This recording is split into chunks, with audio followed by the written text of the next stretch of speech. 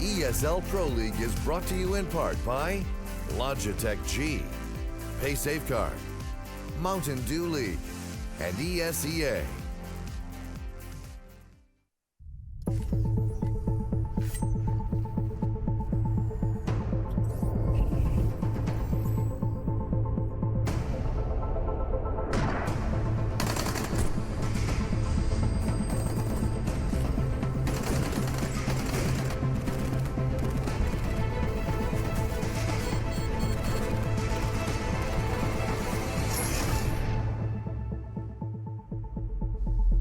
Hello, everybody. Another night of ESL Pro League is upon us in the European division. Tonight, we've got some very, very cool matchups for you. Some exciting stuff. The best team in the world is going to be playing. The Polish powerhouse is going to be playing.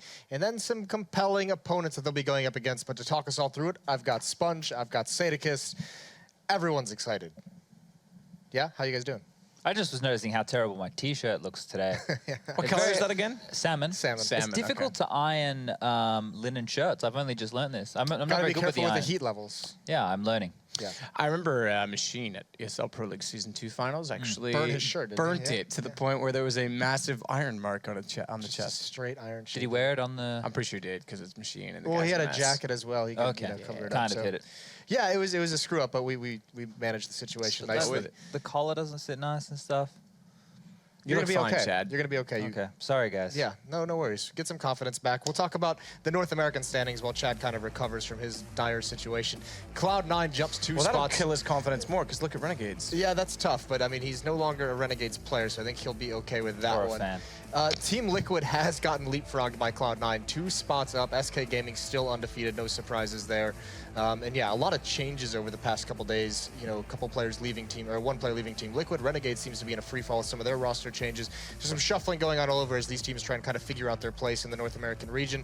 Moving on to Europe, things are no less solidified. In fact, they're much more dicey, but I mean, it's a good dicey because we have a lot of competition from top to bottom. Yeah, going to lead into a very exciting end to the season unless things start to, get a bit more clear-cut. Mousesports have a chance to do that tonight, going up against VP. If they can put some wins on the board there, they're definitely going to be looking like a contender for that top 6. However, the rest of the field is looking a bit all over the place. You never know who's going to end up where at this stage. And I know we're saying G2, they're looking pretty down and out, but if they were to win every single game from now until the end of the season, there's still like some form of a likelihood that they could place. There was a tweet I read today.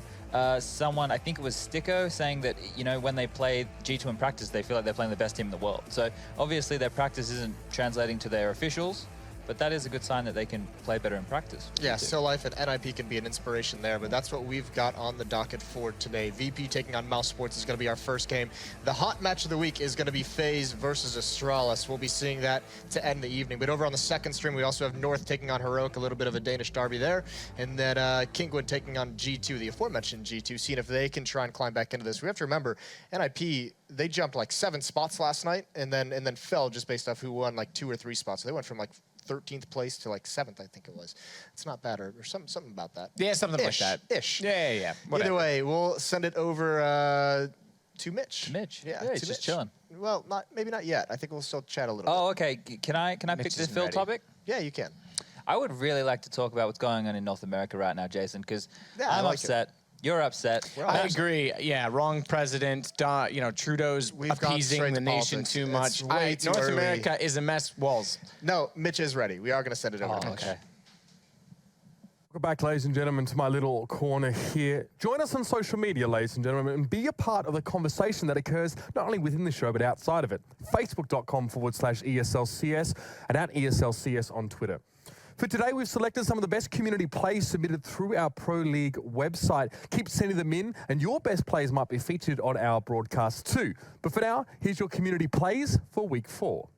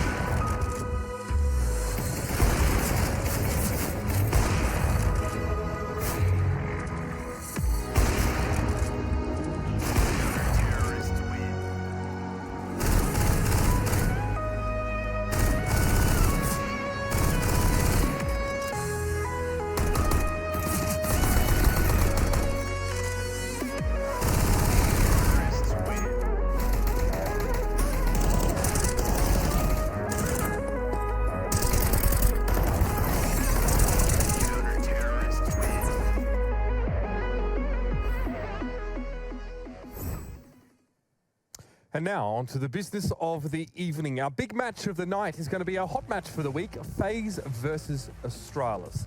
The two teams, Clutchmaster, Zipnix and Rain, will be facing off tonight, and we'd like to know which one would be the key for their team. The last time we saw this matchup was at the IEM Grand Finals in Katowice. Their run for the trophy played out over 5 maps, coming to a close finish over 2 hard-fought maps, especially Nuke and Inferno. Tonight, it would appear that we're in for a treat, as both these teams are going to be playing Inferno and Nuke again. Our other match for the evening is going to be Mouz versus virtus.pro. Mouz considers this a very important match, as you can see. Dennis tweeted out earlier his hope that this match will bring the lineup one step closer to playoffs. They will be playing against VP also on Inferno and Nuke. Nuke is the only map, though, where Mouz has seen defeat so far in this season, and should they win this, they will keep their top spot in the standings and leave VP hanging on at the bottom of the scoreboard. Mouz has not played against virtus.pro since their last LAN event. In fact, it was DreamHack in Las Vegas. This is when Nico was still a very big part of their roster, but despite his exceptional performance at the Masters, the German team was eliminated by the Poles 2-0. After their victory over Mouz, VP's Pasha gave a little bit of an interview to HLTV with some of his thoughts on how they were going to take down Mouz and their approach to the game. Yeah, it was like, we know Nico want to be Rambo of Counter-Strike of the Beijing match. He just go out from, from Z and everyone, say, what the fuck, let's stop this guy because, we lost their train. And after this, we need to stand up and fighting. So we focus 100% to kill him, everyone stepping up. And Gotta love Pasha. Why not? What is he on to be rocking back and forth the whole time like that? He's just super, super hyped. And the Rambo of Counter-Strike is a good way to put it. And actually, he may have been saying that they had a lot of people who had to be focused on taking Nico down. That's just kind of the presence that Nico has on the map. This is why he's so dangerous. But I mean, Mouz has found a way to be successful without him. Yes, and Dennis is a key factor of that. If you look at his stats ever since Nico's left, it looks like he's found room, he's found a couple of positions he likes to play because he's had some fantastic performances. Absolutely, a day and night difference for this player since Nico has left. It's crazy. Yeah, I mean, this is actually Mouz now top of the standings. And I mean, it's good to put that tweet up that you say that this is one step forward closer to playoffs map. But I mean, they're #1 seed, but obviously any kind of drop you have is going to make things dangerous with how close these standings are. And this is VP losing to Hellraisers last night, which is, I mean, that's another team that is just starting to surprise. And there's rumors they're having roster changes as well, apparently. Murmurs, I've heard. Yeah, we have heard some rumblings, which is an interesting scenario to be brought up. But I mean, I'm just astounded that Mouse Sports, I mean, even Hellraisers to a certain degree, but Mouse Sports has found a way to survive without Nico. That seemed like it would be just a crippling loss. It did and it didn't. There's two things. Lauren mentioned one last night. Oscar coming back. Now, at first when he came back, it seemed like it was going to be the worst thing ever. It was literally out of necessity, simply because of the fact that they dismissed him before. He wasn't able to commit. He wasn't able to be fully committed to improving that team. But he's hit a level that I think they expected him to do the first time around in his first tenure with the team. And other than that, I think they've got a little more freedom. I think Dennis is I know Dennis was one person that took it kind of personal that Nico was always riding on him in some ways, and it wasn't working out. He kind of took it personal that their failures were his fault. I think now he doesn't have that. He's actually coming into his own, if you will. Yeah, I mean, definitely. But regardless of what that, I mean, regardless of the mindset going into it, I don't think anyone saw, you know, Dennis and Speedy stepping up the way they had, specifically Dennis, some of the matches he's had. Yeah, in the early weeks when this happened, I know it was me and Henry on the desk at the time, and we were saying, you know, this might happen. It might give them a bit more freedom, a bit more room for some of the players to find space and grow. And it also would mean that maybe you don't have Nico raging at you, which would be another positive. And whether or not those are factors, we're seeing other players step up. You know, obviously we know that Chris J, he's a good player. We know that Oscar's a phenomenal player. Lau has had good moments. You know, he looked like that second guy in the team to be able to play with Nico and have a good level. So Spitty, still doing the in-game leader role. I'm not going to let him off the hook, you know, for low fragging and stuff, but it's a new role for him to adopt. It's a very difficult role. We might see growth out of him still too. How about Chris going back to the rifle? It's been since the Alu days that he was fully committed. I mean, there was a little bit with Dennis, or excuse me, when Oscar came around the first time, but it's been since the Alu days in like 2014 that he was committed to a rifle this much. Yeah, and a dangerous double op setup that can be. Virtus.pro, you can see the names up there. I want to stick with Mouse Sports because we know a lot about Virtus.pro. We've had plenty of discussions about them at the start of the season they've had, but this Mouse Sports team now, I mean, this is just, it's so crazy how this has come to pass. I mean, them being the #1 team in this league, like how does this come to happen? Like how surprising is this? I think we had a crazy thing like this happen last season where Fnatic topped the league, and that was when they had, like, was it Doplin? No, it was, who was it at the time? It was Lekro when he went back to Godsent, which messed up the qualification process. Yeah, a lot happens in these online leagues that you're not going to expect, but I think the Mousesport one is way from left field, considering we all thought it was all over when Nico left. And that's the big thing, you know, we keep saying it, but you could never have predicted that they were going to be top of the league after one of the best players in the world left their squad. Yeah, well, I think that's kind of a cool reason why we have them on the stream tonight, because despite all this, I think we've all been kind of caught off guard. They haven't been featured on the mainstream since I've kind of joined in the broadcasts in these second months, but this is now a chance to kind of see exactly what they're made of. And I know, you know, Chad, I know you have a little bit of a clip about Mouse Sports on Inferno. Yeah, so this is more of a map-specific thing. Mouse Sports tend to do this 3B play at the start. I know Henry G loves this one, but basically in this clip right here, I'm setting up that you can find a gap in this, because if teams are going to do the 3B at the start and utilize more smoke grenades, you're going to see Oscar being a bit aggressive with the scout here, and then he's going to drop back and throw this smoke. But if you have this kind of setup early on, as the terrorist, you can start setting a precedent, smoking top mid yourself, and then pop flashing it through, and then taking the wrap side. You can see here that both players from Mouse Sports are playing on the Diggity side, and that's what you want to do if you're going to play a setup like this, because you want to really bolster the defense on one side. You don't want to be split up too much, or you just want to delay and fall back. So in this regard, they're both playing that side, and Oscar will throw this smoke. It means that they can use more utility over towards the B side of the map, and then he can rotate back and get that arch side late. To counter that, if you have a feeling that they're going to do that early, you can just, that smoke, you can see a mid there, you can exploit that, pop flash through as a terrorist early, take mid control, and even get that wrap side completely under your, I guess, control. Yeah, risky tactic, just pop flash. It's risky, but it's a good one.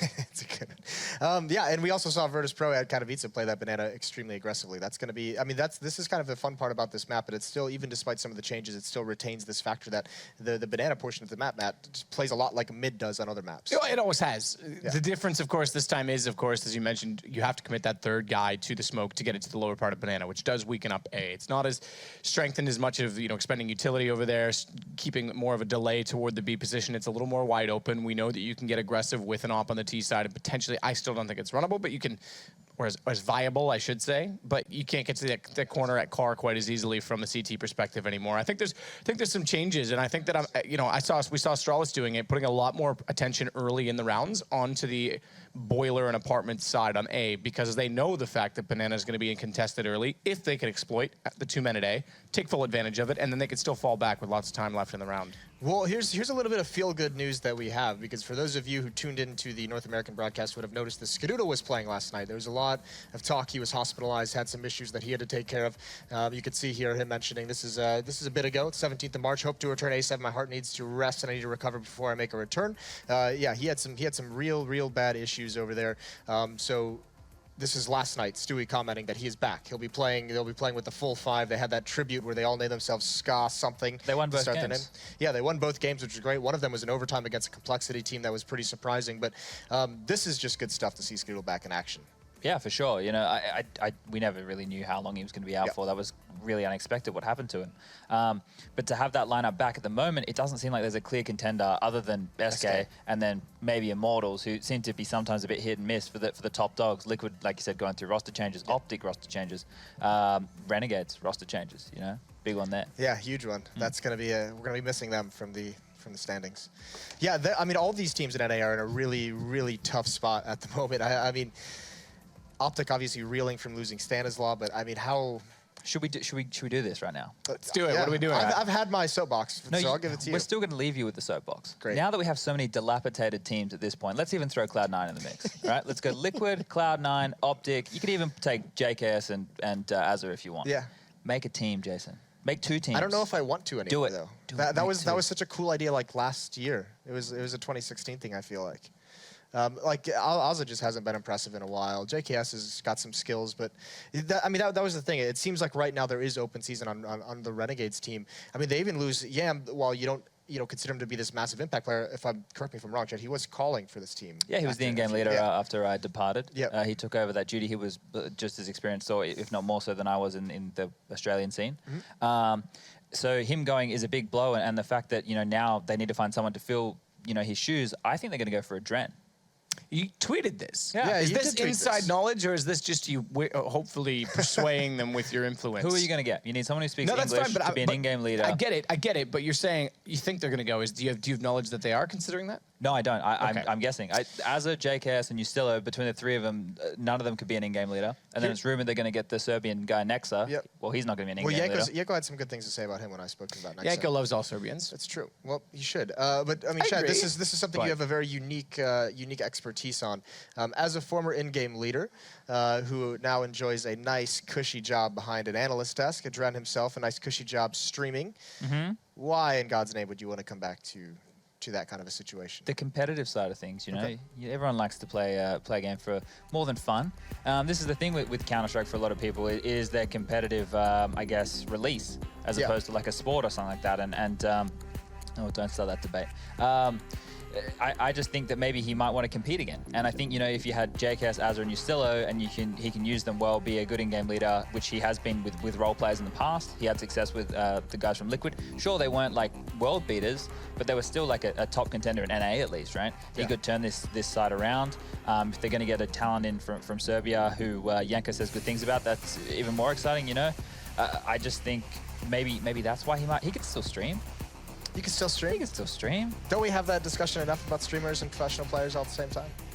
That seems like such a touchy thing. A lot of varied opinions on the situation there. Yeah, I guess there's a lot. But we were talking about Cloud9, Liquid, and Optic, and you hijacked this, made it all about Australia. I didn't hijack it. All right, who's going to Liquid? Who do we think? Are they going to get one of the Optic players?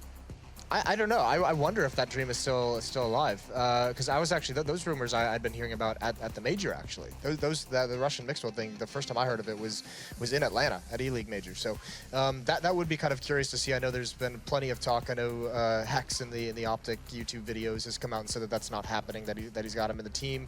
I know they've all been going to. They were just at the Call of Duty World Championship as well with the whole Optic squad supporting there. So a lot of indication that they are staying put in Optic, but. That's kind of the weird situation that we have right now in North America. There doesn't seem to be a lot of logical places to turn. So there's going to have to be a risk somewhere. Well, I think the old saying of "no money, no problems" is a big factor right now for North America. That's true in North America. Yeah. Yep, I agree.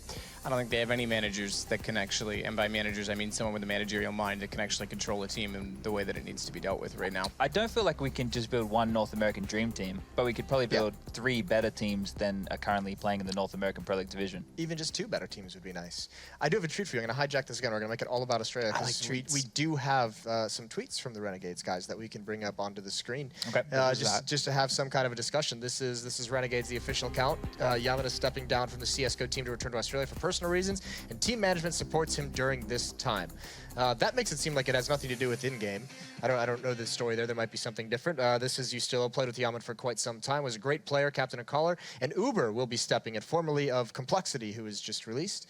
So now he's going to step in and at least fill the shoes. And this is the dangerous period where Renegades is in, because they now have 2 stand-ins. They still have Adder, who they said is going to be someone who is departing the team eventually. He's playing 3 more games. 3 more games. Well, here's the risk, because they're bringing in the Serbian player, but that's all pending visa issues. So as long as there's no visa issues, Yeah. we know that's never thrown a wrench in anyone's plans before. No.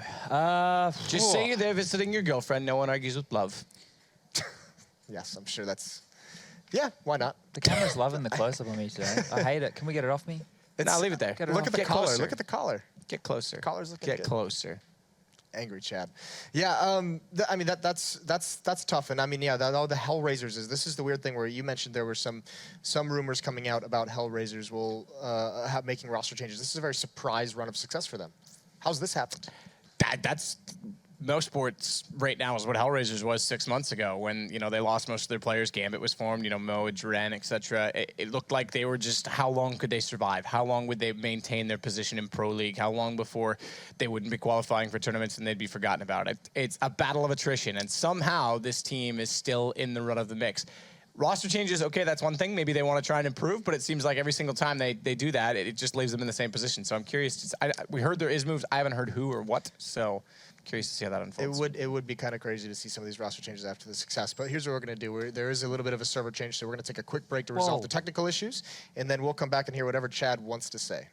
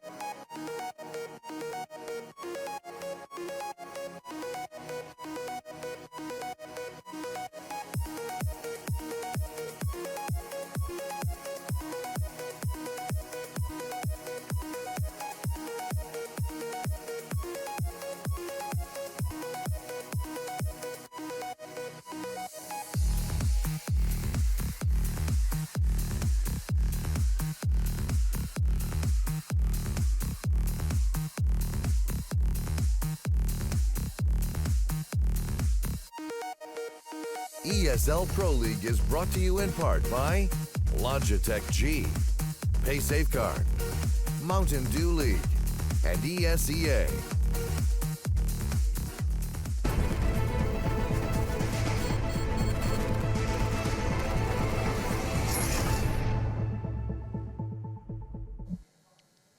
Hello, faithful CS fans. Thank you very much for hanging around with us in the downtime. Now, if you did check earlier on, Chad had something to say. He was silenced. Censorship, not fake news at all. But what the real news is that we've had to wait for a new server because someone's had, like, this is not an exaggeration. This is not hyperbole. Slightly higher ping than they normally have. Not happy with it. So we've moved servers a few times, and now we're finally sorted for virtus.pro versus Mouz Sports, Lauren. So let's giddy up. Yeah, we're going to be seeing some clean, crisp blocks today after the new rules coming out, so things are going to get spicy. But no, yeah, Mouz Sports up against virtus.pro. I'm excited just to see Inferno, if I'm completely honest. I'm a huge fan of this map in general, but seeing VP on there is always going to be exciting. Currently still on a 100% win ratio, considering that they've only played it twice, but then taking account who they played. Astralis and SK. So already kind of walking back into the position they previously held on this map. We saw some great play coming out from the likes of Neo down on Banana, that really aggressive, very attentive play that was incredibly hard to break for a lot of teams. But Mouz Sports sitting, I think it's like they've won half of their games specifically on this map. They lost to someone kind of curious, I think it was Team Spirit. I think it's one of the CIS teams out there. And then they managed to beat North. So find where that stands, who knows. But we'll have a little look here. It looks like, I can imagine probably a B hit eventually going to come in, considering they've got a smoke and a flash, and a nade up towards Banana. Yeah, it's time to pull back the Bratwurst curtain, Lauren, and actually see what's been going on with Mouz Sports. So far, Spitty, the first kill of the game, and VP trying to get a bit of aggression going down towards the top of Banana. It backfires. And Mouz Sports fire forward. Bialy now has to try and hold his own through via CT, but Chris is just gaming him there around the wall. And Taz in a 1-on-4. And they did have the smokes on Spitty, but they didn't need to use them. Spitty fell in the end, Dennis picked it up, and look at this, the bomb's been slowly working through A the entire time. So it's a bit cheeky all in all, but it's going to work out so well. Mouz just taking straight up fights, winning them out very, very cleanly. You know, nice little bit of an approach towards taking Banana. Nothing too surprising, and it's worked out really, really well. virtus.pro just kind of being overwhelmed, outplayed on it, kind of getting caught by the car there and kind of crunched into it, and then never able to play back in towards what they had before. So Mouz going on to that UMP by 2 rifles to really kind of bring a little bit of meat to the party, a little bit of something. And everyone loves the one that brings meat to the party. Who doesn't? You're not going to eat otherwise, you know? Exactly, you got to bring something. Especially here in Germany. Throw it on the grill. That's what I like to do. That's the one. Let's have a look at how VP are playing though. So Taz sitting in the quick rotate spot basically in case they went for anything a little bit spicy to begin with. He can eventually just put himself back down towards CT Archer. Mouz Sports taking over second mid. Being forced off of having much Banana control yet, they can build back into it though. They know that VP won't have much to play with in this round, so they can slowly build in if they want to. Chris J and Oscar are kind of keeping tabs on that. You can see that Mouz Sports is taking the time, quite passive. I don't hate the early round deep Banana smoke from CTs. Actually, this gives Taz, I think he'll be the first rotator from A little bit more peace of mind about hanging around with Bialy and Pasha here. Especially when Mouz Sports have concentrated most of their players over in this part of the map. Pasha going to take a little bit of damage off there. Being forced to back away. Obviously has nothing but the scout in this round and doesn't really want to put it to the test at close quarters, and this is going to give more ground to Mouz Sports. Good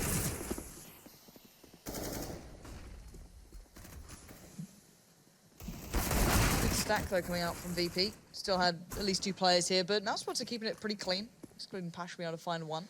Chris J just going to be holding the rotate. Bomb's yet to go down, but let's have a look to see what the afterplan positions are. Even if VP get played back into this, I don't like the plan that no one's actually hit, but Christian's going to take the fight himself. Lovely little 3K pickup for him. Denies any chance of a bit of a play back in. Just to see what they've bought. Only the CZs on the floor, so he knows what they're in for. This round's going to be a nice pickup for them, I can imagine, as well, unless VP pulls something off crazy. But nice approach from Mouz Sports, kind of just holding off before they went for the bomb plant. Oscar not having to do anything much yet. And yes, the lovely count from 0 all the way up. Thank you very much for that, Observer. OCD fans, I like it.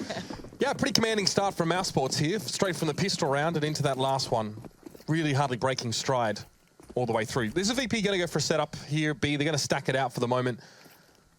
And Mouz Sports going to gain a little bit of early information here.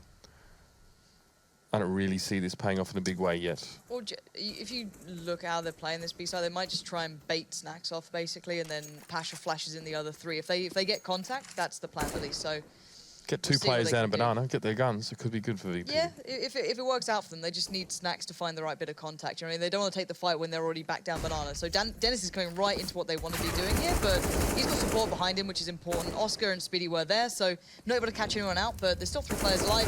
Taz going to be checked on. This is methodical, nice and clean. It'd be nice to get these kills on the UMPs, but it's not the end of the world. They're perfectly fine it. And, well, they should check for the rest. They know that Neo, Taz, and Snacks all together don't normally play B, but see the bait coming in between them. A little bit of a team dink there, but fine. 5 alive. Nice, clean start for Mouse Sports. Going to keep virtus.pro maybe a little humble on the utility they can buy, so they might not be able to go for that complete pressure down banana, because you're not going to have those mollies that you require. Snacks is actually going to forego having the rifle just so he can get on to the full utility to a degree. So maybe that's what we're going to see from him, just playing off the back end. I'm pretty sure it's him and Neo playing on B anyways. That would make sense. He kind of takes the hit on the weaponry. Neo goes for it anyway. And yeah, so at least they'll be able to get some control, but I like the way VP play this normally on that CT side, but I don't think we're going to see that full control just yet, purely because they don't have the money to go for it. Yeah, I mean, especially on this kind of map, you can put a lot of pressure on that T side by being able to stall out pretty efficiently. It's not really available to VP in this particular round. They should be expecting a bit of contact play, and they're going to have to put their nose to the grindstone when it happens. Again, deep banana smoke, and this, well, Neo and Snacks were thinking about pushing down a little bit further. I think they flashed themselves around a corner. There's Oscar and Speedy are sitting well back here. So Mouse Sports definitely in a position to pivot wherever they'd like to in this round. Banana is definitely an option. Considering they've got the UMPs still, those sort of mollies, you're looking like maybe a B hit, because you can clear out so much, and you can still be so effective with the UMPs at these sort of close points. Lol's still holding second mid as well. He can just hold the angle on the right side of the app, so he can just watch the push down if anyone's there, but he can just kind of fall back as well. So at the moment, Snacks is pulling himself over towards B, or at least closer towards B to try and help Neo out. But at the end of the day, he knows he's probably going to be smoked out at some point. Might just go for the flash over, try and help him. Pasha's still considering there might be pressure towards A. There is the smoke towards CT Arch, keeping him very, very much vigilant. That's why Snacks is also checking towards that archway as well. We're about to see the hit come in. The flash is about to be thrown up. Look at this. Very, very scripted hit coming through. Neo's going anti-flash, going to try and ride out the storm, but right at the gates are the Mouse Sports players. Good opening there. Molotovs were spilling on towards the side, and Snacks won't be able to see too much. He's forced just to go for a spray and finds very little for it. However, Chris J with his own UMP did fell Neo, and the bomb is going to be planted. Nice quick play here from Mouse Sports. Decisive. Yeah, and VP needs to cut the line pretty soon, because playing retakes with almost no utility is near impossible. Nice pullback coming out from Snacks, or at least the spam through the glass. But yeah, retakes on this map, no matter which site you're on, are so darn hard. So again, for VP, you want to keep these guns up anyway. You can always supplement them with something else for the other 2 players who've fallen, and try and find aggression somewhere on the map. But yeah, it's time to back off from that. If they maybe had a couple of mollies, maybe a smoke or 2, a flash, something to play with on the way back through, there could have been a possibility on that, because, you know, Chris J is low, Dennis is a little low, but yeah, once the bomb's down 4 alive in the site, you're not getting much playback in. You've got to call this one early, because this map is so punishing if you don't have that utility, specifically on B, but you can also be so exploited towards A. And I'd almost say this map is featured between 20 and 40% more save rounds, actually, than a lot of the maps we have seen so far, for the reasons you said, Lauren. It's also hard. It's not only is it hard to retake, but also if you get caught out, or if you get out-rotated by the T side, you know there's no point even trying to get towards the side. Just takes too long. It takes a full 17 seconds to get from the back corner of the B side over towards top of mid A. It's just way too long. Yeah, it is so tough. So you can see them kind of trying to work around it. Pasha, are you going to be playing up in apps with that, or are you going to be playing that one? On CT Arch, loves a bit of it. Why not? Just going to probably play on the edge of the smoke, try and find some way to be quite relevant to this. And this is a different piece coming out from Mouse Sports as well, a different look to it. Playing through apps, you've got Chris J holding towards mid. I'm wondering if they've got a set play out of this, or they just want to get apps control. They're leaving Banana completely open, so Neo's already starting to consider what's going on there. There is a smoke on it, so he's not going to run through that, but this might be that kind of burst hit we saw Fnatic doing towards Quad. They could have something similar, maybe incorporating apps a little bit more. So we saw the Kraken played as well through apartments. But there's a double stack towards, well, I guess balcony and pit, so it's going to be tough for them to actually break through this. So I'm really interested to see what Mouse must have in mind, because Taz wasn't forced off the angle, and I don't know if you're going to expect Bialy to be here as well. Spinny's going to get pinned to the wall, no problem for him. Good spray as well from Bialy. Keeps this one well in check. Molly going to force him out of the spot, sure, but there's still a crossfire played in from Neo, and Chris J now left to reel as his teammates fall around him. Yeah, smoke's going to be in his way as he tries to make his way through, and you're right, the double player stack towards pit and balcony worked out pretty nicely for virtus.pro. Again, against UMP players, sometimes it's hard to get any more than just 1-for-1 in that position up on top of the balcony. You have very little time to work with. The UMP's up close, really shred through you. and you're more mobile as that attacking player. So VP get a round on the board, though. That's important, especially because in the round previous, they brought 3 guns in that they'd had to save from the one before that. So still, that economy's not fully stable. They need solid rounds like that. Now, this is the difference. Look at the utility, look at the play down towards Banana, but somehow Mousesports are still going through this, but they're taking a lot of damage and they're being hindered. This is VP putting their foot down on that initial aggression, but Mousesports aren't backing away. They've got to get past Neo, and Neo is not moving. Great support from Snax comes in, smoke out towards the top, but there's still Oscar, and that Molly's going to give away the position. Still wins the fight. Neo might burn alive, but he's fine. Great play from VP there to deny that banana control. Mousesports was so adamant they wanted that.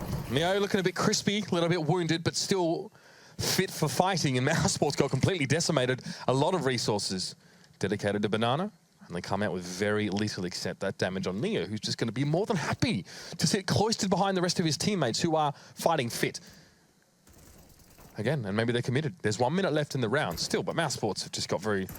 yeah, little utilities, just Lol's got a flash, Molly, smoke. Spiddy has none of that. Spiddy makes the call that they will persist in this direction, but Snax, proud as punch, on top of the little fountain there, gets one. Spiddy, unfortunately, not going to be able to do more than that in that situation there. 3 for Snax in the round, but Neo's heroics at the start definitely opened things up for VP. This is the break. You finally saw that VP had everything they needed then. They had that full utility to be able to deal with Mousesports. I like the Mousesports approach, but it was that very, like, headstrong. We're just going to keep going. Neo half turned to flash, was still effective by it, still wins, and then he gets mollied out and still wins the challenge. It's, yeah, pretty nice. All right, here's a reply, though. Oscar up on the AWP. Is he looking for the boost above the smoke? Oh, he was just pre-aiming the jump over mid. That was actually quite a smart way of approaching. I didn't even consider that. But yeah, doesn't actually catch him off in the end. And VP... looking at what they're doing, looking at Snax and Neo specifically, very active in trying to control towards Banana, keeping Mousesports towards that second mid, but we saw Mousesports playing off this before, not surprising, but look at these guys, they're so active in keeping control in this. This smoke's so interesting. Look, it's actually been thrown down towards spawn, so Snax can push up. Can Oscar see through the bottom of that, though? I'm wondering if he's got an angle on it. He might do, no, he's not too sure, but he's going to be so careful. Look at Snax right behind them. They've got 3 players coming around mid. VP are everywhere. Mousesports just got hindered from the start. Spitting now on his own yet again. He's getting used to this kind of situation. Nice choice but to try and smoke that corner and slink away. I love that. I really love that that's not just a flat smoke just to block off Banana, but actually deep enough to give VP the ability to pincer quite comfortably without having to push through smoke themselves. There was a small gap in that smoke, though. Oscar, if he was ready, he probably could have seen it, but he wasn't looking at it. VP snuck across, pulling the rug out from under Mousesports. Now, Spitty probably just wants to curl up in the corner and wait this one out, but 40 seconds is a long time. Yeah, he's got so much as well to play with. He doesn't want to waste going down with that molly, flash, everything, but finding a route back in when they knows that VP are going to be pushed up. Yeah, Neo holding the angle with the AWP. He's just perfectly fine on that. And again, the thing that always stands out to me is the control on B. Now, Mousesports either have to fight it, you know, a battle of attrition, always keep going back into it, or get apps control, get back into this and see how it goes out. But yeah, Snax up on the AWP here. We've seen this guy coming into his own on this gun again and again and again, looking very, very dominant, and why not? He's doing just fine. Pasture as well, just perfectly fine with the rifle. Haven't seen much of a contest yet, and looks like Mousesports, the amount of flashes they have, a couple of smokes, they're going in for it. Neo, not blind, though, does get overwhelmed, and now Snax is under question. Yeah, very messy play there. What can you do against Tech9? Sometimes the pace is just too much. Snax needs to be ready for this. Goes for a quick snap. Doesn't connect it through the smoke, though. It's awesome damage. And Pasha comes to the rescue there via CT. Taz also there. A bomb plant at least for Mousesports here, but those coffins are pretty easy to break through with bullets, and Pasha doesn't even need to wallbang it. Now it's Lol. Pop flash to his destiny. He charges forward, but no, there's a player up behind him. Bialy had made his way up. Banana in the interim. Yeah, great stuff from Mouz to be able to define that. Get themselves into B, get the bomb plant, take down Neo. Snax didn't want to overcommit and get himself, you know, killed with the open hand. That's he played it really well, actually, to get 2 kills and back away. Yeah, good stuff from him. But it's got Mousesports back in the game with a good buy as well. They can actually get that nice bit of utility to supplement everything they've got. Now, Oscar, what are you going to go for? What are you feeling here, buddy? Think about the No, he's going for a rifle. Fair enough. He could have, you know, done what he wanted, glass cannon now if you need to, but not to be. I really enjoy 5 AKT sides on this map in general. I don't really like the idea of sitting bottom mid and just sort of hoping. So yeah, this is a bit of a different look as well. You've got the 4 players going up second mid. This could be them trying to find an answer to that banana control that's been just sunk into the hands of VP. All right, well, let's take over second mid, try and play up from it, because otherwise they're going to lose out here, and we know it. We know it's happened before, but Mousesports being quite hesitant. You can see the wallbangs coming through, a little bit of a spam, keeps people from easily pushing in towards apps, at least. It's not particularly hard to get around it. You can see it very clearly, but the moment VP fully aware, no one's on Banana, so no rotates coming out. It's very hard to force VP to feel uncomfortable. And actually, why not? Pull back Snacks. Until Neo feels uncomfortable, gets pressured, put him over He here, can just why spot. not? He can constantly shoulder peek Banana now, and as soon as he sees someone, okay, I'll smoke it, I'll back away, and then he can maybe draw Snack service. This is really nice from VP. The deep Banana push gives you so much flexibility on this map and lets you really buff out and essentially stack that A site. And they have. We saw last time VP playing quite passive as well, playing towards the pit once they lost control of top mid, and it worked out really well. It was Taz on the balcony and then Bialy, I think, in pit itself. So VP get themselves ready, but I don't know if Mouz are ready for this one. It looks like a set piece as well, considering where Chris J is. We're going to have a smoke to put down probably towards CT Arch, maybe deep or possibly to Library. We'll see what they go for here. It looks like they actually want to face a little bit towards CT Arch, which could be deadly, but smoke's coming in. Snacks has spotted this, he knows what's coming, and he lands a shot. Speedy goes down, and where is the response from Mouse? There's the deep smokes coming in, forcing off the angle, but it plays in Pasha. He waits ever so patiently, claims to. This is a masterclass right now in Inferno play. I love it. Like I said, it starts with Banana. It starts with Neo being this rock you cannot shift. Oscar was trying to test him just before we saw the push on towards A. He eventually had to give up. He's like, I'm not going to beat this guy. And then, of course, an attempted sort of wrap situation from our sports, but leaving Pasha in that corner was very, very good. Lol gives a decent account of himself, though, finds Neo, who was on the lurk, but now they all know where this last player is. Will he go down? Oh, no, Bialy falls as well. Not terrible for Lol to keep that ripe, but VP now waking up, getting a feel from our sports. Also, yeah, it's those little things that can give them a lot of a sense of security on this map. They've done it really well. This is a good CT side play. We've seen some teams really crumble, actually, on the CT side on this map recently, Lauren, so it's good to see VP making some active decisions to avoid that. Now Pasha this time with the AWP. A new look for VP, switching things up here. And they've got a 3-stack going over towards B. And I actually like this, the adjustment. As much as people can say you can always wrap CT Arch if you start feeling that 3-man stack out of B, this is the first time we're seeing it for one. That's a big deny. Nice work from Oscar. Can open up an opportunity, but then bear in mind, Bialy can always come back around, but depends how they read this one out. Snacks might not feel uncomfortable yet. He can still smoke out top mid. He can still be flashing himself out here, but they are lining up for this, so he's going to get ready for this one. Flash has come in. He's actually pushing forward to the edge of that smoke. I don't know if they're going to read this.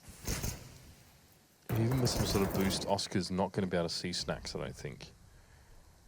No, and already they're pulling straight out of B. This is really good for VP. One player, Snacks. Well, Bialy's been drawn over, though. But look at Snacks looking for information. Spiddy's still going to be trying to sell this. But Snacks pushing up, finding this sort of angle, keeps him guessing, keeps him wondering. Bialy, almost, as you highlighted, went across towards helping out. But Mouse Sports actually fell back to just seeing what they can find. They recovered the gun, fell off it. Spiddy doing the silent jump sort of style, trying to get information if anyone's on the corner, but no, Snacks already pushed up. But the rest of Mouse Sports, tendering towards mid. Smokes, flashes, but people are spotting this. Pasha, fully aware, no one's come through. So again, Bialy now considers, do I have to rotate? Do I need to get over here? Snacks is going to hear these steps. Yep, Bialy moves. Let's see how much he can hold off, though. Do they check this corner? They don't. They thought they had it covered. Snacks was able to push through the smoke. They weren't expecting him to be there. He gets 2 kills. A massive oversight for Mouse Sports. They left control over to VP. And Snacks is able to sneak in and get 2. Now, it's not over yet. There's still 2 players on the side for Mouse Sports, and they have a bomb plant. VP now to retake. Yeah, Bialy almost burning alive, down to 36 HP. And let's consider how tough this is to play retake on. They have 1 flash left and an AWP to play back in with. The crossfire's already set. Bialy almost takes down his own teammate, but Pasha alleviates the pressure, finds Lol. Now it's Speedy in the 1v2, but he's got the bomb still planted towards a decent spot for him. Spots out Pasha, expects the push, but can't handle Taz. They do take back the site, they keep the AWP up, but it was still a tentative one in the end, but very well played out in the end by Snacks then to hold his patience. And you've got a feel for Mouse, but if only they'd check. Again, you know, they have that pre-existing assumption. Spiddy was jumping up and down with that silent jump, right? You can see someone pushing off the B side into that corner with that jump. The problem is the timing was so perfect for Snacks because he got into position before Spiddy reset up again in Banana and started doing the silent bounce. So he thought it was clear, but Snacks picked the time perfectly to sneak in there. Love it. Really, really nice work. He has the AWP in this round. Oscar does as well. Mouse Sports armed to the teeth, and they're going to need to be. So it seems like it's a bit of an adjustment play when we see Pasha with the AWP at the moment. It's only when they go for that 3 initial man stack towards B, in case maybe there is that quick hit towards A, you have the AWP there. And that's very much the, I guess you can almost call it the Astralis style as well. Whenever they go for the 3 play towards B, they jump over Dupree to do it. They give the AWP, they make sure the AWP is always on device and he's actively playing towards middle. So it's quite a nice little adjustment so far, but Mouse Sports again. This looks like the hit that got completely shut down not too long ago. The play towards A, The smokes come up. Last time, it was just dismantled by the arch play coming out from Pasha, who actually, again, got away without being checked on. Yeah, Snacks has banana control as well. Doesn't really need the smoke. He's actually happy to challenge that just on his own. I really love this. Oscar wants to try and shake him loose. But it's AWP v AWP in a moment. Oh, look at him inch closer. Nope, he's done. He's given up. So Snacks wouldn't have known that at all. But now here comes the push over towards A. Let's see if Now Sports can do it better this time. 4 players for VP are already set up here. Neo goes for the challenge. It's traded out. And then Pasha steps up. He takes his time, and it's beautiful. 2 kills for Pasha. Centimeter perfect. And now it's a 2v4. Oscar with the bomb, though, still wants to test Snacks. He's going for it as well, just going to run off the back of that. He knows Snacks is trying to retreat to stay alive to buy the time, and Oscar's on the run. It's not gone so well. He tried it, though. And again, Mousesports gets shut out. And the problem is that VP are manipulating them so well that no matter where Mousesports go, it's easily tradable for VP. Even if they lost out, when they lost out on Neo, then, for example, Pasha was then able to take over at CT Arch. And they have the same 2 players over by Pit as well. I think it's it's two refrag situations set up. Always, and they're not forcing rotates out of them because that banana control issue again, and they're so good at getting it, but Mousesports have to find a way back through it. This is actually something I really like that virtus.pro did on Cobblestone, actually, at one stage. I don't even know if they do it too much anymore, but it used to be Pasha or Neo. Yeah, it used to be Pasha with the AWP and Neo with the rifle over on that B platform, right? And they just peek in tandem, like one peek with the AWP, okay, it looks like the AWP is not going anymore, then the rifle peeks and then Neo gets a kill or something like that. And in that situation, you saw that, yeah, okay, first kill was traded out by the virtus.pro player. I guess Bialy went down, but then Pasha goes and gets 2 and doesn't die. That's super nice. Very, very good trading for CTs. That's really what you want to see. And it's 7-4, not 4-7. So just so you know, Mousesports isn't winning this one if you just tuned in. Just to make that clear. And yeah, I mean, look, all across the board, good performances for VP. No one really lagging behind. Yeah, for me, it's weird. When you watch VP play, sometimes you'll have an individual going off and you can look at, you know, certain AWPers on certain maps, be it Mirage, be it whomever you want. But this is just, virtus.pro as a team. This is a really nice team approach to it. You don't often see this VP in online settings, as much as it's very much a running kind of theme. Oh, VP in online games, blah, blah, great. But this is actually a really nice, robust VP, you know what I mean? That's just got a good approach. I want to see what Mousesports come up with as their response to breaking this, though. Because they've got to know what's going wrong. They've got to have a good mindset towards this. It's not like it's a new thing. So I want to see what their reply is, how they approach it. You've got the 2 mollies coming in on Dennis and Speedy. The unpause just came in now, so no worries about that. And they could try and force them off that early control banana. They can put up some sort of fight there, or try and make something different. But the problem is the VP can just switch it up now. They can try and do something different here, which they are. Pasha on the AWP. 3 towards A, and again, they're starting to do the same old thing. Bialy actually considered going aggressive then, and Pasha just breaking hearts. Just such a small correction there as well. He wasn't even going for Oscar in the first place. And Mousesports are challenging this in mid. Insane. They lose 2 players to Pasha. Zorpy's back. And now Speedy through the smoke. Knows Neo's there. The traces are going to be coming through, but Neo comes out on top. Smoke just doesn't seem to matter these days, Lauren. And nor does whatever Mousesports thought they'd pull off in the round. They took a pause. They took a moment to deliberate. They bought up weapons, and it was all for naught. God, do you know what? I like watching VP on this map. If someone's good at a map, you can't dispute it. And I loved how aggressive they went throughout the map. It wasn't just that banana play. It was everywhere. You saw them already thinking, oh, should we just push down mid? Three players peak top mid. Yeah. Instantly. So, like, for Mousesports now, on the next gun round, if it ever comes up, they probably should think about not doing that. You know, control over towards banana. Maybe put 3 players up there to get aggressive. Maybe change the timing. Pace. Here we go. They're going to try and hit mid fast. And now it's Taz and Pasha being played in. Now Taz gets 1 frag, but this time they don't have that instant player cheated over yet. Snacks is en route. Now he's there. But you can see the pressure's building. If they try and speed up, possibly during the gun rounds, they might be able to catch him out just purely by force. But beyond that, they've been, again, shut down pretty swiftly by having that instant player in the right place at the right time. And this was something we'd constantly harp on about back when Inferno was in that previously, map pool previously, should I say, is the fact that if teams are able to get those players in the right place, if you have 4 players on one side and 1 player on the other side, as a T team, as a T-side team, it's so hard to get back in on this one, but we'll see what Log can do. Again, kind of pinned in here. Bialy's already starting to kind of tighten the rope on the other side. And just gonna, okay. Yeah, I mean, the odds of Lol getting out of here with a weapon are slim to none at this stage. He's got a lot of time, though, so he could go all the way up banana, all the way around. He can pick that up. He can have a great bit of time. But the problem is the bomb's down in a place where you're not going to get a clean 1v1 without being traded, so... Which is what VP have done all map, by the way. Oh. Pasha a little bit early on that peak, makes the second one count. So Lowell picks up a weapon. He kind of realizes that, well, I don't really know if there's any point trying to save that into the next round. Anyway, we're going to have enough to buy a sort of fairly basic rifle-based layout. And this was really nice. This tandem play for virtus.pro has been very good. And that speaks a lot to the communication and even the instinct between these guys. And that non-verbal communication that doesn't even need to occur about how to play those refrag scenarios. And then, if either of you die, it's not even a refrag. It's just some nice little crossfire you've got on a corner, and then it's even better. Good on you, VP. Let's see if they can keep it up. It's 9-4 now on the scoreboard, and Oscar has bought himself up another AWP. But look, this is how VP exercise control over Banana. The salvo of grenades early. It is the shortest smoke.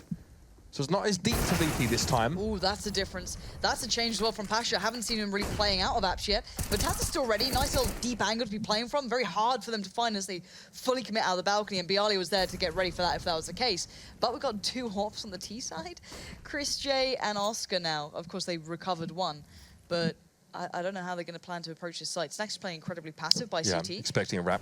But Bialy and Taz waiting as well. Taz still can just hold a nice push-up angle. Bialy can swing out off the back of it. So their best bet, whether they know it or not, is CT Arch.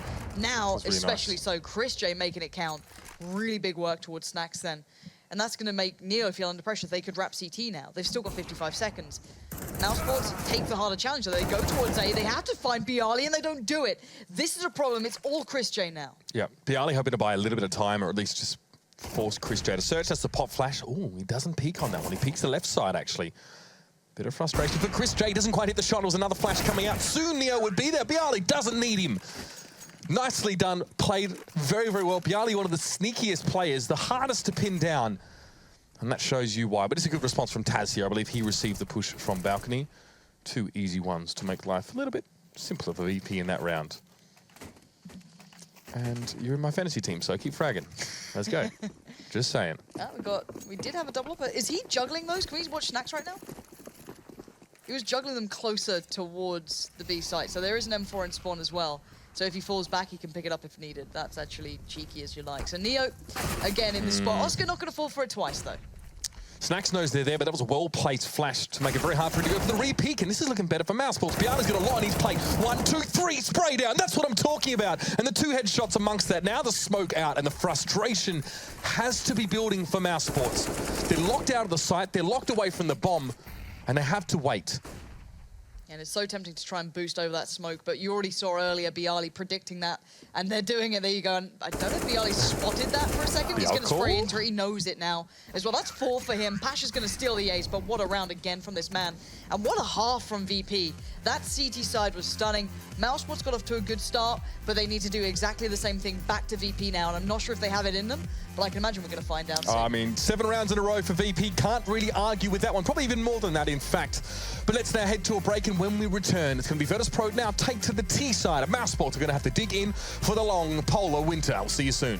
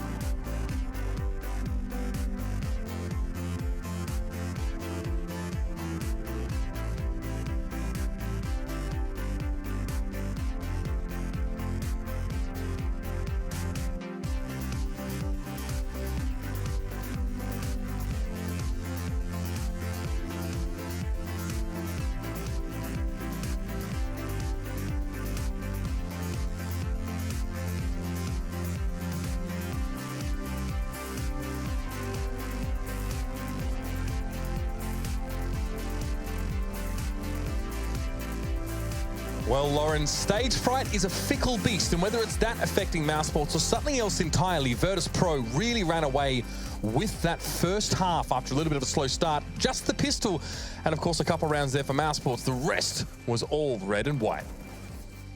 Yeah, absolute whitewash there.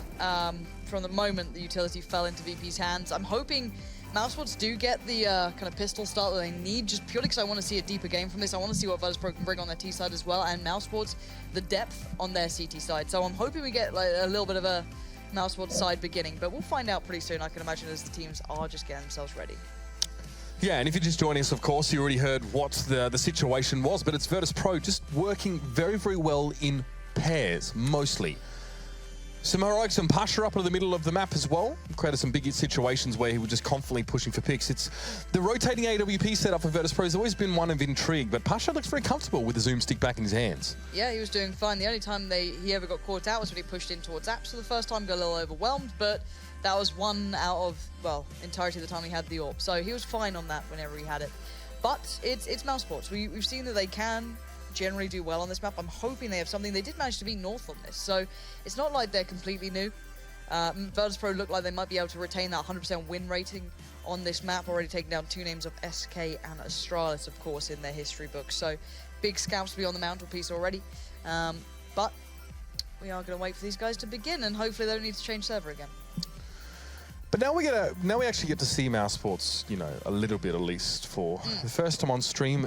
Maybe not, if not this season, no, we did some once, but if not this season, for quite some time.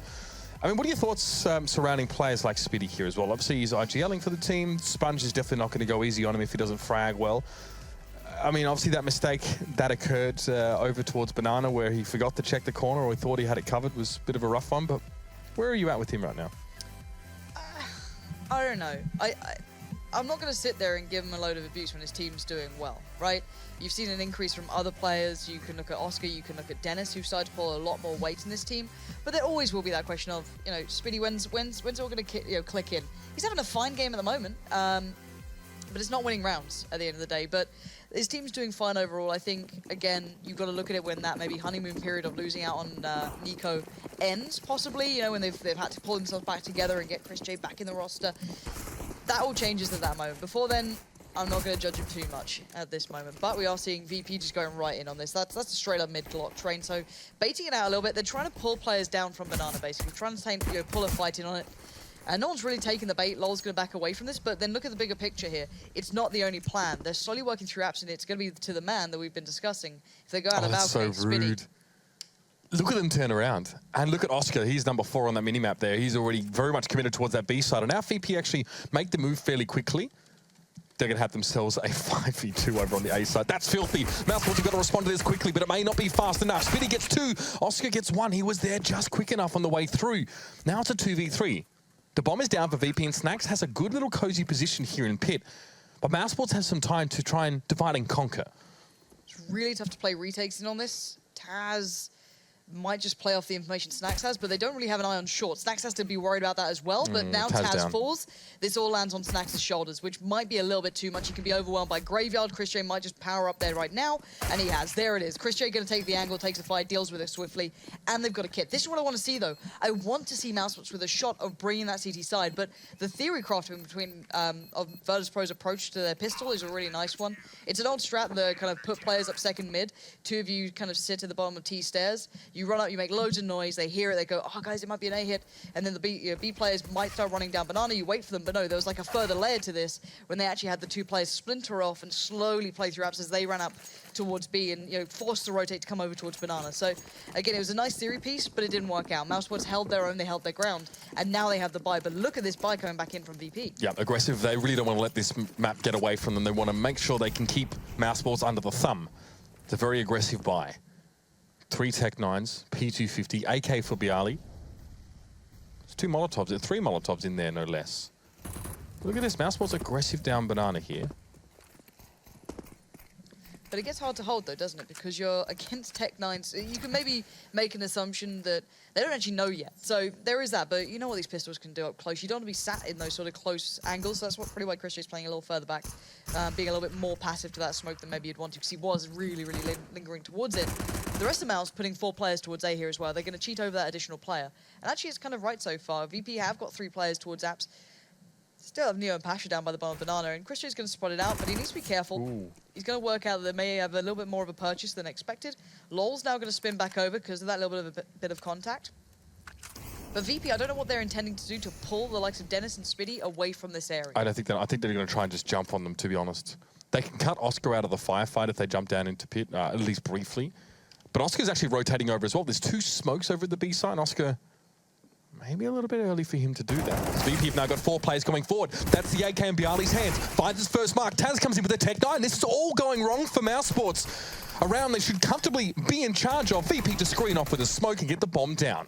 It's almost already save time. I'm not gonna lie to you. Look at Pasha's position as well. He's gonna make it even more difficult. Now, okay, he gets taken down, but that's already cost time, and yeah, Oscar's off for the save. So, brilliant stuff from VP. These guys just cut up the map however they wanted it. I'm surprised they got out so cleanly from Apps without much of a challenge. No utility put into place, just kind of took it dry. As soon as they weren't looking, just managed to make it count. Even though the 2 players, Dennis and Spitty, were actually set up pretty well for that, if they were looking in the right place at the right time, of course. Yeah, I think given where Speedy was standing, he also had to watch quad as well as balcony. So that's the only problem. You don't really want 2 players, like one for balcony, one for quad. Maybe you have one watcher from the side. There was too much to watch because Oscar was already rotating away as well. He wasn't in position. Then he got cut off anyway because the smoke VP put down towards Library. So I love that. Just a little bit of tempo play from them. And Bialy hitting that first shot really allowed Taz and the rest to get on there with those Tech 9s. Really nice CS. And it's going to be rough times ahead for Mouz Sports. What are you going to buy? You've got 2 players sitting on 1.5. Save and it's still a crap buy. Spitty? Right. What are you guys up to? I don't. What are you doing? What are you doing? I think there was a miscommunication here. Spitty hasn't bought anything. Buy time? I don't understand how this happens. Okay, he's got a 5.7, no armor. No. Okay. All right. Fine. I think buy time had already expired anyway. Sweet Jesus. I wonder if, oh God, no, I don't even. I wonder if Chris even has a pistol now. Maybe I had to give his to him. I don't even know what the timing was on that. It's double eco territory for those 2, so they had to be dropped out. That was the point, right? But just to supplement Chris J, Oscar, and Noel, who are able to stay alive. And actually, this is good from Noel to be able to find this early. Although going to be heard there, so they know that now there's a rifle recovered. Again, a proper rifle, not the UMPs. Put on towards that B site. Not a proper rifle, Lauren? No, why not just get a P90, mate? They're much better, but I think the molly actually went out from LOL, so that's a bit of a shame. And now, Christian takes an open fight. It's all on LOL here. He's having to take down the entirety of VP if he wants to hold this one off. And Spitty, the man who just about picked up his gun, I think, about 10 seconds ago, has to now do it all. Not sure how much he can achieve here. Smoke's not great, but it doesn't seem to matter. Oscar's there with him, but Dennis is already off ski. Okay, Spitty gets taken down. I really got to say, earlier in the round, it was LOL doing the best that he probably humanly could have in that situation. Unfortunately, the rest of Mouz Sports are not really well equipped to deal with this. It's a retake on B against rifles, and Oscar finding very minimal purchase with the 5.7. Dennis down to step up. Again, no armor for him. And it is going to be ultimately his undoing. This is very bad for Mouz Sports. They needed to win that round. You can see the money is middling. Maybe they force something. Maybe they let virtus.pro go to 14 rounds. But I feel like you've really just got to try and make something happen in this round now. The player was well and truly oiled up, fired up, and ready to rumble. Yeah, they can't buy, though. It was double eco territory before, but they're going to have to let VP get to 14 rounds. Yeah, Oscar's only on 2K after that. Yeah, so... Yeah, it's not fun. It's not fun staring down the barrel of a gun, Mitch. But I just love that the second round force win for virtus.pro. This just completely derailed Mouz Sports. But I want to see how VP approaches. Again, it's nice to see how they play out their rounds. They don't have much apps control, which is actually played in Dennis quite nicely here. No one was watching it from T-Apps. Now, he doesn't get anyone down, but, still, it's a flaw in the VP system that no one watches it early and the players can get up there. You've seen people like JW exploiting that time and time again, quite consistently on the CT side, but they've gone for the boost here towards Speedy. He's going to be up on the balcony piece, the first balcony that's there. Snacks comes to the rescue, doesn't let his teammate fall, and he even follows up with another frag. Yeah, VP spreading the damage fairly comfortably amongst their teammates here. Lol down to 4, Lol down. And that was Chris J with, nothing. He's got a USP. Can probably yell insults in their general direction if you felt that would be more effective, and it probably would have been. Snacks finds him 14 rounds to 5, and you're right, Lauren, obviously Mouz Sports couldn't even buy in that round. A couple upgraded pistols bought in there, but they had little to no effect. Now it's time. Now it is crunch time for Mouz Sports. Are they going to get rolled over by VP? It's time to find out.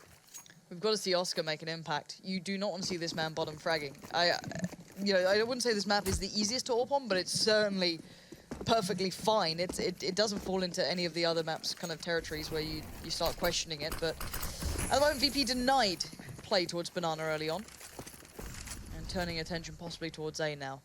They know there's probably going to be a limited amount of utility played out here. Bit of a smoke comes in. Falls deep towards quad. It looks like VP wants something quite quick here. Now Oscar has to rise to the occasion. He really finds one. Dennis with 2 on a plate could have maybe found more, but it's a 3-on-3. Numbers looking decent right now for Mouse Sports. But the problem is, VP is still right amongst them. Bialy finds his way towards Library, and we're in 2v2. Gorgeous shot from Bialy there to find him through the bars. And now smoking towards that connector via CT, so Lol has to go through Library. VP can get ready to watch that. And now the tables have been evened up here. It's do or die for Mouse Sports. They lose this round, they're out of the game. Bialy's on the bike position. It's God tier. This is your favourite spot, isn't it? I love it. Yep. I love it. You can barely see him. Can we watch it from Chris J's perspective? Yeah, it's really tough to see the little angle because you can crouch and peek up and down. Oh, so that's filthy. Bialy's going to spot him. I think he spotted him. If not, he's fine anyway. He can watch. He's actually got quite far considering. And there it is. He had to spring forth there. Yeah, no worries. Nice lockdown. Easily done. So, Le Bake. OP. I love it. Absolutely love it. And the thing is, you can't wall bang through it either particularly well. I think only the AWP can penetrate it. It's kind of like the piece at the top of B as well. Sounds kind of overpowered to me. Shut up. Bike is good. All right, bike is good. You heard it Easy here clipped. first. Mouse Sports can buy. It's very little, and it may well be ineffective here. It's Chris J going for the scout. It's famous 3 UMPs on the side of Mouse Sports. Again, going to be dealing with this VP aggression. It's 5 AKs actually for the polls this time. Stopping for no one, and Chris J gets his kneecaps obliterated. Lol's having to smoke there. The Molotov quenched. VP just need to wait. They've got time, though. They've got a lot of time to work with. They've taken no damage yet in this round either. Oh, did they leave Pasha here, the sleeper agent? I like it. I like it a lot. Pasha can always get in the back door into B if they want to rotate back quickly. I guess the issue now becomes it's going to be so hard for Spiddy and Dennis to stay relevant to this round because they have no info, particularly towards CT Arch. You can see, I'm pretty sure Dennis leaves a tiny slither possibly towards the right just so he can spot it if he wants to. Smoke comes in towards quad. Now they're cut off. They should hold the CT Arch corner and pick Oscar as he comes through here. This would be really nice. Yeah, we'll see if they do. Taz could be holding the deeper angle. Yeah, so already gets a little bit of a spot, Dennis. He knows one's here, going to fall back. But they still don't know the full plan of what's happening. Oscar sees to again. It's your time to shine, Oscar. Overwhelmed. This could be a godlike round. This could be I mean, it didn't even have to be, but Pasha actually already made his way into the B side. We didn't even get to see that because it's maybe not, it's peripheral to what's actually happening here. I just like it. This is where he's got himself. And that was Lowell there at the top of Banana. So they swap places now. Dennis finds Bialy, has to go aggressive towards quad. Finds Snacks as well. A moment for Dennis perhaps to bring things back, but the bomb is down. There's no kit for either of the Mouse Sports players. So Dennis doesn't have the luxury of time. It's definitely not on his side. Neo behind the wooden boxes. He wants to try and deal with Taz. Lol is there with him though. Now there's Mouse Sports players able to gang up a little bit. Neo on his own on the site. And they get around him too. This is a little bit of a comeback, but now it's Pasha in a 1v1. Bomb still ticking. Dennis has to go for it. It's too much. No chance. Pasha, wily as a fox. With 10 seconds to go, you know you're done, Dennis, and so are the rest of Mouse Sports. The trap closes shut, and Virtus.pro put one up against them. Mouse Sports were hoping for quite the springboard, Lauren, into the playoffs off of tonight, but VP have proved to be perhaps more indomitable than they realized. Now it's off to the terrible trio over on the desk to take us through that match. Terrible indeed, and that might just be what we saw out of Mouse Sports because they were up 4-0 at one point and then they get blanked. Well, not quite blanked, but 16-1. That is a very, very poor-sided, T-sided map for them. I mean, that defense from Virtus.pro is very strong. I didn't know Bears ate mice. Yeah, I guess maybe if they're just that hungry. Then they look pretty hungry tonight, Jess. Yes, they did. Matt, do you know more about bears eating mice? No, I don't. Okay. You have some of those in Canada, though, bears. Bears and mice, yes. Nice. We have lots of animals in Canada. Cool. Including Americans. That decision to save on the first gun round from VP when they got shut out, they saved those weapons, and then from there it kick-started. They had like 9 rounds in a row on that CT side where Mouz couldn't find an entry frag. You know, it was the first kill every round was going to VP, and they were just shutting them out. And it was a masterclass on that CT side. Aggression, nice little boosts. They Bialy and Snacks getting the job done. It was good to see. I mean, yeah, it was two things, really. I mean, that aggression that VP has towards Banana, I mean, that's just standard what we see out of VP on other maps when they do mid-control. Just overwhelming aggression when they want to. Very hard to deal with. But also, yeah, towards the end of that half, Mouse Sports did have a couple rounds where they found picks, and you could see they got a little impatient because they were just like, oh, we finally have some form of success early on. How do you neutralize that level of aggression out of VP? Because we saw it at Katowice as well, the amount of aggression. And we saw it in Vegas, I believe, also, that kind of aggression on Banana from Inferno. You can either let them have it, and then they're going to run out of utility and they have to drop back. You can flash and try and trade, or you can take the fight to them, send equal numbers, equal utility, and the round is won or lost if you win those duels or those battles. That's kind of what I was saying with Astralis. That's why I like seeing them go to the A side early, because they can then establish exactly what the defense are doing, try and get some map territory inside of the apartments or perhaps boiler, and then after the utility is already gone, then they start to contest Banana when it's awkward for the CTs, and they start to think more defensively and get back in the site and give up control by default in that sense. So it's not necessarily give up the fight, it's just delay it to a later time. Don't play that game. You need Banana control at some point, right? Unless you take like a fast A play and hope they did that 3, like we addressed in the pre-show, of 3 people going aggressive in Banana, and you can get that lucky pick onto A and find an open bomb site. They basically have to save in that point in time.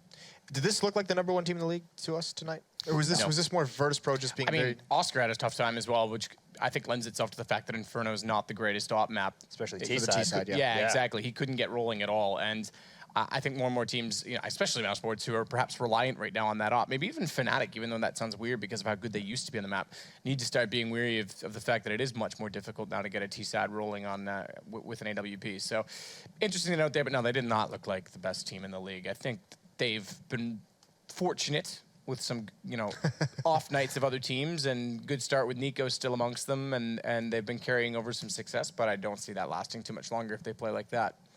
Yeah, well, maybe we'll check during the break and see what their upcoming schedule is. We can get a better idea for that for you guys the next pregame. As far as I recall. Yeah, well, 16-5 loss for Mouse Sports. Mitch mentioned that the only map that Mouse Sports had lost previous to this Inferno had been on Nuke. That's what they're going to play VP on next, so no easier task for them. So stay tuned. We'll check that out when we return.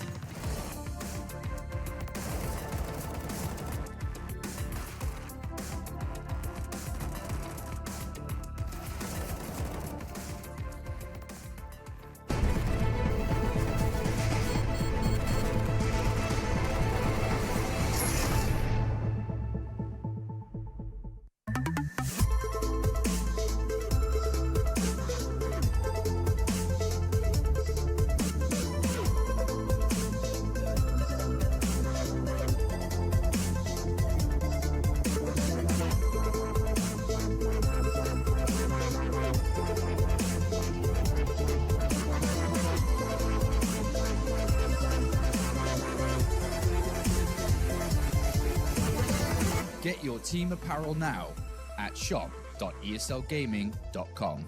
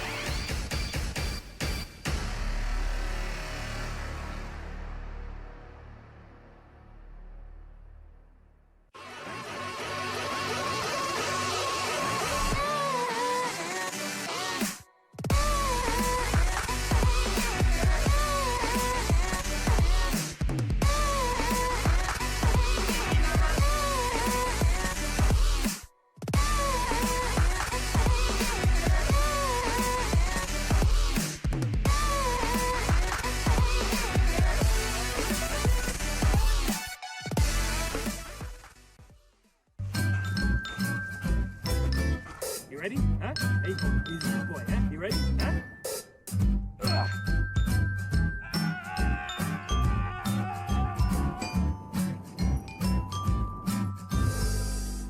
Start your esports career now at play.eslgaming.com.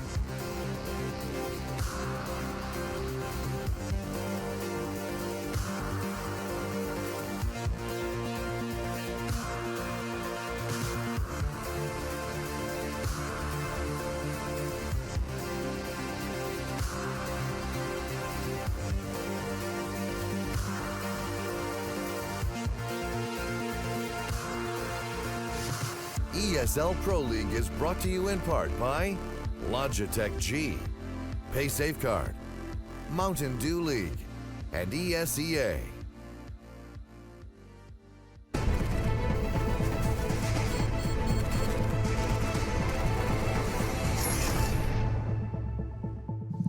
Welcome back once again to ESL Pro League. The first map was a classic Polish beatdown of Mouse Sports, 16-5, no real chances there. Now it gets tougher because Mouse Sports now has to place VP on Nuke, and this might be the Polish side's best map. They have had a very good streak of wins on this map. Speaking of like Polish beatdowns, have you seen that like team-based MMA? The Polish and Russian sides are quite good at that. It's on YouTube. I have not. It's quite hilarious. Have you seen the remakes of like full medieval warfare with like knights and like full They're doing armor? a boxing ring, don't they? Yeah, like a giant giant ring, and they just go pretty at each epic. other. That's cool. We should do that. Yeah. Just quickly on the B stream, the other game between North and Heroic on Overpass overtime. Yeah, it could almost be over. Yeah. But talking about your point. Yeah, talking Nuke, about Nuke being so strong for VP. VP lost to Heroic. There was the segue. Yep. On Nuke in Poland. So it is a strong map for them, but they have had that blunder recently. Heroic did prove to be quite a decent Nuke team. I really like some of the innovation from VP early days of Nuke. They did a strategy where it was like a top execute to draw the mini and warehouse player to come towards that top site, and then they would push around the catwalk to ladder, and it was a really good strat. I quite liked it. They have good innovation on this, and if Biolane Snacks were able to bring across that form we saw from the first map, with Mouz's struggles on this map, it could be another whitewash. Bialy especially had a phenomenal Inferno holding down the fort. This map though, I mean, we saw an impeccable defense on Inferno map. Is it much the same on Nuke? Is their strength the CT side, the T side? Do they? I don't know. It used to be sure. Well, map in general, but it's not. I don't think any team right now is looking that convincing as a CT sided defense. I think more and more teams are causing rotations. I think you have to create the CT movement. You have to take advantage of outside. Either get smokes there every few rounds, try and get the guys a big garage to relocate, cause some confusion. Ramp, I still think needs to be utilized more, and we're starting to see more and more teams go there, and strictly for the same reason, because if you can get the guy at ramp to drop down early, which he ultimately has to do, you pull the player from heaven back over to turnpike, which then causes a rotation either down the vents or from the guy on outside to come back closer, which you can open up the map just by getting, it's very subtle gains, but map control. I think fast executions don't work right now as much as just creating movement on the CT side. There's some little moves, like the thing that Magic Sport does where he nades open squeaky and that's pretty cool, yeah. And he picks the hut. I agree with you on the ramp thing. There's a smoke that you can throw. It's underutilized, or I haven't seen it utilized that much, where you can actually isolate the player playing on the ramp or the back box and force him to either take a wider angle, or you can take just a duel with the rotator coming to ladder base. And that kind of stuff, I agree with you, needs to be utilized more, because it's not an easy pick, because you can get spammed down in that tight corridor, but it is something which I think teams are not ignoring, but still having a hard time utilizing at this point. Yeah, and my point is you don't even necessarily need to win the duel on the guy at ramp. Like you're saying, if you can cause the rotation to, we call it turnpike, but if you can get him to come down from ladder, then you're creating a movement that takes away a guy potentially that was at heaven or a guy that was watching outside, so you can exploit elsewhere. We call it elbow. Elbow. Does it have a funny bone? No. Jason's just tickled right now.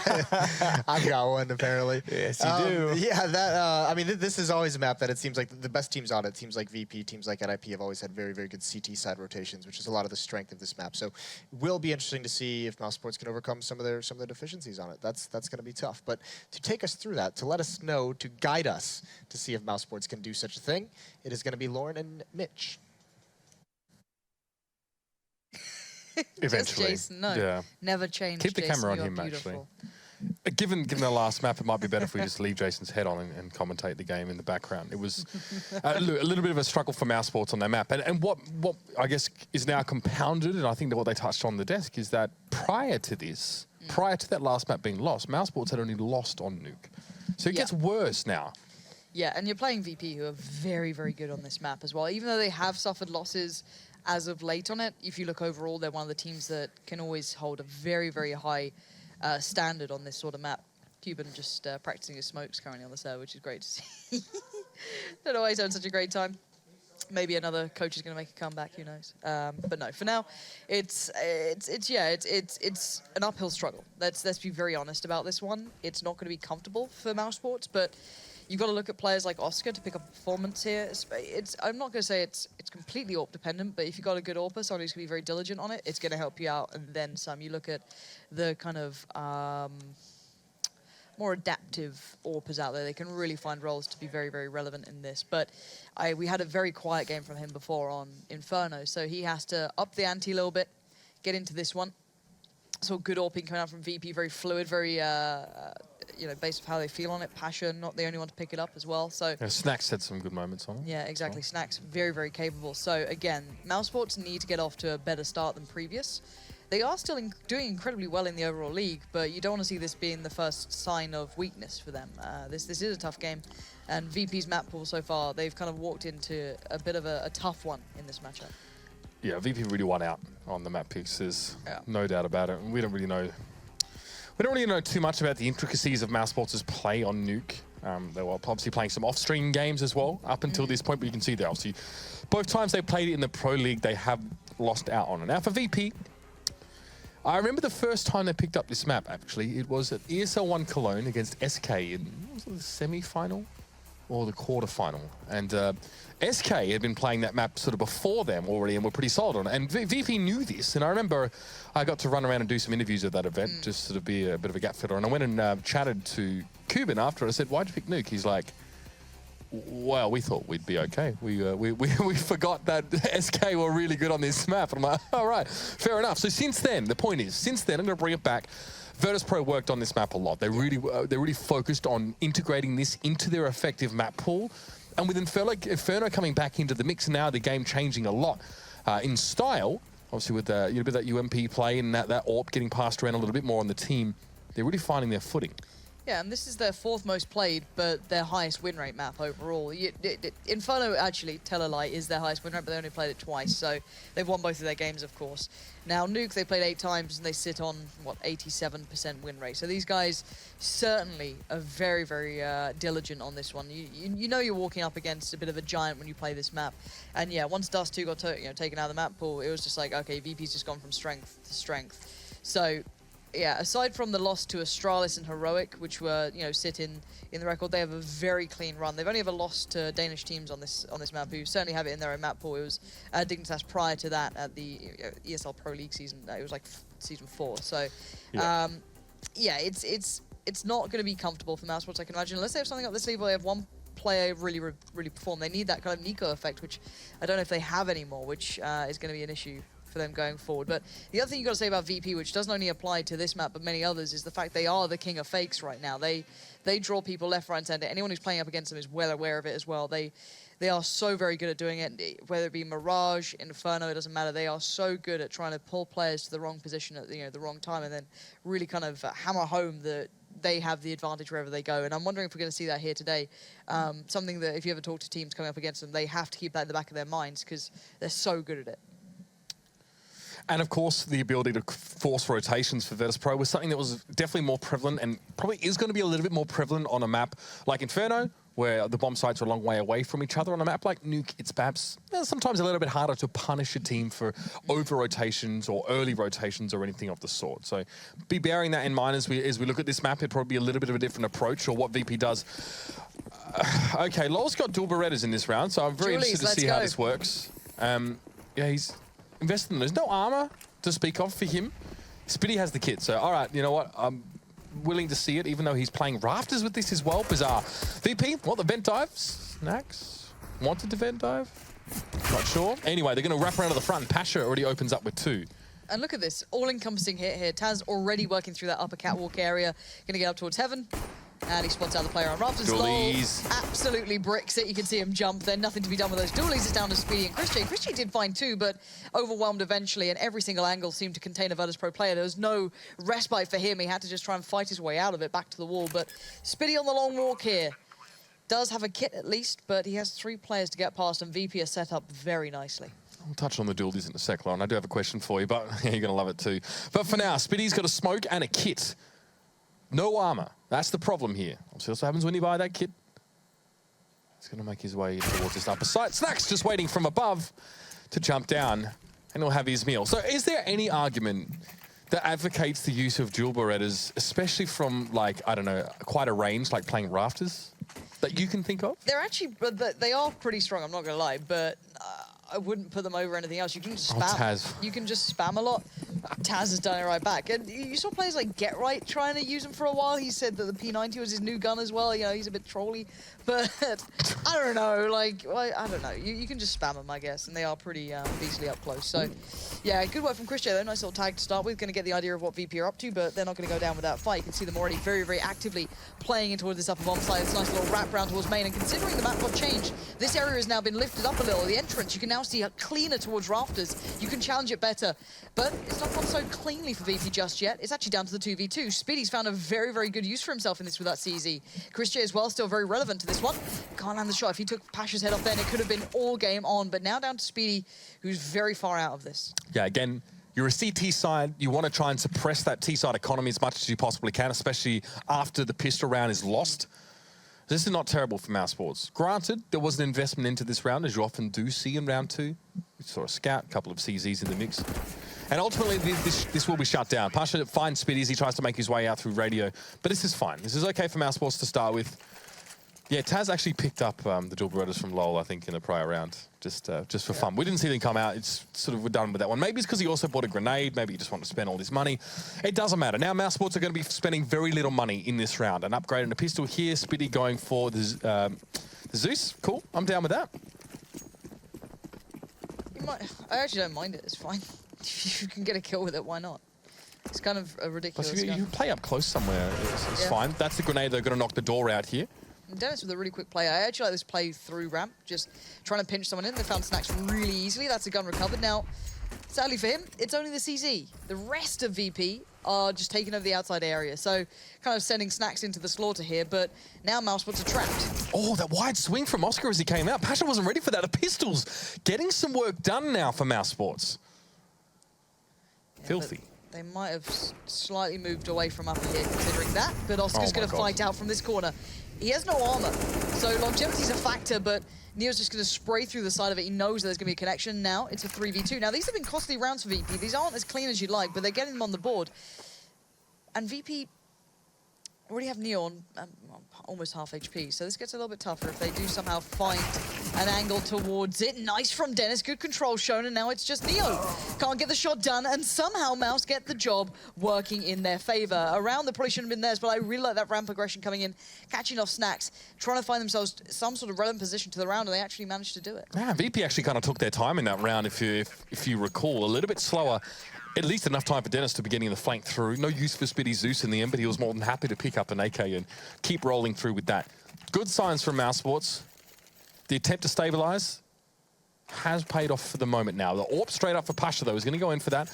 Still decent rifles to be bought. Taz a little bit low on money, though, so I think it's just a Tech 9 for him. Yep, Taz going to be suffering through on that one, but Pasha with the AWP. Get to have a little peep at that. Chris J running this one as well, so Oscar not on that. Might be map dependent. We know that Chris J loves Does love a good AWP on this map, so I'm not too surprised. He's very, very diligent with it still. Dennis, you're dancing with danger, but he actually wins out against Pasha. Surprising that he was quicker on that one, but he takes the fight and he wins it. That's a big bit of impact early on. Absolutely. AWP gets passed over to Snacks. There aren't enough, I don't know if there are enough smokes here for VP to actually get into secret without being spotted here. And Bialy looks down, doesn't see the player below him, and Chris J comes around the corner, point blank, delivers there with the AWP, but Snacks does chime in response. VP keep their head above water for now. The windows are so shiny with the update. It looks really weird. Yeah, it could be the setting. It's graphics setting, you know. No, they really are. They look, yeah. I don't know. It's like Frosted player models windows. get really shiny as well in like in further away with the update. It's kind of weird. I'm not sure why there should be incandescence on the window. Don't know. Okay, cool. Cool. But yeah, Taz has been doing this almost every round. Getting up towards the up, you can't do that unless you make noise. Or you at least have to kind of run it. You can't walk and jump, I don't think. Prove me wrong, Taz. Nah, there we go. Has to have a little bit of speed to it, so he's got himself towards the upper area, but it's not the first time he's done this. They might be slightly more aware of it happening. But again, good timing on the pinch could force trouble. Old vent now. Neo needs to check all the way around. He does, but gets caught out by a bit of a surprise from Dennis. Nice follow-up towards Taz. Can't quite close on towards Snacks. He legs him. Yeah, he did, but a leg shot isn't enough at this point. Lol will survive on 15, gets the AWP, and they stay relevant to this. Mouse Sports holding on, 2-2. And it might have been there for Snacks as well. The more corners you check, maybe the more lax your crosshair placement can become, especially if half of you is not expecting someone to be there. That's the kind of situation where your crosshair placement has to be pretty sick if someone's going to be waiting around the corner like that. You can see he sprayed a few shots above the right shoulder of Dennis and was punished for it. So VP now down to pistols, nothing else. Let's see what they can get. We all know this map gets a lot harder once the CT team does get that full utility beside them. Specifically the mollies, specifically things to deny early pressure towards Squeaky Door, towards, you know, the hut, things like this. Once that happens, it does become very, very tough. So VP is just going to go an all-in ramp push at the moment. So Spitty, I guess if you're going to pressure anyone, they found the right person, and he just crumbles under the pressure. Thank God Chris J is there to at least catch one on the way down, but still, they've got to root through now. Again, this could be big. This could also be facilitating the plant here. There aren't many players for Mouse Sports down there, but Oscar seems to be enough in himself. Found a second there. I think Bialy tried to challenge out. Taz is the one with the AK at the moment, but yeah, no armor. It's fine. VP, though, really don't get as much as they would have liked for that round. There was no bomb plant. They took a one gun off Spitty. I mean, I think it does sort of... I don't know if it'll force a drop for him this round. Yeah, it does. So, okay. Yeah, not great for VP. Would have liked to do a little bit more, but now they can buy back in with those AKs. And go for some fast play. You sticking on this? And I wouldn't be completely against it if they didn't have head armor, but VP, yeah, all right, lol. Chris J's AWPing this round as well. You're going to get up close somewhere? I'm hoping he's going to rush something, try and play a really close angle. Otherwise, I'm not sure what he's going to do with it, but it's the others that matter. Dennis and Oscar are the ones to provide openers to this round. Dennis, I love this spot from him. He plays it quite regularly. This kind of push towards T-Red on outer. Does find so much work with it. So again, good for him. He holds it. He makes basically the entirety of VP pause. The other two are stuck now. He gets caught trying to cross out of it. But Spitty's still here, just trying to keep tabs on this. He can play in the other players off the back of the information he finds. This is fine positioning for Spitty there. I mean, he wouldn't have been able to get a trade for Dennis anyway. Dennis pushed onto the right side of the red con. That's out of Spitty's sight line. But see that? Quite easy for Spitty. Just pick up, have a shot, back away. Very Bialy-esque. Now it's Pasha. Chris J is going to be on the flank here. We need a couple seconds to set up with the AWP. Just goes for a quick shot. Pasha tries to chase him. Can't quite catch his heels, but he knew Lol would be there. But now he's down to 26 points of health. Wants to pop flash himself around the corner. That's the peak from Chris J and the kill completed. And Mouse Sports padding their economy a little bit more in these rounds. Good for them. They're going to need it. If VP can start to fire back into this game. But again, VP get reset. Do not pass go. Do not collect $200. Got 3K each to work with. Wall of smokes towards... Secret, get in there. Start banging heads in. Maybe. We'll see what they go for. They're not exactly adverse to going outside. We've seen it a lot. So. Ballsy, and another rush in towards ramp room could be possible. But you might be right here, Lauren. Yeah, we'll see. Bialy's out there, but you can see the players are in inner, so this might be actually a complete lie. We could be seeing a little bit of a different play. Maybe just keeping Mouse Sports second guessing. I'll let him get comfortable, but at the moment it'd be down to Speedy if they do go towards ramp. But Dennis just finding Bialy as a lovely little free touch there almost. Dennis feels comfortable playing that part of the map, actually. It's even against superior numbers and odds. And Bialko is not able to get the better of him there. He didn't have a lot to work with. He had the Desert Eagle, though, so he was probably the biggest chance for that part of the map for VP, at least, anyway. So, stack in lobby. Might be a quick push through the smoke, but Oscar actually really reads the timing of this very nicely. Sprays down Pasha through the smoke. There is a vent dive coming. Neo falls as well. Oscar Nice read, probably listening as well, hearing a bit of sound. Can Snax even get a bomb plant? I think they're going to have to let him have it. Bit of extra cash, but it won't last long. And there it is.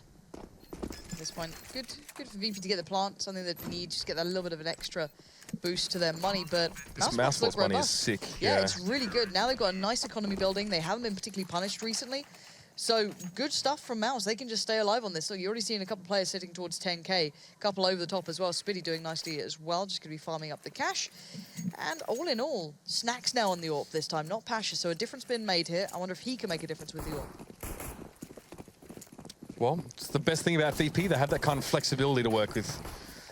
Any given play or any given moment can pick up that weapon and do damage. Snax wants a boost. Trying to surprise Chris J, who again is not generally the designated primary AWP, but some teams are doing it on a map basis, which is also totally fine. An adjustment from Dennis. Something we see from FaZe, they do it a lot. A lot of teams now do it, pushing all the way up towards almost the silo here. He gets to hold the passive angle. I wonder how many he'll let cross if he does, if he takes his time on it. Or if there's a smoke getting put there and he just sprays it down. See. They've got to check this sort of thing. Snax has a look again, gets attacked, but no frag to follow. Good trade comes in. But Chris J is there and ready as well. Neo going to pick up the mantle with the AWP, but by now it's a 4v3, and VP are in trouble. Chris J did really good to get a frag out of that situation. VP invested a couple of smokes there just to try and make it safer for them, and I think it was just a big old step back for Chris J to get the right angle. So Oscar now retreats into the lower levels. Neo gets pasted. And Taz doesn't know what to expect pushing out here. Smoking his way, it's going to be a little bit annoying. Don't dare to spray it down. We saw what happened last round when VP tried to vent dive through the smoke. Not pretty. No. New angles available as well. Lol gets away with that one really easy. Yep. 94 health still after that. Absolutely no worries for him. Pasha trying to find a route in, and he's having none of it. Mousesports playing so well. Trade was available for Taz, but he's put himself in the 1v3 with merely 17 seconds. He decides Chris J will be the one to take his life for him. So Mousesports stabilizing quite comfortably. Yeah, I want a VP pause here. And yeah, time to maybe discuss with VP as how they want to approach this, because it seemed to have hit a brick wall. Yeah, VP, first of all, they're looking a bit sluggish, actually, especially in some of their early round play. Dennis is being a problem for them because he seems to have a good array of positions or ways that he can actually vary his approach to playing that red container. In that case, theoretically only got a 1-for-1. But Chris J was sitting right towards the back. In that round, Snax actually got the boost up on towards a red container to see if he could spot out Chris J, but the smoke was just a little bit too much. So timing wasn't really there for virtus.pro. But every time, they seem to get completely stopped in their tracks by some Mousesports player hiding in some corner or changing their position in some way. Little tweaks here are keeping virtus.pro on their backs more than on their toes, if I'm honest. Yeah, and in the last two games that Mousesports played on this map, it's been Dennis who's been actually, not necessarily the headliner, but a very good kind of provider on this. The game against LDLC still was at 22-19, and then against Kingwin, 21-15. So sitting on nice ratings, making good impact. And that's been pretty much ever since the adjustment from the Nico change. That's literally right on the cusp. The game prior to that against Astralis, he was on 15 frags, 23 deaths. So a big change there. But we've got the Kraken being unleashed. Maybe not the right skin, but the theory is still there. Oscar going to tap into that one, hope for a connection, but Snax can ruin a lot of people's hopes and dreams here. Oscar going to readjust through the smoke. Brave play from him, considering Snax could have been the one to get him done. But no, Oscar does come out the victor on that. Chris J now backs away from ramp. They lose control at upper. So now he's going to be waiting to see who comes through towards him. And it will be Bialy first to fall. And again, Mousesports ready and willing to take every fight they can. Yeah, VP are just walking into them time and time again. The vent dive didn't work out well, again, but it was a small alteration for Mousesports. This time decided just to put a player down there. Neo sees the head, very quick reaction, and he's rewarded for it. Bomb plant right in this corner. In the interests of safety and time, I don't see many situations end really well from this position, but look at this. And Dennis and Lol had nowhere to go. If they wanted to go onto the bomb site, there'd be a Molotov in their way. Instead, they have to give themselves up to Pasha, who's going to be more than happy to acquiesce and have their scalps. And now the 1v2 for Spitty. Should see the head. The adjustment, though, was not quick enough. And virtus.pro get around back, one that they looked like they were in deep trouble for, but Pasha dashing aside Mousesports on that lower side. But it was mostly just Pasha. That didn't feel like VP had come up with a huge answer. It was just a swing up from Pasha just coming in when they needed it. Now, money's still good for Mousesports. Oscar opting to go on the UMP. He's sat on 9K at the moment, so certainly he can afford more, but maybe just feeling it works for him in this situation. I'm wondering why he'd go for that over an M4, but then again, it's CSGO, so why not just go for a 5.7 instead? It seems to be better than most rifles. So, on the other side, VP with a decent enough buy. Good utility here. It looks like maybe looking for that inner pressure coming in soon, or the upper pressure at the moment. Still a bit of play towards radio room. Speedy got to be careful to not overextend here, but so far he's been holding his own, and he does just that through the smoke. Sometimes you're going to get those, and more often than not, Mouse Sports have had it done to them. Think back to the prior map, actually, where they had a lot of trouble with the smokes and getting shot through them. So Speedy can sit back in ramp room now. I don't really know if anyone from VP... This is how VP's rounds always start off. I mean, they're losing the first 2 kills of the round. I mean, last round it was Pasha that saved them. This time, that's not going to be an option. It's going to have to be someone else to step up. That just shouldn't need to be happening. More rounds is what VP is thinking about now. More rounds. They made their way towards ramp room. So Taz is going to drop down. Speedy already going to set himself up here. A little bit of a different angle for him. I don't mind that. Instead of just committing to dark corner and hoping for the best. We've seen some leg. Chris J doesn't quite complete the kill, and Snacks gets on towards Oscar. This doesn't mean the VP have climbed back into this round yet, but they have a chance. Okay, now Chris J's got 2 targets. One's gone up, one's gone to the right, but Lol's gonna help out. Taz falls, and now it's just Bialy pressuring towards Chris J, and Chris J's just buying time. He's a little Dante has a little peek, and he gets taken down. Bialy keeps this round alive for now, but look at his teammate, Snacks, 4 HP. And now it's just Snacks, and just Snacks isn't going to do anything with it. This is looking so good for Mouse Sports, able to string together rounds, not losing too many players. They're going to keep the money up as well. VP, again, no money to sit beside them. It's constant here. This is a very tough game for them.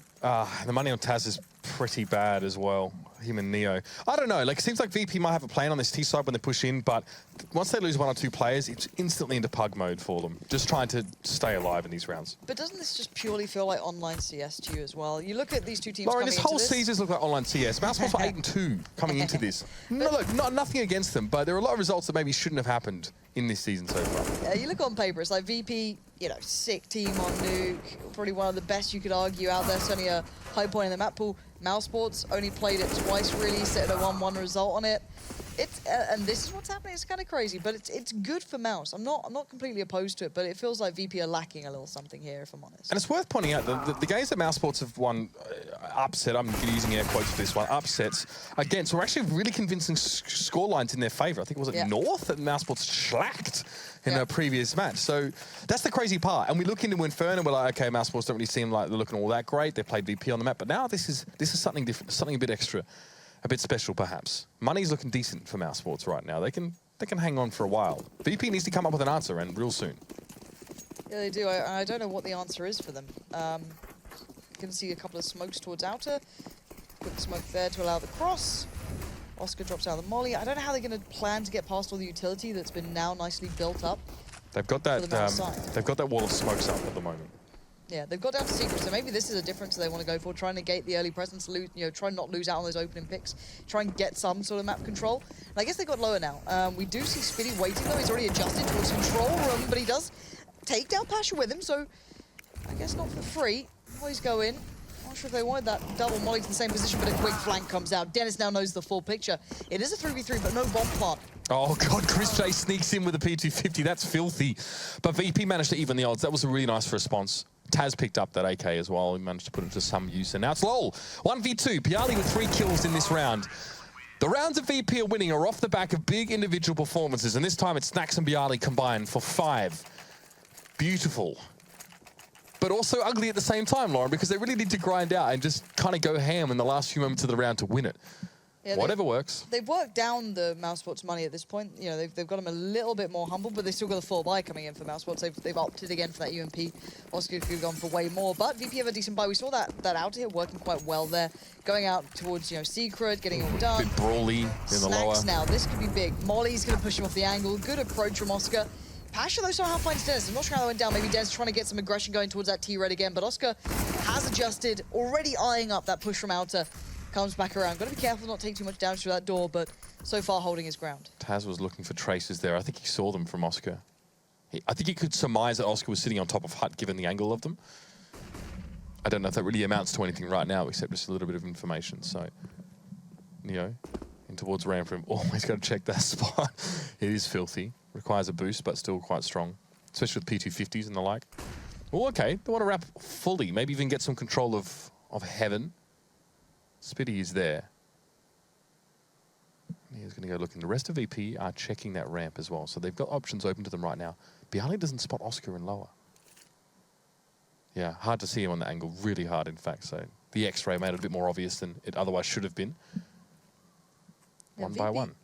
Just kind of taking their time. They want to see if anyone's going to try and play for a refrag, if anyone's going to try and push a little further. At the moment, they're fine. They're still good. They've got the mollies. But Oscar's position will get the info eventually. Oh, God, what is that swing out? Going to just take the fight. Nade goes in. He gets damage done, but maybe could have done a little bit more here. But he's found the information, so the rest of Mouz can go on the rotate. The only reason he was alive there was because it was Mousesport's flash actually hit the front two of virtus.pro. That would have stopped him from gunning him down immediately, I feel. Nice little piece, but not enough. And that was Chris J getting caught in no man's land there. Bomb down. Bialy finds him. Now Spitty and Lowell have to put something together here. And he's going to head now towards observation. Doesn't even peek towards the top of ramp room. He knows there's possibly a player just watching that angle. So, might be a save here. We talked earlier in the round that Mousesports' money had been whittled down bit by bit by virtus.pro. 8 rounds on the CT side. It's not bad, but VP now starting to come back into it a bit more. And while Spitty and Lowell will have guns next round, the rest of Mousesports might not be so fortunate. Yeah, and we talk about, I guess, specialists on that map, and it's not necessarily their CT side that always impresses, it's the T side. It's certain teams' ability to be able to kind of swing the map's bias to their favor somehow. That was a hallmark of NIP on this map, especially. Yeah, exactly. Astralis has a bit of a crown for it at the moment. VP normally has a good T side on this one, but we're not seeing a massive amount of it yet. There still seems a little bit here, there, and everywhere, but we'll see what Mousesports can do on theirs, because at the moment, they still have a nice buffer on this one. They're still sitting in a good advantage. They closed out the last couple of rounds. Phenomenal half for them. Very, very good considering their current record. And Oscar going to take the AWP somewhere else. Going to head over towards ramp, maybe take a bit of a deeper pick. Have a little look down, see if no one's there. Stacks on the other side, looking towards garage. Yep, spots Dennison. He's not going to get away with that left swing out there. Even after the smoke being put down, he was a little bit too early. This is awfully aggressive from Oscar. He's really come quite a long way forward. And he's got Spitter to cover him here. If they at least get a one-for-one trade there, that'll be quite frustrating for them. Interesting way of using the AWP as well. Oscar, not bound by borders and logic at the moment. And with Mouz doing this, they've gained so much real estate. Even though VP have the numbers, they can play around it and look at it. The push has worked out perfectly. Oscar's found So Relevant, nice. Spitty, and Chris J. So yeah, they kind of surrounded VP without VP even knowing at this point. And Chris J can be caught trying to retreat a little here. Bialy's already going to claim some ground back, but Snack's looking for any opportunity to try and get that score a little more even to a 2v2. Bialy going to be walking his way out towards the bomb as well. 2 here, 1 towards Secrets, and Oscar all the way out, just brazenly open the open. And he's going to find the final kill there as well in that round. Good work from them. Nice aggression towards ramp. Bit of a switch up there from those guys. Going with the AWP to that sort of close range elements. Terrifying, but it works. I love it. I mean, Oscar gets into lobby and then actually goes back out around through T-spawn. I think he split with Spitty at that point. Really nice, and they took advantage of the fact that virtus.pro were playing it a little too slowly. Chris J almost gave it up, to be fair. Scaling the ladder to heaven late round without information is always a bit of a risky thing to do, and you are going to be punished for that sometimes. But VP on rifles. Still got a bit to work with here. The utility's a little bit light. And it's the wall of smokes, and it's the group pushing towards Secret again. Now, last time this worked out, not sure it's going to happen again because Oscar will see it all, though. That's enough for them, I guess, at this point. They saw the bomb, they saw the players. They should be able to respond accordingly, but VP are going to make it hard for them to rotate cleanly. They already have a player down here towards that decon, I hate this spot. Yeah, It doesn't ever feel like it works. No. It's a death trap. But we'll see how Spitty plays it. Pasha's watching with hawk-like eyes, but somehow doesn't spot him out in the corner. So Trey Dabba denies the plant instantly. Now, it's Taz's turn. Pasha's not going to let this round go, though. He's fighting tooth and nail for this. Yeah, sharp as attack from him. You can see that, was it Oscar? I think he had no idea where that came from. Was it Chris J? Yeah, either way. Dennis caught by Bialy. He comes straight out through the vents, and now it's Lowell. Last round of the half, last chance for Mousesports, last man on the roster standing. And that bomb is a ticking. He's got himself a kit, and he plays that nicely. Bialy goes for the peak. Lowell now looking for one more, but Pasha, another big round for him. 3 kills, and halftime comes up. A less than convincing VPT side, given kind of what we expect going into this, Lauren. Very surprising. But again, they have the second half to play for. They did get the first 2 rounds towards the pistol, but didn't then continue the run. They got reset hard, Mousesports built up the money, and they ran with it. But all could change now coming into the second half after the break.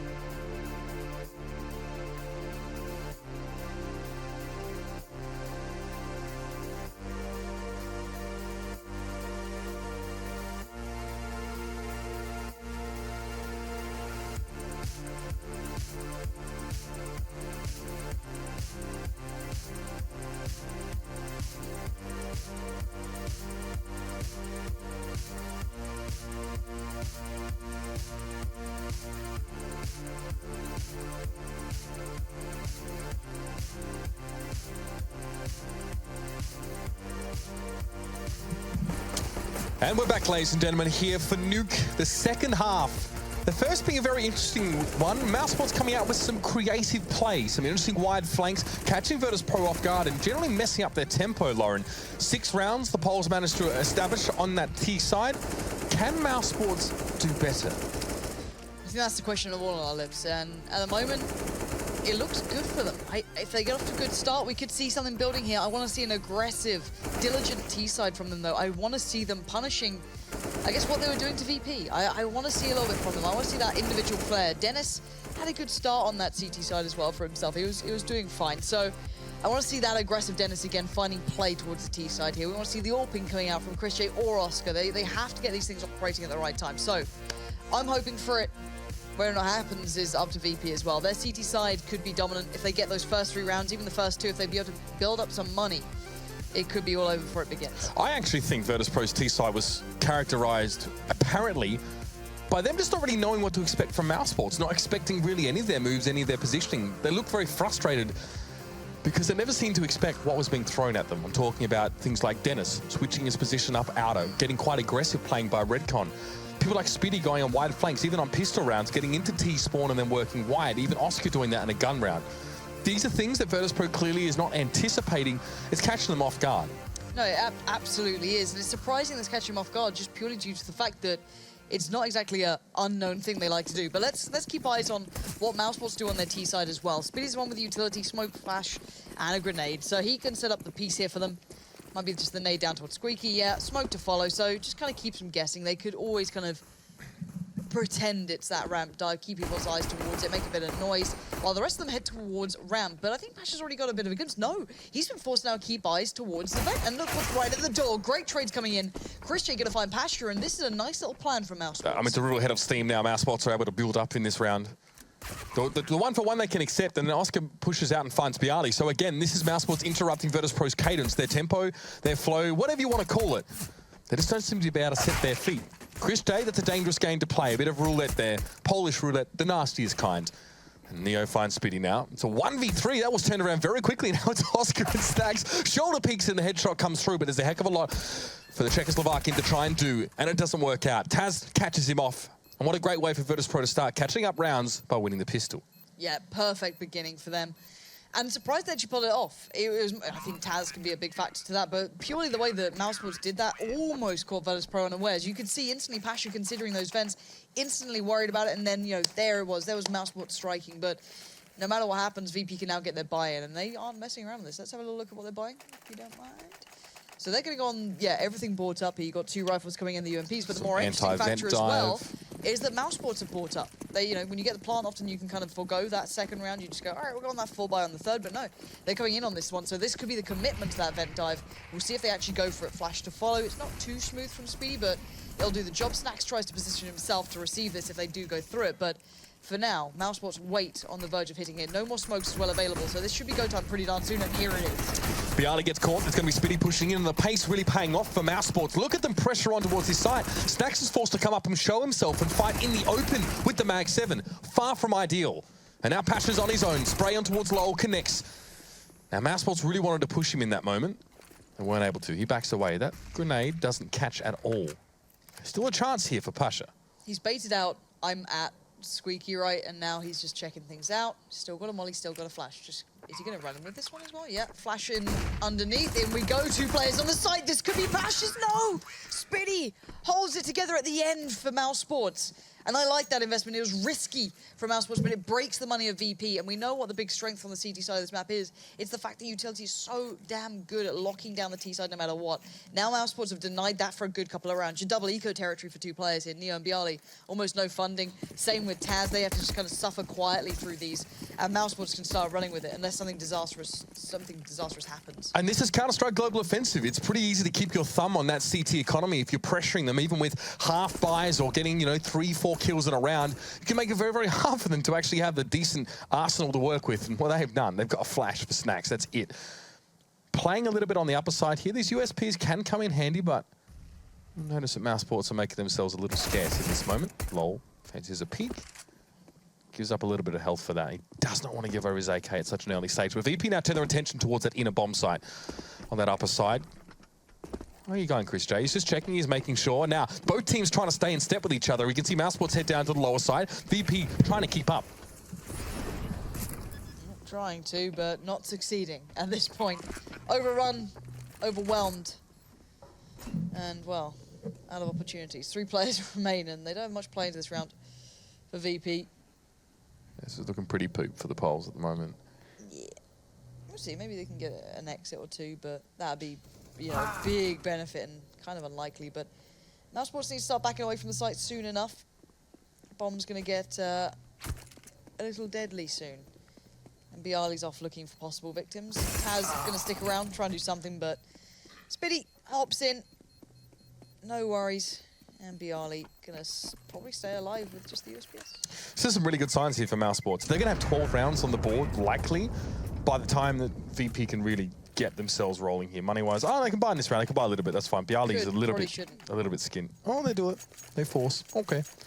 It's just it's going to be really all over the place. See, look at Taz. If he wants all that utility, right? If he wants a kit, he needs a CZ. That is okay. You can play outside of Squeaky here. You can play just by that vent. Try and do something cheeky. You can play it on ramp as well if you get boosted. Spiddy flanked with it to outer and got 2 kills in or you there. can just go aggressive. There's lots of options, I think, on this map with that sort of thing. Obviously, out is kind of out of the question unless you push up towards red, but... Unless you're Timo Richter. You just want to go for it. Want to make a name for yourself. There is always that. But outside of that, they've been able to cobble together something relatively decent purely because Pasha can at least get an AWP. So he needs to be quite integral in this, finding some bit of play here. But LOL clearing towards the outside area, having a look towards the garage. Doesn't even spot any of the feet kind of just, you know, meandering around. Worried that maybe someone's pushed up towards that T-red area. No one really has, though. But Pasha playing over towards ramp, playing on the back of that one now. He could be under pressure, but the flash is a little bit later after Chris J peaks, maybe just expecting players to have already turned it, but he does get caught up by the AWP, and it does mean that ramp control goes over to Mouz, but there's still 5 alive for VP here. I actually wonder what that would look like if VP had like a UMP or someone actually behind the boxes on radio be able to play that in tandem. They didn't want to this round, obviously, and Pasha just backs away here. Gets 1 kill, thinks, okay, we'll probably retake later on, but retake with 2 UMPs and a CZ is not really ideal. Yeah, but they've got Neo watching this, but he's been smoked out. So he's now going to either give away the position if he opens the door. He has. I don't know, you could open them back and forward. Huh. Is that a thing? Or is that just a glitch? I don't know. Doors don't open like that, fam. That was really weird. I've never seen them open like that. One goes forward, one goes back. They normally go. I don't know. Maybe I've been doing because it's important. If they open inwards, then Mouse with the smoke can't actually tell the doors open. I think it's quite hard for them to see, depending on how whatever. Theorycraft, right? The enders do that stuff. But VP now, Taz picks himself up for UMP finally. He upgrades after Chris J was felled. That's ticking along. VP need to act now. They've got to go quick. Taz comes in straight like a bat out of hell. It's going to be on towards Lowell and easy enough. Oscar's going to be cut off in the corner. Spiddy goes down. The kit was on Taz. They can pick that one up. Or do they not need it? They don't. No, Snacks on the defuse there. Doing it the long and hard way. VP stay in it. They keep themselves afloat. Nice little, blitz towards that site to finish the round. Yeah, Dennis got caught in a really weird spot then. I'm not sure what was happening with him. But yeah, this means a big turn of events for VP. They're back in at least some control here, but they can get reset. And obviously Mousesports well aware of that. Oscar going to be bringing out the AWP on this T-side. Full investment, no money left in the pocket now. But if they win this one, they send virtus.pro all the way back. So big round for them to come up. Snacks on the AWP on the other side. VP's going to go and challenge out straight towards us. Deep flash goes in. Does actually catch him a little bit, but Oscar's playing behind Dennis and Spiddy, so he won't be the first to peek, but he will be the first to fall. Snacks holds the angle and holds it well. And now 4 players from Mouz need to try and find their route in. This slows Mousesports up. There's actually a gap in their smokes on outer as well, and Dennis was a little bit worried. I think he had to flash himself to get across. He's taking a bit of damage as well. Costly stuff for Mousesports. And only Dennis gets in towards Secret. So now they're no longer plowing in towards it as a team. They're going to leave Dennis maybe even outside, just lower in Secret as a pivot. Possibly a change they made on the fly. Regardless, they're down that 1 player here, and there's about a minute left in the round. Looking at Mousesports. Oh, the decoy even used here by Dennis. That's cute. Lower levels, I think you put it. Yeah, in case this map was hard enough to work out where sound's coming from. Just way to go, Dennis. Thanks for being that guy. But this looks like maybe a burst towards upper. If Dennis goes flying up that ladder, he can just kind of hoon it out. But there's still Taz here as well. LOL's still around. I don't know where Mousesports want to end on this. And yeah, Dennis is coming up the ladder. Here we go, yeah. Taz spots out 2 of them, and Bialy's being played in as well. This is a bit of a problem. Now, there is one player kind of amongst them, which was Spitty, but he doesn't get anything done, and now Lol's kind of late to the party. Neo gets caught out, unawares that he could have been in this sort of spot at this sort of point, because it doesn't really make that much sense. As maybe if they'd got the bomb down towards upper, he could have played off the back of it by... Now, though, a 1v4, it's time to just look towards keeping hold of that gun. Yeah, I mean, he may have been late to the party, but now all he wants to make sure he can do is get his goodie bag of sweets to take home. That would be really important for Mousesports here, is they spending money. They're really putting cash into these rounds. I mean, Dennis has 2.4k, and that's the most. Oscar's brought down to nothing. So this is dangerous territory for Mousesports. There's no way that LoL wins this round. So they need to start planning ahead. They need to start planning for the eventuality that virtus.pro makes it 10 to 11, if not more. And the important thing about this round as well, or that round just gone, was the fact that virtus.pro get 4 alive, which means 4 guns stay in rotation. They only have to reinvest in 1 and they can drop them out. So that means they get nice, you know, an more even economy to 1 degree, but the fact is that they're more stable in this now. And Pasha, switching around. All right, they got the M4s, it's fine. And yeah, the other side, just Lol, of course, retaining that rifle there. He's going to be sticking on that. And the rest, P2 Swifties and a flash. So, rough times ahead. Yeah, so maybe, again, wall of smokes, group out towards Secret. Ooh, it's a dangerous game for Snacks. They ain't afraid to play it. Surely at some point. That was a bomb being thrown across. So that really gives away the game to virtus.pro. If they see the bomb being thrown across to Christray and then he goes in the smoke, VP should be responding now and be ready in lower. There's no excuse not to be setting up for something like this. Unless it was an elaborate ruse and Christray heads back topside. He's not, no. So Bialy and Christray, he backs away into the side. He knows he can wait on this because Pash is just wrecking Mousesports elsewhere. 2 headshots come through. Hello, Chris. Bye, Chris. The most you're hoping for or expecting in that is a sort of plant coming out, but they don't actually get that one going either. So LoL not able to find much relevance, but it does mean they can buy from this one, so that'll be fine. There's an AWP in play as well, so that could be over towards Oscar or Christian. I'm not really sure who's running the T-side AWP for these guys at the moment. It seems to be just kind of whomever picks it up. Well, I don't know. Have we even really seen it? Not much. No, I think Christray was AWPing on the CT side, so Oscar on the T. Yeah, it seems that Oscar, you know, last time he obviously lost out as well towards, it was Snacks last time, but now Pash is on the AWP. Bialy's going incredibly aggressive, and yeah, Dennis might get a taste of his own medicine at this point. Okay, actually it's going to be peeked out. Spitty was there. A little bit of damage done, actually quite a lot. More than one person's worth of health was done, and Snacks is going to be there to get Dennis across the line. Not where he wanted to go, but it's not up to him. Spitty's very low on that AK. The bomb's dropped out in front of Mousesports here as well. That's nasty. Yeah, it's why VP now have 3 players towards outer. You've got Neo here, Pasha here, Snacks as well, and then Taz just kind of like trying to fill the gaps that are required. They spot a bit of a glimpse then of 1. You can't boost up when you've got 3 players facing you. They've got flashes in the smoke, so this is potentially recoverable. It's just really awkward because it's... Spitty! The floor is literally lava, Spitty. Okay. Get away. So they could have gotten that bomb. The problem was that there was 2 sort of angles that they could have been shot from. One from Secret, one from the warehouse. And like, to commit both smokes to getting this bomb out, to just go for one and try and get it? And do we take a risk by being shot? Oh, I love this from Snacks as well. You never get in that bomb back, Mousesports. It's not happening. Oh, wait a minute. Oscar. Lol. Oh, through the grate. Snacks does manage to find the damage there. And now he's got Spitty on 3 HP, but he manages to take the advantage. Great timing from Spitty, whether he knew it or not, doesn't matter. It's a 2v2 now. Mousesports are on the salvage. Taz in the corner. I prefer this angle. I prefer it over the more passive one, as you need to react very quickly.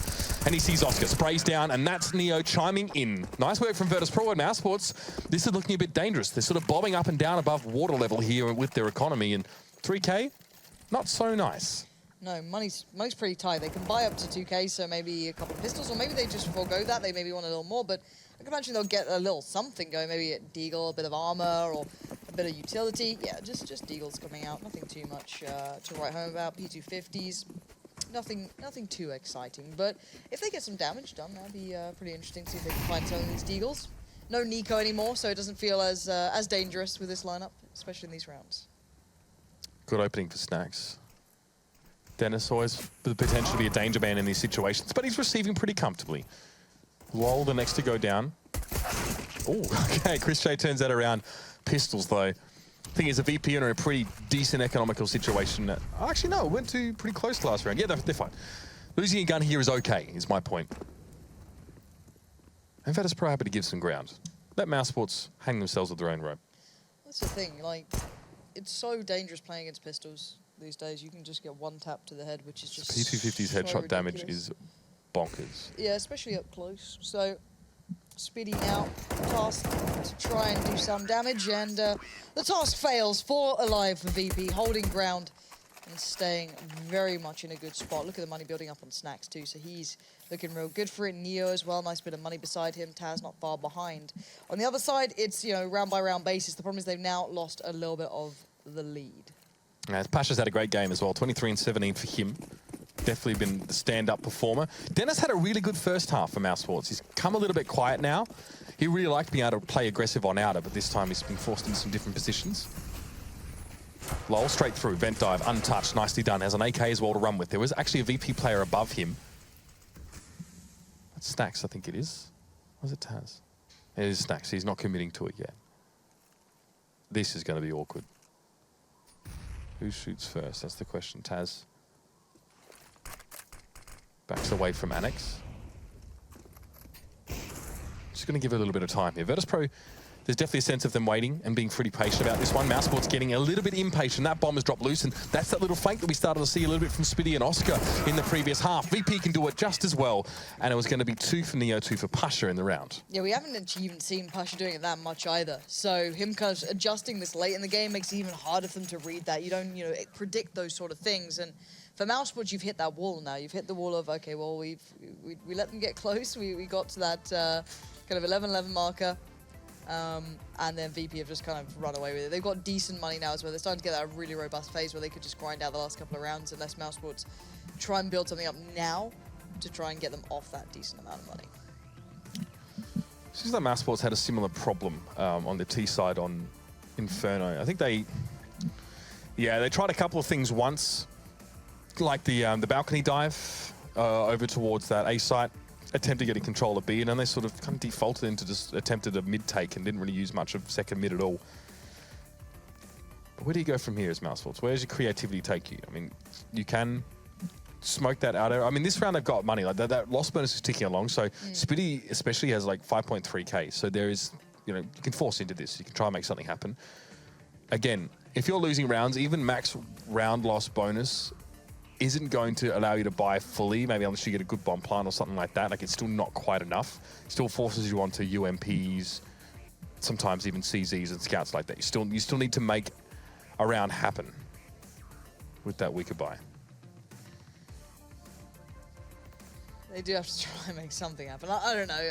I don't know with Mouse. Their CT side was fine, but you always felt there was going to be a bit of a problem with this when eventually push came to shove, and they just don't maybe have the depth on this map that VP do, at least on VP CT side. They've got they've got control of the money now. They've got that economy in their pocket. So for VP, it's time to just grind it out, right? It's just going through the motions at this point, and they're finding it. They've got more to show as well. We haven't seen like crazy aggression on this map. We saw Pasha just last round though pushing up towards radio, which was really, really nice. I like that occasional kind of dabble in towards it. We haven't seen that Dennis style push towards outer as much. We saw it for a couple of rounds. We saw them try it out. So again, there's a lot to be shown for this. But Mousesports going in on the buy here with whatever they can do. Tech-9's galore. A little bit of a rifle for Spitty. Did have the higher amount, so not too surprising. And Pasha again on the push. Maybe just starting to really read what VP are up to. Maybe not expecting people to be holding radio actively. Why not? If you're feeling it, go for it. At the moment, he seemed to have had the right read recently, but Mousesports are applying the pressure towards the outer area. Smothered in smoke, though. This is very hard to read, but Dennis somehow finds rooms to operate towards the upper site. He does get a gun for it as well, but there's still a player among them. Taz is there, but Dennis single-handedly doing the work. Player towards Crows next, and Dennis strikes again. That's 3 for him. And the round might just be theirs. Bialy, though, will make it a 1v1. He's turned things around. 7 smokes, by the way, were down at the start of that round, so it was absolute chaos, and now the bomb is down. Dennis via Bialy. He's already got 3 kills in this round. Bialy knows he's dicing with death, but he wins it out. That's got to hurt. The back of Mousesports may well be broken, and it wasn't a mousetrap, just a sneaky pole. Oh, my lord. Nicely done to turn that around, and that's frustrating for Dennis. That one round, you feel like you're stretching your legs, you're making an impact, and it comes so close. Only to lose that round out. Money's still there for Mousesports, though. Such a shame as well. The one shot that you kind of say, like, come on, I've got this, and it just slips. But A valiant attempt from Dennis, but sadly to no avail. But at the end of the day, it's put virtus.pro to a great position. 14-11 now. Money's still great in their pockets, of course. Mousesports, however, can at least buy into this one. I want to see something different. Show me what you got here, Mouz. I want to see maybe a quick hit, something. But then again, how do you get past that utility? How do you work around that? It's not easy. Maybe they can punish Pasha for pushing up here. chrisJ could be in an interesting position soon enough. They're both waiting for this one. Spiddy finding Taz might encourage this. I wonder if Pasha's going to take the bait, because it feels though maybe a tasty morsel waits around the corner, but incredible restraint shown. Pasha backs away, and chrisJ encroaches. Okay, he knows where Pasha is now. Pasha doesn't realise that chrisJ has seen this one, but still adjusts his position to expect that. Oh, I like this. Oh, he shows himself, so this could be a bit nasty now. Yeah, Pasha, good on him. He backs away, gives up a bit of ground. Younger players, more fiery players, who would try to challenge that one anyway from a disadvantaged percentage-wise. But as chrisJ goes very low. Now the Molotov. Oh, one ticket, it's enough. Neo makes himself a bit of a barbecue. Dutch style, the real good style. Even the cheese on the grill, that's what they got going on. 2 players left for Mousesports. Dennis and Spiddy trying to play out of this, and you can see Pasha backed away from that because he knew players like Neo would have his back straight away, expecting it, and there it was. So good little support system between the virtus.pro boys. And what are you going to do, Dennis? You've got Neo circling above you. And, well, just accepts his fate. Just accepts it. Just like, not like this. Spiddy, though, 8 HP and not much of a hope nor a prayer at that point, as it is now 15-11. virtus.pro on the verge of closing this one down. And it looks like maybe Mousesports running out of anything to run with here. Money's still there. They can get a buy going, but it doesn't feel as though that's even helping them at this point. This is like the classic full round loss bonus, but just lost a couple round situation. This is kind of what the ideal. This is the ideal we can get with their bomb plant. So let's see what Mousesports can make work with this. But it seems like Mousesports, when they're forced into a position where they kind of have to be the playmakers, they get maybe even a little bit default, a little bit stock standard. It's virtus.pro that can start getting creative now on the CT side just by taking some educated risks. Mousesports did the same thing on their CT side and it worked well. Let's see, Taz gonna have to be ready for this one. chrisJ goes forward. He actually doesn't see Taz, who's still in the corner. He finds Lol, backs away inside the hut. Bialy finds a second. How is chrisJ here? What is going on? How has he got this far and not been found? He will be caught out eventually, but it was kind of one of those weird situations of, how did you manage to get behind that? The smoke was there. I don't think Taz even saw him because he was flashed at the time. The smoke just on the outside of Hut as he pushed down towards the side didn't help him because he lost the player behind him. What's that, Spiddy? Bit of a flash. Kind of gives him his position away here. Yeah, Neo puts that one to bed. virtus.pro get themselves the 2-0 in the night. Mousesports were hoping for a 2-0 of their own to really set them up for the playoffs. But now, as the lights, the cameras, and even the casters are on them, Mousesports falter. They'll need to pick up a few more games going forward. But for now, VP looking very, very good and continue to climb the ladder. Lauren, let's head over the desk and have them break down the match that was Nuke. Yes, a little bit closer. Looks like Mousesports has put some work in on Nuke because they put up a good fight there. But I mean, if any team was going to have the cushion to give up those 2 matches, it is Mousesports currently sitting in first place. They've probably dropped, and you don't want to give up that cushion, but it is a nice luxury to not be sunk out of the playoff picture.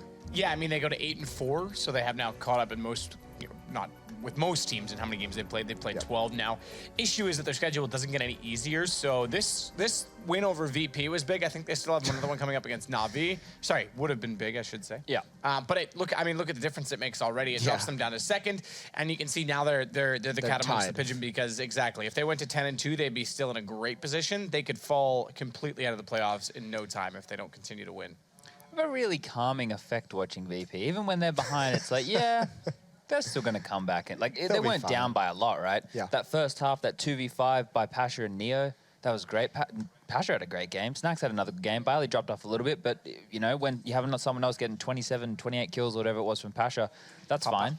Yeah, it's just nutty the form that this guy's found himself in again. And they've been playing Counter-Strike for such a long period of time to still be playing at this caliber for all those years. I wish I could have done that. I bet you wish you could have done that. I bet you could have done that for a week. Wouldn't have been bad. Played good for a week. Sorry. Maybe I had one or 2 good practice weeks. It's just weeks. unreal. Yeah. That kind of savagery is not needed on my desk, Matt. Oh, your desk? Yep, it's mine. It's mine. Someone's got an inflated ego. But no, so now we have VP. I mean, this is now, I mean, Nuke, it's nice because they did face some adversity early in this map, but I mean, Nuke is just one of those maps that we know VP on, they can always fall back, like the old reliable. We know they're that good on it that despite, sometimes VP online is a little bit dicey, a little bit sketchy in how they play. Nuke is a map that they seem to still be able to maintain form on.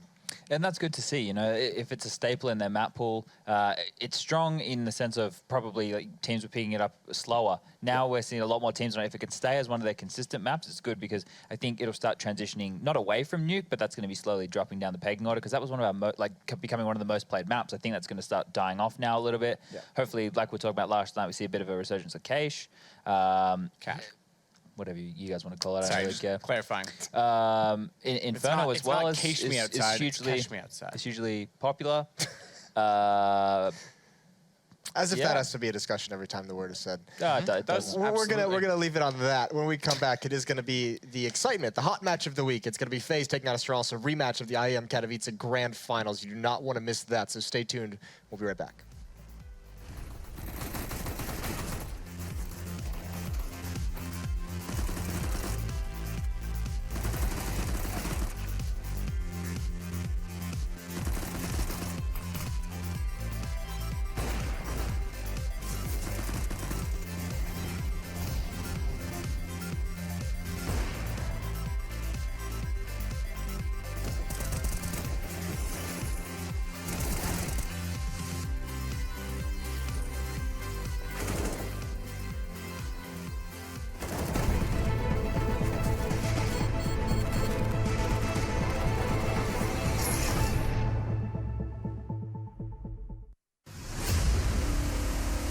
I can't understand people watching somebody play a computer game.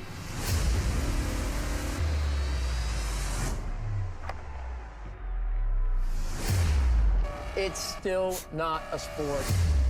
It shouldn't be on a sports network. But I don't know if athlete is the right word.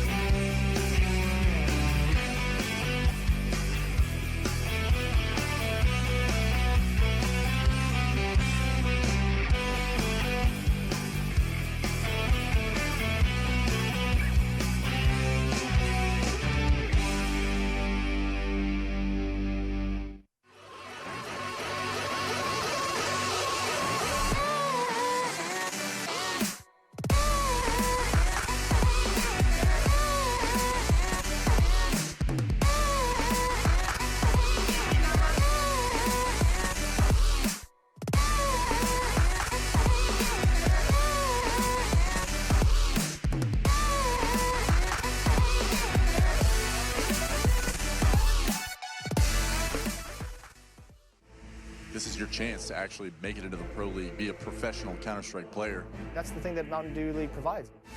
Penguin, you know what? If anybody has a shot at 2-0 against Penguin, beautiful Counter-Strike. You usually only see that into the professional level of things. We are one of the youngest team in top 20. Many teams can underestimate us and we can surprise them with our tactics, show our Polish power.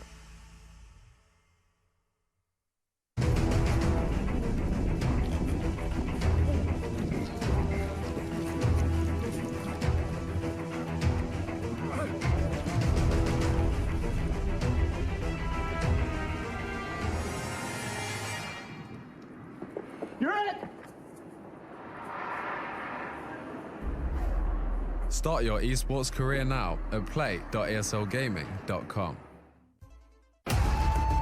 Counter-Strike is sharing incredible moments with us and will return to a memorable place.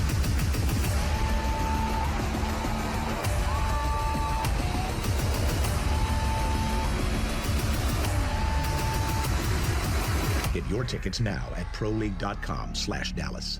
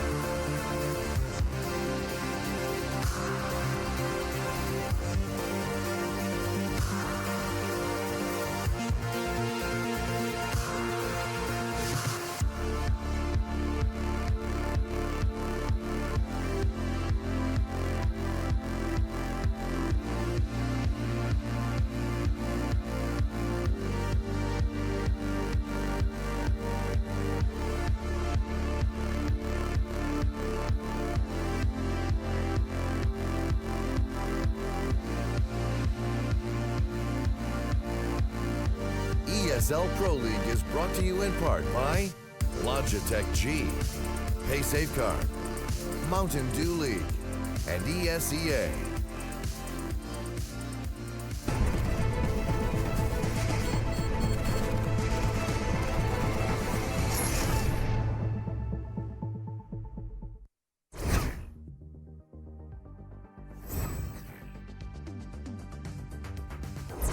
Hello, future professional gamers! Back to the Nuke Wonderland, this time with a basic ramp smoke. This smoke will eliminate some of your opponent's vision on ramp, making it easy to clear areas such as the ramp boost. To do this game-changing smoke, nestle yourself into this chair corner. Then look towards this sign at the entrance to the ramp. Walk forward for just a moment and throw the smoke. Ramp can be a right pain to take with few terrorist options, but hopefully this smoke helps.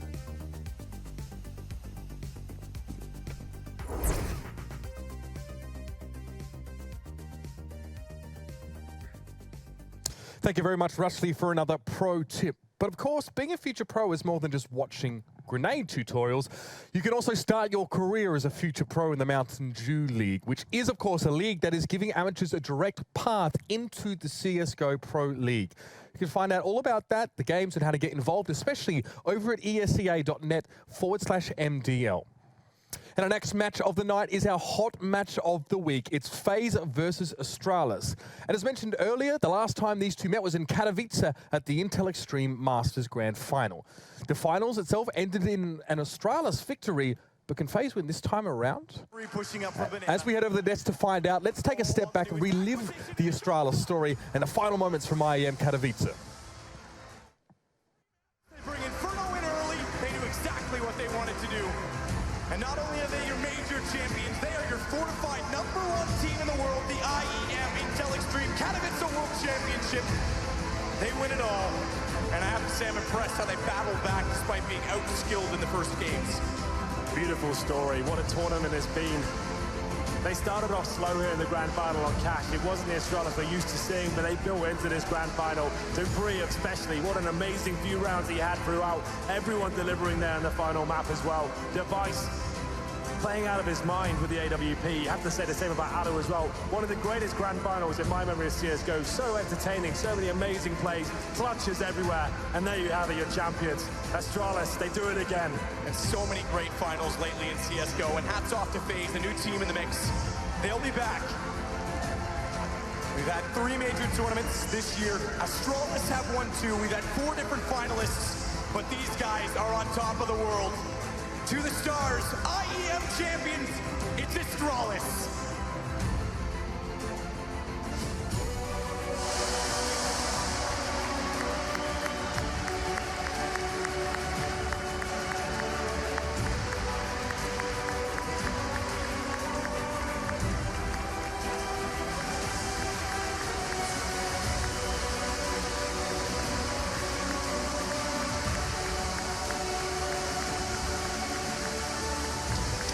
Yes, it's a beautiful sight. It was beautiful in the arena as well, and it's great to see a team like this that has worked so hard and come up short so frequently now get their 2nd trophy of the year very, very early on in the year. This was an impressive win because FaZe was no joke. FaZe tested them, and that was, I think, a little bit surprising in itself.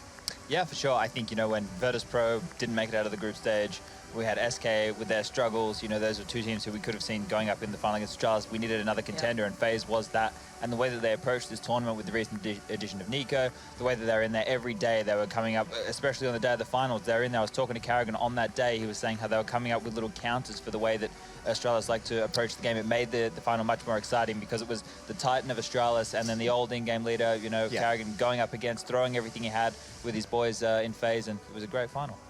Yeah, I mean, this is now, I mean, Nico is a driving force to this team, and this is a team that a lot of people, based off their performance in Katowice, are saying, you know, early returns with Nico are great, but what does it mean for the future? They're just going to get better. Well, we haven't seen that huge stability hit yet. We're still waiting to see that massive kind of swing up of, okay, now they've got everything they need. They've got that great game in-game leader. You've got that huge firepower, like every single role is filled. Where are the big results? They've had a little bit of a weird turn in Pro League as well. Yeah. Online CS, right? You pinch of salt still there, of course, but they finally had time to work with this 5 now. So you expected to see things clicking quite quickly, especially after Katowice. So there's still a little bit up in the air with this FaZe team. Yeah, and I mean, against Astralis, I mean, how much can an in-game leader actually provide when he's facing against his old team? Like, how much insight can he actually have? We saw them, I mean, obviously Astralis has a change in in-game leaders over to Glaive, but Carrigan, you have to imagine that he's going to know some tendencies of some of the players that he can exploit. Yeah, for sure, and you'd know, like, mentality, what would annoy them, what could get under their skin, what kind of plays that he could be bringing out, or little things that he could do that, you know, they don't particularly like.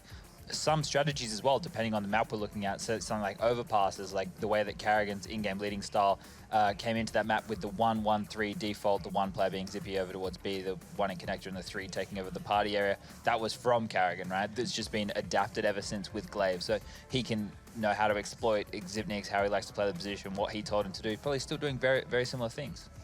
Yeah, and I mean, there's got to be a change in that somehow, but first, I mean, the real thing with Carrigan and now FaZe has got to be, where do we think Nico is going to be going with these online results that we've seen? Is this a situation we're not feeling that dominant Nico that we saw at Katowice? Is that just a product of it being the online Counter-Strike, the regular season? Maybe it's not the tournament. I guess if you're Nico as well, you just want to settle into this roster. You don't want to be causing problems yet, or being a little too far. You just got to fill in the role that you've been given at that point. You're still the superstar.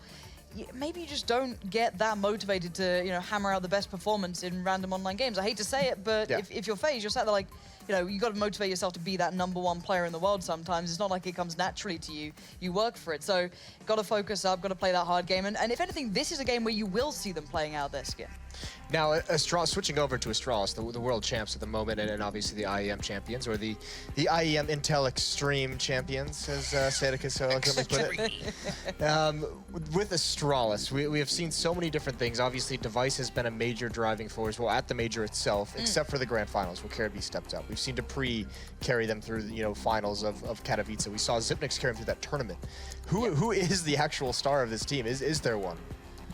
Is there four? Psychologist. Sports psychologist. She's changed everything. Well, they do say that she makes a huge impact to them, and no matter how much that is like a PR thing, take whatever you want from that, but individually they do genuinely believe in it, even when you speak to them away from like an interview setting. Right. I think the big thing for me is the specific roles they start to play now as well as a collective. It's something that began even with Carrigan in the lineup, so he'll be well aware of this.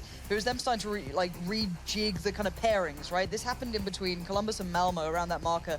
In interviews, they started to come out saying, basically, we're pairing up players with similar play styles. And that even applied without Kievi being there, but they added him to the roster and it became a far more defined duo between him and Dupree. And you see those two now working together on the vast majority of the maps. Inferno, you'll see it again, especially on CT side and T side as a rifle pairing.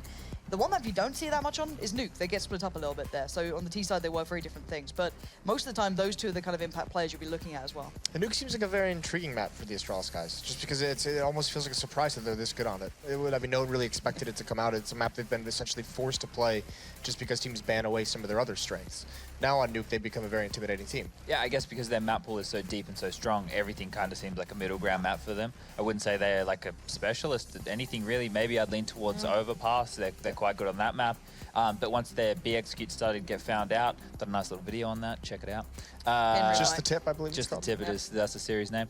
Once they get figured out, it's going to be difficult for them to continue to rinse and repeat, but they can stay on their toes. So I think, Nuke specifically itself, having a good strategic base and having good team play, obviously that helps them.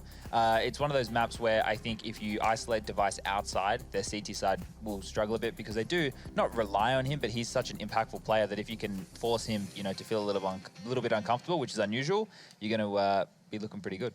And I'm wondering when they start trying to introduce a more consistent double AWP factor, because they're one of the only teams that don't really run it on a very regular basis. I don't think they can. They might be looking at it soon, I can imagine. Get Dupree in the... he sometimes picks it up. He does. He would be the go-to. He's in theory the second AWP, but they're one of the only teams who don't have that as a fallback plan. Device is great on his own, to be fair. They don't necessarily need it a lot. But as like another look to them, it could be another thing to add into the kind of pull of tricks out of the sleeve. So I wouldn't be surprised maybe them working on that in the future to add into the repertoire because, as said, people know what they do. People look at the major champions. They look at these guys and go, all right, well, that clearly works for them. How do we get around it and how do we incorporate it ourselves? So... one thing I think we've forgotten tonight, Chad, is the fair income segment. Yeah, it's not. We'll do it once a week. Okay, once a week. I think every day could be a bit too much. Exhausting. For There's not that much. I'm a slow learner, so you gotta. There's not that much Australia. No, there is. I don't want to overload everyone at home. Thank you. Okay. Well, the cool thing about that is that both of these teams, I'm pretty sure, are going to be playing in IEM Sydney. I believe they're both invited. So you can check them out there. But for now, we're just going to have a rematch. It's the hot match of the week. It's Astralis taking on FaZe, and we've got two hot dudes to take it off our hands. Henry G and Sadikist. Appreciate you being honest, Moses. I like to think of it as a hot match and that we are a hot mess. You're starting to remind me of Mike Spinelli from Afterdrive when you host. Henry, I've got you coffee. You did. Thank you very much. Did I make it correctly for you? Yeah, just because I like nothing else. Yeah, I like my coffee like I like my DDKs, black. Okay. So that's how I brought you yours. This is a rematch. IEM Katowice final. Went 4 maps out of the 5. Inferno was the curveball. Astralis knew that they were struggling a little bit on train against FaZe, hence the tiebreaker earlier in the tournament, and they thought they could bring in Inferno and catch them off, win it in 4. If they didn't, they had a fallback in that 5th. So things went exactly as they kind of envisioned it. Losing cash was not surprising to start the series off, but Inferno is where we start tonight. Yeah, that was the final map of the grand final. It was 16-13, but it's difficult to take that much away from it. Like we've discussed it many, many times before.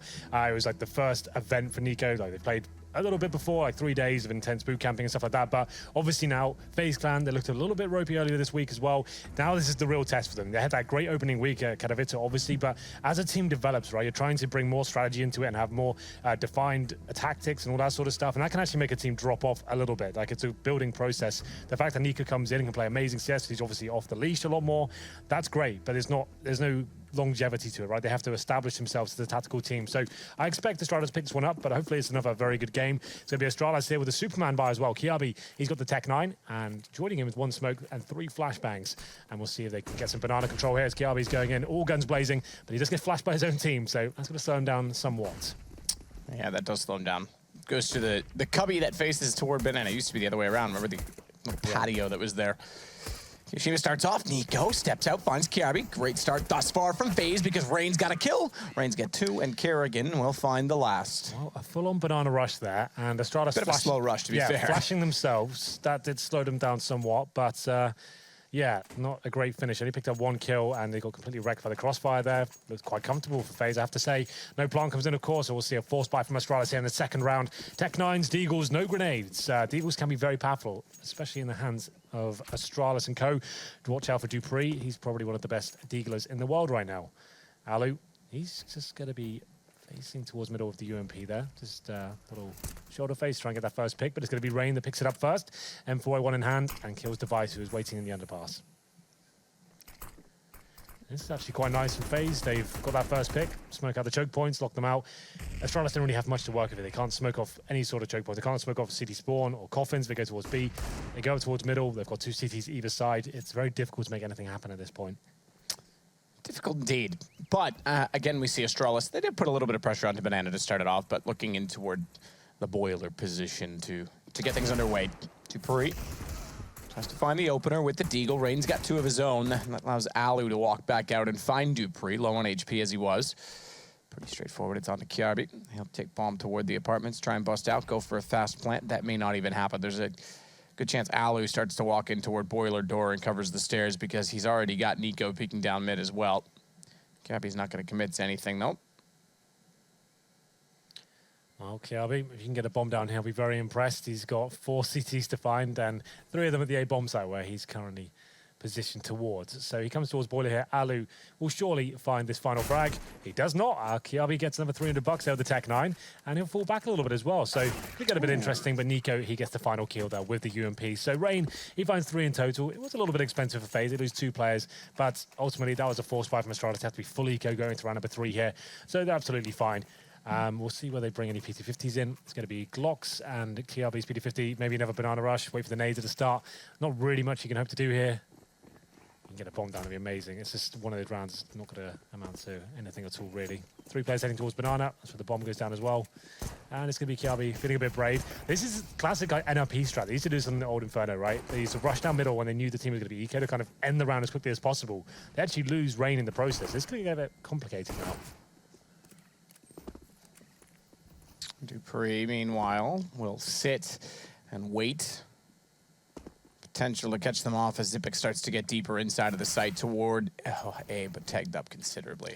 Yeah, well, it's very good to get the opening pick there, but this round should come to a close momentarily. Dupree just that Glock, can't really do much about this. He does a bit of damage, to be fair. Nico goes down to 20 HP. Glaive trying to find a kill, gets 1, could get a second as well. This is actually getting pretty messy. Okay, Alu saves the day. You can see Alu and Nico, who are in front of Glaive there, when he had the Glock, he could have actually finished them off. But it doesn't happen. The 3-0 comes in. Another expensive round for FaZe, but the money's fine. They're getting kills with the SMGs. You can see Alu, he's actually a beast on this map. He'll be dropping over the UMP and pick up a double AWP setup on Inferno. Why not? All right. I mean, I say why not. I'm being a little bit sarcastic. Yeah. We just talked about this. CT side, I think it can work. It requires this. Alu to go aggressive with his to find an opening pick, because if they sit back, then the angles don't favor them, especially if they lose 1 pick and have to play a retake. So they have to get kills early. That'll work. Both of them go aggressive. Nico gets Kiabi down. Molotov off. He'll fall back, but he's going to run through one. Oof, I think he's going to sit back. Smart call. Yeah, that's fine. He's got an incendiary to protect himself, so no one can run up and kill him. So he's got time now just to fall back slightly, spots another one, and he doesn't take any damage, but he's looking to get the kill in return. Very aggressive play here from FaZe. It was Nico, this double AWP setup. I would say unorthodox at this point, but the map still is evolving, to be fair, but he goes aggressive towards the car position, finds the first kill, and he's looking for more, but it's going to be a fast mid-attack coming in here, and Rain and Kiyoshima have to fall back as Zipix does find Rain. Kiyoshima. Pull flash back out. It's going to start to look in toward the top of middle. Looking for additional information where it may be required. And a 4 versus 4, these double ops set up in a first gun round. It started well with Nico getting that first pick, but now becomes a bit more problematic for them because, again, you have to take a retake. into a site, especially if they're late to rotate back over. Through the smoke, Kerrigan's waiting. Device is able to find him. Bomb is dropped temporarily, and this is where that op's going to be a big hindrance to them, if you will, because they can't find their way back into the site. Smoked off, they both fire blindly, and they may just have to sit and save this one, to be completely honest, but it is Nico. Stranger things have happened. Realizes he's smoked off, that should signal the end of it. Yeah, this is exactly why the double orb setup, I don't really agree with it. As soon as you lose a bomb site, it's already a nightmare to retake the B site. And the fact you've got to do it with 2 orbs now as well, obviously very long-range weapons. If you're smoked out at all, this is where this starts to get desperate. Try to wall bang, but the wall is getting close. I'm not even sure that's penetrable. I don't know the damage that in that position. I'm sure there's some slight penetration, but they do get one down. Dupree gets the shot back into Alu. That's one of the ops gone. Nico's got Device. There's still a chance. Hold on. The double op setup. Does he have it? 5 seconds he's got it. He's just barely got this. That's incredible. It looked like they were just sitting trying to save at that point. I think Astralis thought that as well. They got a bit too aggressive at that point. They heard the wall bangs coming through. They thought, okay, these orbs are going to fall back any second now. I'll push through towards Ruins, and one of them goes down to the pistol of the CDZ. There was no reason for that terrorist to push in towards that guard in position, because as soon as he goes down, the orbs then actually have an opening. They were locked out by that smoke for so long, and then I think that was a bit of a misplay from Astralis overall, but there it is. The double orb setup does work out. They will not be buying the second one, though. They'll stick with Alu, who we felt, like I said before, very, very good in this map. We saw that in the grand final. He had some amazing rounds, and it looks like another fast speed play coming in here. They've got guns to work with. That's going straight in. They do take down Kerrigan in the process. Up to Nico to defend. Nico makes no mistake on the first. Quick pop flash. They turn away. A little bit closer than it. Oh, he's ready for it, but he does manage still to get Kierby. Glaive will make it to water. Why we call it that still, I'm not sure, but we do. Nade goes through.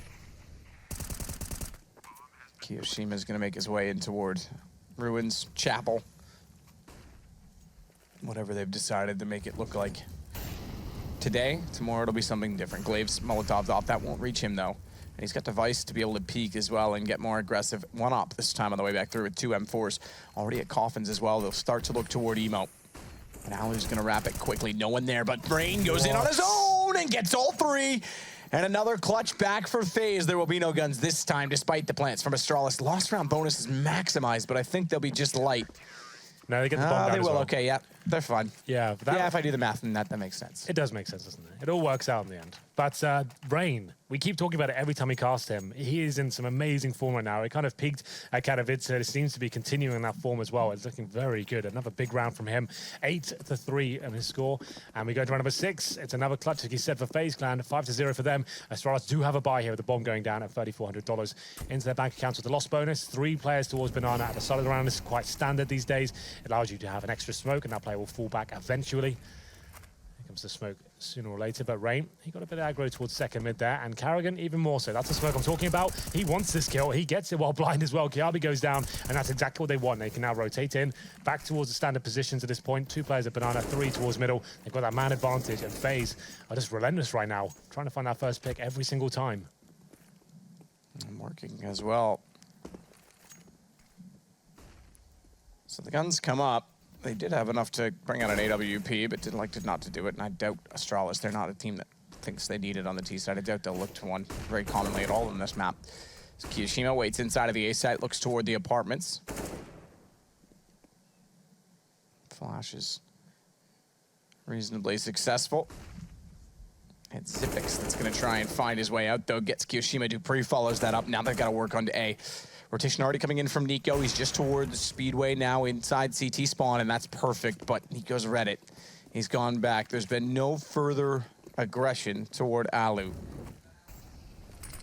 Smoke off from Nico. Pop flash as well. Back turn, jumps in, spots one, but taken down immediately by Device. That's an easy plant for them at this point in time. Nice little flashbang from him. It was a good idea, but this round should be going in favor of Astralis. But Alu, he strikes back with an AWP shot towards the Ruins there. It's now a 3 versus 2. Rain, like we said, amazing form right now. He'll be feeling eager to try and get this round in their favor, but it's going to be denied by Dupree. Up to Alu now, who's picked up the AK-47. He shouldn't have a chance here, and Glaive confirms it. There it is, the first round for Astralis. And it comes off the back of a fast Banana rotation there. We saw Nico actually reading it like he said. He thought it was going to be the A-side commitment. He gets back in time. The flashbang was good, but there's too many players on his screen to actually do anything about it. And it's going to be Astralis now resetting their loss bonus. And they've actually done significant damage to the FaZe economy as well. You can see, yes, they've been winning every single round, but they've been quite close every single time. Even on against the full anti-ecos, they've been losing 2 or 3 players. Alu still has the AWP. Just to touch on your point as well with the AWP. while this gets a little bit exciting. Device is one of those players I kind of spoke to him about Inferno. He goes, we won't buy it, but we pick one up, we're happy to use it. So they don't really force themselves onto it, right? Yep.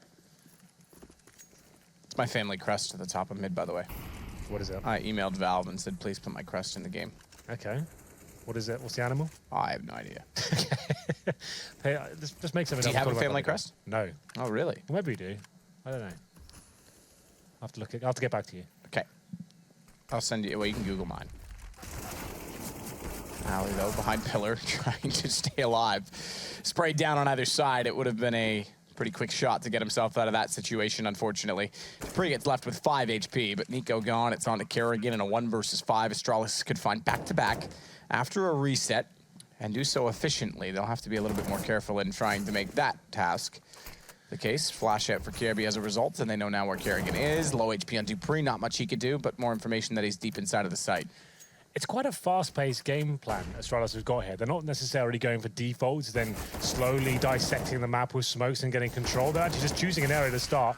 Okay, let's go towards middle. Everyone faces at the same time. One person in apartments, one whole banana. Let's see if we can get that fast pick with a flashbang. If we get it, we'll commit and we'll just try and get trades. It's actually quite refreshing to see that. Normally on Inferno, you're talking about, you think back to like one of the best teams on it originally was Na'Vi, right? They did very, very slow-paced, methodical stuff. Guardian trying to work a pick, coming down to 10-second mark, all the smokes and flashes and Molotovs used, and then they go to the site. This is a much faster approach from Astralis, and I kind of like it. It's going to be an eco, though, for FaZe going to round number 8 here. Scoreline is 5-2. They've got a Deagle. That's about it. That's in the hands of Nico. But he can do some horrible things with that weapon, but not this round. Dupree takes him down. Kerrigan will try and do what he can with the silent USP. Does some significant damage, but that's going to be round over at this point. Bomb will be going down towards B. And like I said, another simple round for Astralis. Choose one area. Let's get in towards B. We'll shut it down. We'll get trades or just eradicate the entire opposition here. It's just going to be Kiyoshima and a 5 versus 1. With pistol. Yeah. Really good chance, I have to say. I think he's got it. Yeah. Pretty close. I still think he's got it. Yeah, good to defuse that bomb. Well, money going back towards FaZe. They don't have the AWP, and they haven't bought a single kit as of yet. I think they can probably afford one. Nico opts for an incendiary instead. So the bomb goes down. That retake becomes a lot more difficult. Final buy is 4M4s. Nico on the UMP. He is very good at that weapon, to be fair, but no kits and limited utility. Wouldn't be surprised you saw that 3 players towards Banana once again. Kiyoshima, this is an interesting smoke. Can we follow that? I don't know where that goes. Okay, so it's pretty much the same smoke you can do, but it's a little bit shallower in CT spawn. You can get it maybe a little bit quicker than the other one we normally get used to seeing. Lands in the exact same place, but... Well, Dupree will get inside a boiler.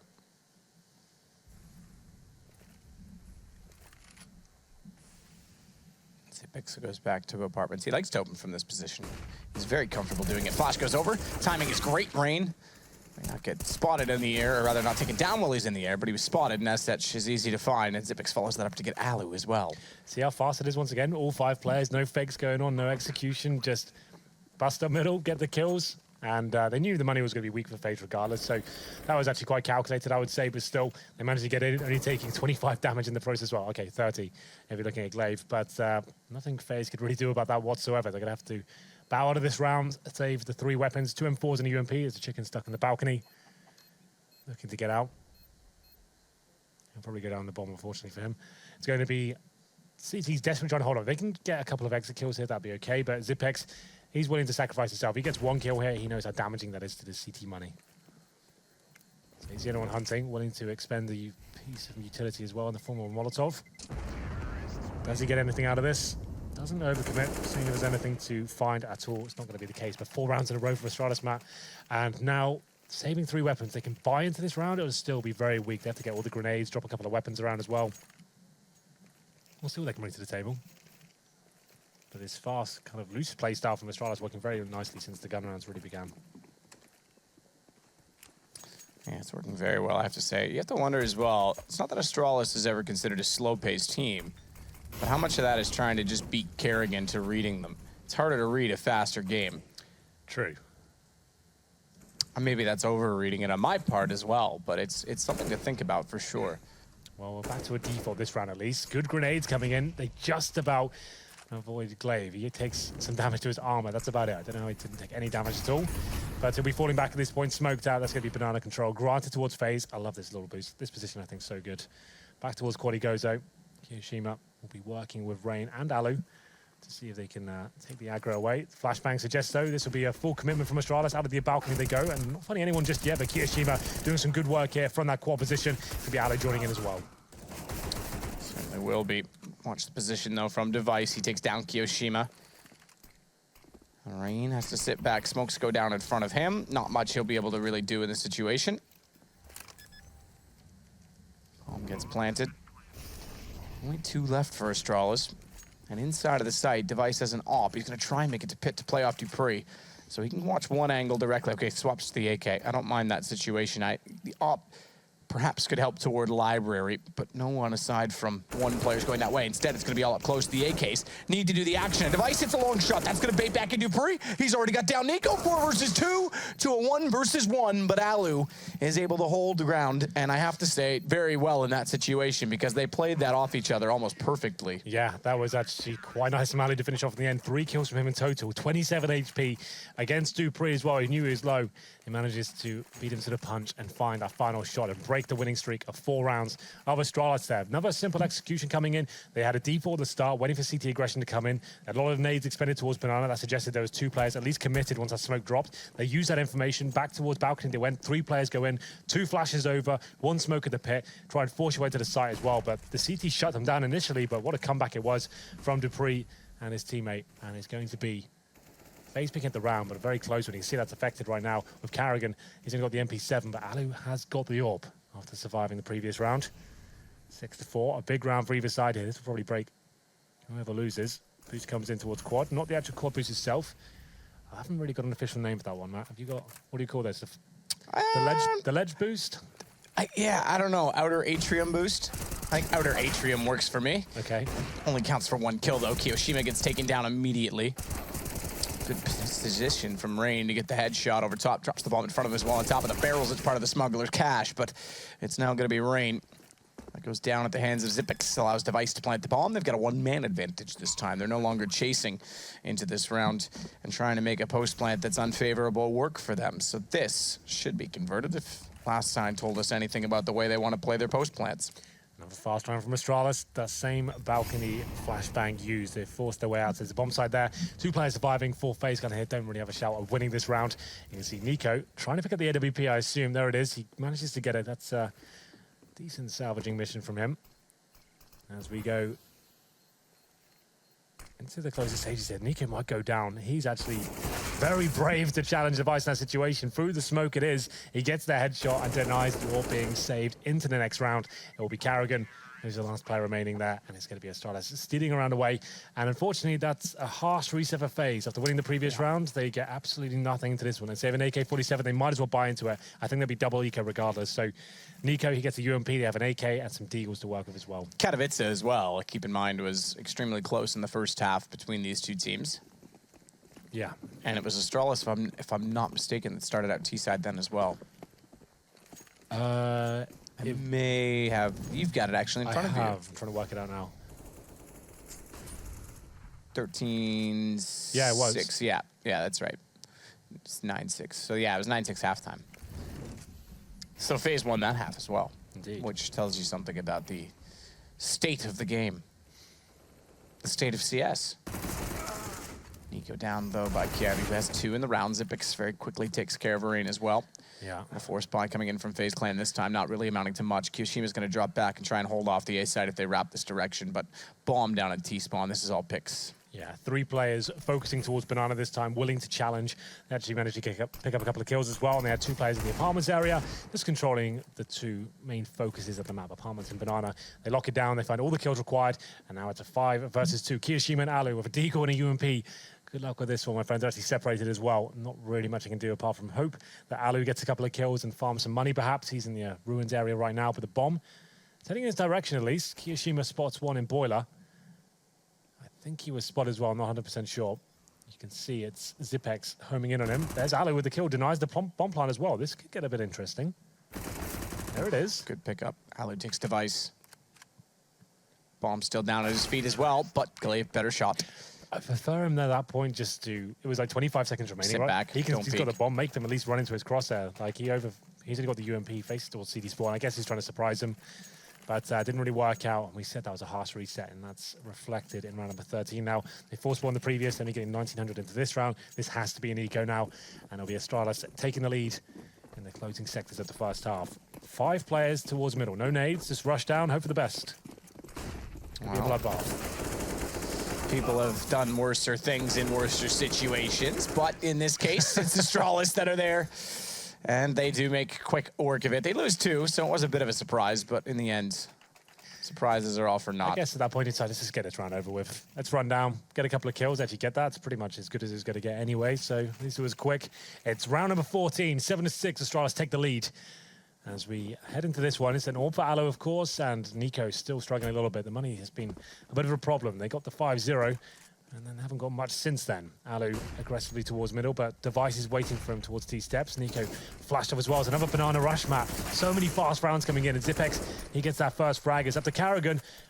I think he flashed his... Oh, that was actually a pretty decent flashbang. Smokes him off as well. At this point, they'll cancel the rush. They've got that man advantage. They know the money's pretty low. Zipex through the smoke, of course. Why not? Takes down Karrigan. Another pick for them.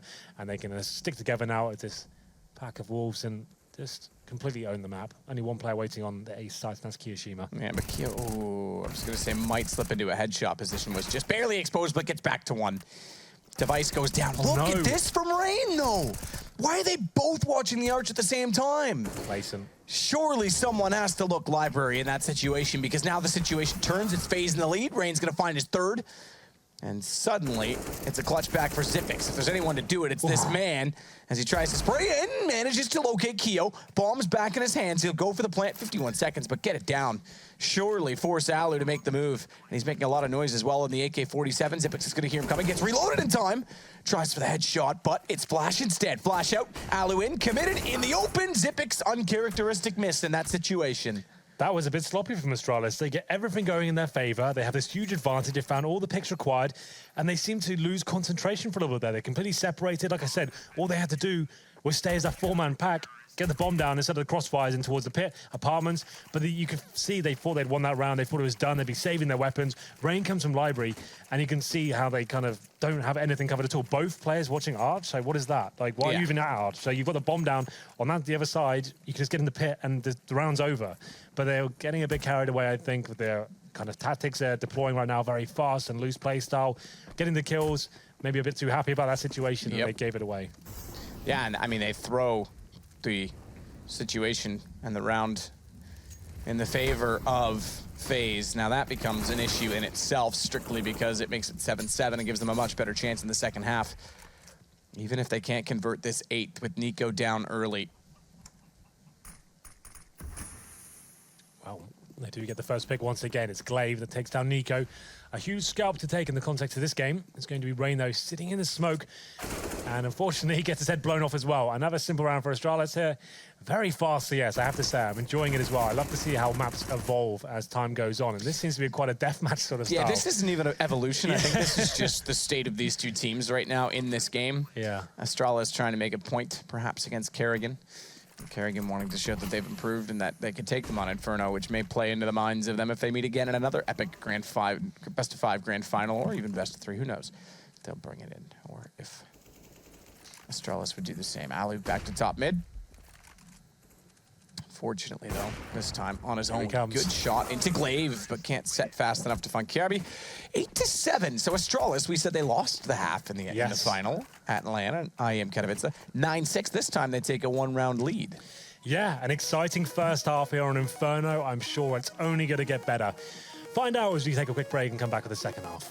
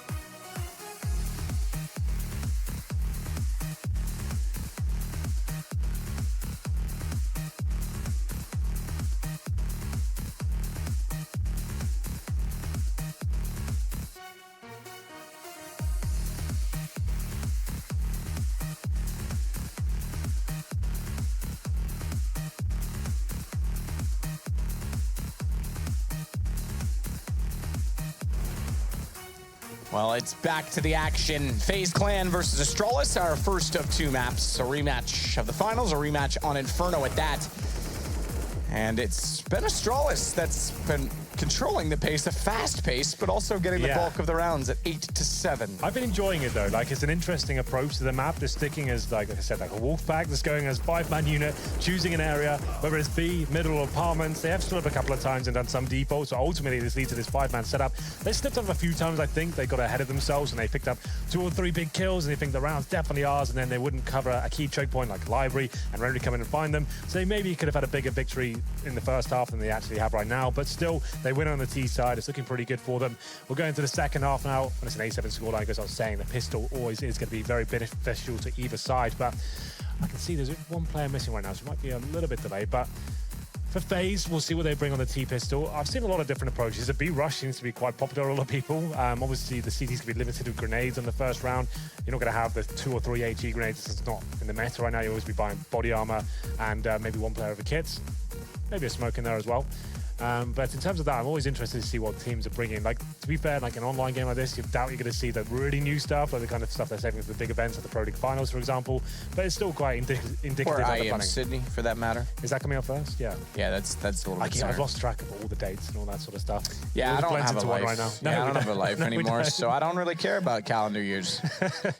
I go by the length of my hair. Huh, it's long. Must have been 4 or 5 weeks gone by in that time. It's a good calendar. It's not bad. Wow.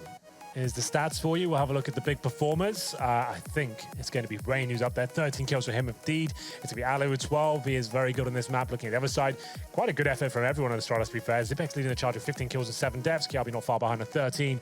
Dupree and Device on 12. And Glaive, the in-game leader, he's on 7. But it's a very, very interesting way they approach the map. And I'm be interested to see where they deploy that going forward. But like you said, it's a bit of a mind game going on. Carrigan, their former in-game leader of Astralis, the Danish superstar, going over to FaZe now. And I guess who's a bit surprised at that? I think we all were to see that kind of play style. Yeah, I would agree. I would agree completely. I think Rain's stats right now are quite impressive. 107. One of the talking points leading into this was Rain's clutching versus Zipex's clutching. Yes, that's right. And we saw both have a moment of brilliance, but come up just shy in the first half. Well, here's the buy then. We've got 2 smokes, 2 flashbangs, and 2 HE grenades. This suggests something quite technical coming in from FaZe here. They're going for some initial banana control. Glaive's waiting for them, though. 3 players in total towards the B side of the map. Very quick to get that banana control coming in, trying to bait out any grenades the CTs might have. As you can see, 5 sets of armor for Astralis, and Glaive, he's hunting for a frag right now. And Nico, what are you up to, my friend? At least turn and face when you're walking back down. Like, if you're not doing anything, you might as well at least look in the direction where you're going to get threatened. But gets taken out, lovely headshot. Hard to hit the back of the head as well in the hitboxes, as we know.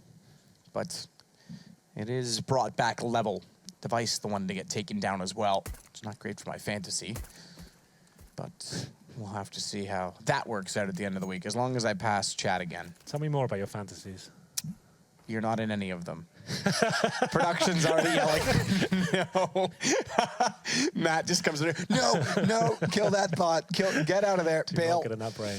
Well, it is Kiabi that's got another kill to take down Rain, and now Nico jumping by though. Kio's got Glaive, and a smoke off on Zipex toward the coffins means they can start to work in toward the B. Sight bomb being planted, but a flank coming in as well. 3 versus 3, and the flank will be Dupree, who spots up Kerrigan, knows that he's going to be sitting at the top of the banana position, and Dupree's easily find that kill. Or easily able, I should say, to find that kill. Zipex does the same to Alu and Keo. Bomb in front of him, plays from New Box. Double peek out, spots both. Has to find the third, sees it on the right, tries to dance accordingly, but too many men. Too many men. That's your fantasy. Yeah, okay, come on.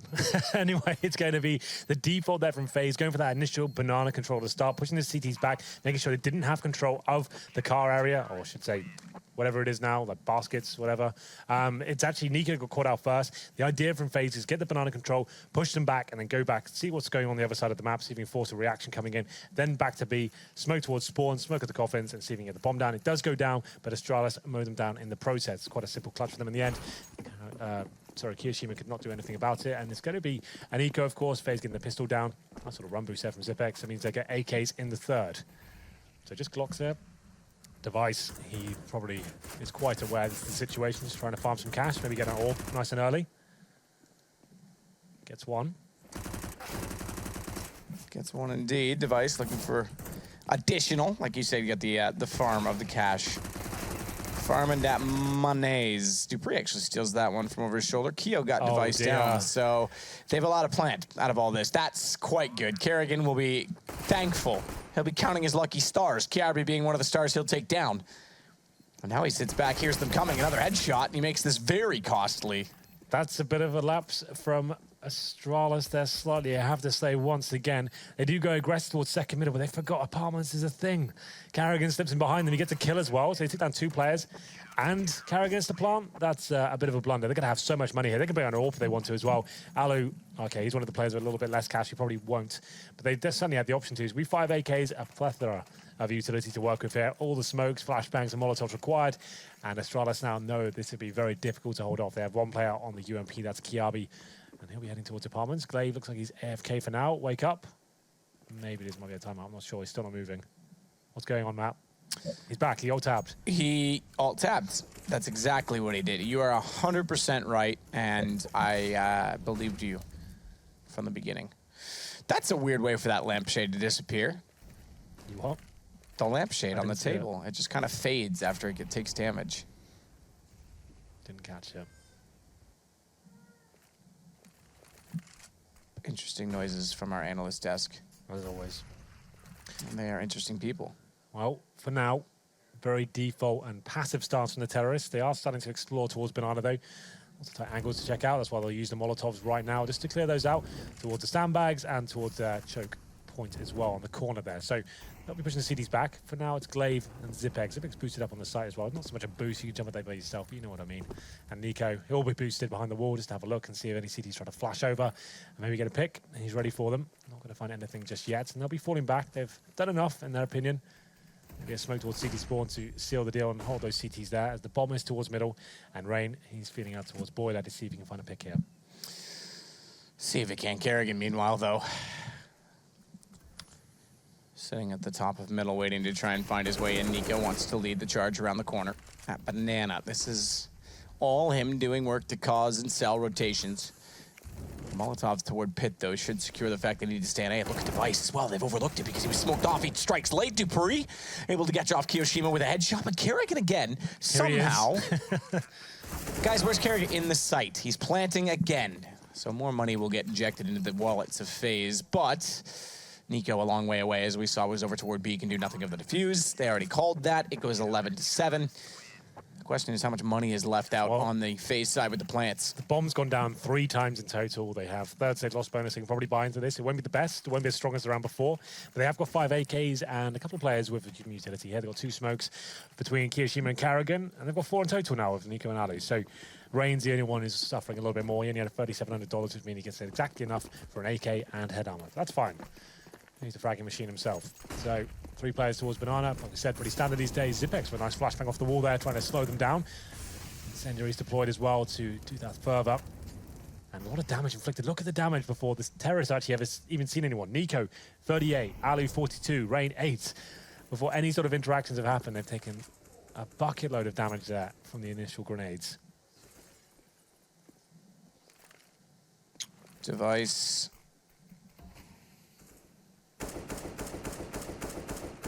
Try and figure out exactly what's going on top and middle. He plays aggressive while the other 2 in A are passive. Bomb is dropped underneath the window at the top of middle. Top of alt middle, I guess, technically speaking. Yeah. The only map with an alt mid. For now.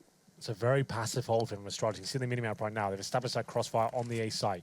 No one's even watching long A, so CT spawn is open. Glaive is aware. He's rotated towards that area. But you can see they're focusing towards quad mainly. Kiabi, he's watching towards Lobby from the pit, but this is a nice crossfire. This works actually very effectively. Device a bit more aggressive now, gets 1 shot. He should be taken down at this point from apartments. There it is. Kerrigan finds him, and they will commit towards the A site at this point.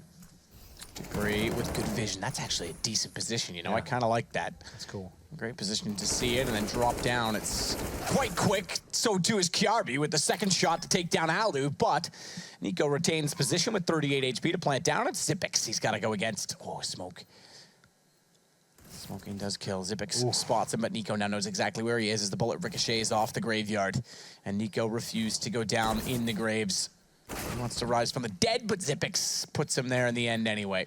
The Crypt Keeper. You want to go any further with that? Yeah, you know, I'm kind of crowbarring it in there, Henry. You didn't have to point it out. Just let it be. That's good. I liked it. Zipex in the 1v1 of Nika there. Nika on low HP. Got detected in graveyards, like he said. And at that point, he just had to try and commit and get the one bullet with the AK and try and take him down. But Zipex, so aggressive, keeps firing bullets in this direction. Speaking of graveyard, did you know that Nico wants Mouse Sports to be his pallbearers at his funeral? Does he really? So they can let him down one more time. That's quite good. That's not bad at all. That's not bad at all. It's going to be FaZe Clan losing yet another round there. But that's the bomb down for the 4th time map. 4th stage lost bonus. Can keep buying into this one. But Alu, you can buy an orb, but still not a full buy. He's got $5,200. So there's one glass cannon up and try and bring it to there. But I don't think so. Inferno is not really worth it. It's not like he can run around and find loads of picks. If Astralis playing that passively as well, it's not like he can find much from it. But that was a really cool round for Astralis overall. That passive hold, we saw Dupree's position on the back left of the site, managing to spot towards quad and apartments as well. And he's quite covered from the pillars and dodge flashbangs as he above smokes. I kind of like that. And Ali does bring out the glass cannon. He's doing it. Why not? Alu likes to be aggressive on this map, CT side, but glass cannon T side. We saw how much damage they took from the initial grenades, right? He's got to be so passive at the start. He can kind of just sit towards T steps, and there we go. There's an entire graveyard for you. Or two, well, what would that be called? It's not a graveyard, it's like a... That's actually where Mouse Sports lives. Right, well, there you go. Perfect. I'm just picking on them. They're still in first place, or thereabouts. Second place now. Second place now, you're right, I'm sorry. Well, Ali, like I said, has to be very careful there. Well, the armor to protect him, the nades coming towards him, he'll be very vulnerable to. Right now, he is at the T-steps, as predicted. He's got the bomb as well. Probably wants to get rid of that. And Glaive, he's made his way towards Log. This is actually fantastic, considering he's been baited in as well by Zipex. I think Glaive's going to get 2 or 3 kills there. This could be fantastic for him. He gets baited in effectively by Zipex. Right now, a smoke suggests that he might check it, but this could get interesting for them. Fall back. Yeah, I admire the players that still wish to try and contest Banana that much toward the start of the round, but it seemingly doesn't do much. More and more teams, I mentioned Astralis, but more and more teams are actually sitting back and just ignoring Banana for the first 30 to 40 seconds and then taking it, which means that early aggression can actually cost you because you can't afford to sit down there for that long. Well, the thing is, the nades are so valuable, right? We'll get into this maybe after this round, but it's the fact that Molotovs and smokes are so valuable. If you waste them at the start, and there's so much time now, you can actually just wait for those to dissipate and then just go into a B side with no grenades to defend themselves at all. So it's a little bit difficult to try and commit to that at the start without finding a pick. CT's now interesting enough, though. Haven't got anything. They've got flashbangs. That's about it. And it's going to be Glaive, though, spraying through the smoke, drops the bomb, and Zipex in prime position to get a few more kills here as well. This is looking a bit rough for FaZe. Their T side has been quite poor so far, but Kiyoshima looking to do something about it. He finds a kill on Dupree towards the arch side of middle, and then falling back. I think they're saving, 4 seconds. They did nothing in the round, really. Nope. And ran through the smoke, and like I said, Astralis had nothing really to defend them off with. There was one final smoke, and it was deployed at the perfect time towards the top of Banana. Nika has to run through. The bomb goes down. The boost is there as well on the site. Very nice stuff. And FaZe, I think they made the correct decision to save the weapons here. I haven't really been too impressed with their T-side so far. The first round, the bomb hasn't gone down. It's going to be 5-0 in favor of Astralis. The total scoreline, 13-7. Yeah, Astralis are looking quite comfortable at this point in time. It's Device on the op. Alu goes back to his glass cannon. Device, I think he spotted Kerrigan's knee, and he'll shoot at his toe instead. Takes that clean off, so good luck walking or running, Kerrigan. You're lucky it's a video game and not real life. That is lucky. Very. Wouldn't be as a jovial cast if we were doing that. I'd still cast it. Yeah, okay, fair enough. If this were Gladiator days, I'd cast it. Yeah. Carby's going to flash out as well from inside of the pit, but Device has relocated the op back inside of the site. And Dupree becomes the third man in the crossfire setup. They've also rotated Glaive over very, very early, so we'll see if that influences FaZe, hearing that M4 being shot over toward Arch, back toward B at all. If they do, well, Glaive's anticipating that now as well with no further action toward A. This is another rough round, another glass cannon for Alu here. Device has got the AWP as well. They're looking pretty well prepared. 3 players towards the A side of the map. Device actually watching Arch this time. It's not as passive as before. The battle comes in, the flash is good, but Device pulls the trigger. If he goes for one more, probably get taken down, decides to fall back. Perfect round so far from Device. Kiyoshima's towards the apartments, and they seem to be aware of it as well. They're waiting for the T's to make some sort of commitment here. 30 seconds remaining. Will be an A-sided attack, and dupreeh using the boxes once again to find kills. 5 on 3, 5 on 2. They're dropping like flies, and Kiyoshima's the last player remaining. The bomb's down. It will be 14-7, and so far, we haven't seen too much to inspire me so far from FaZe. It's actually been quite flat, and it's working defaults, trying to commit, but not really getting much success from it at all. Tried to get back in the window to do what he can and salvage anything he could.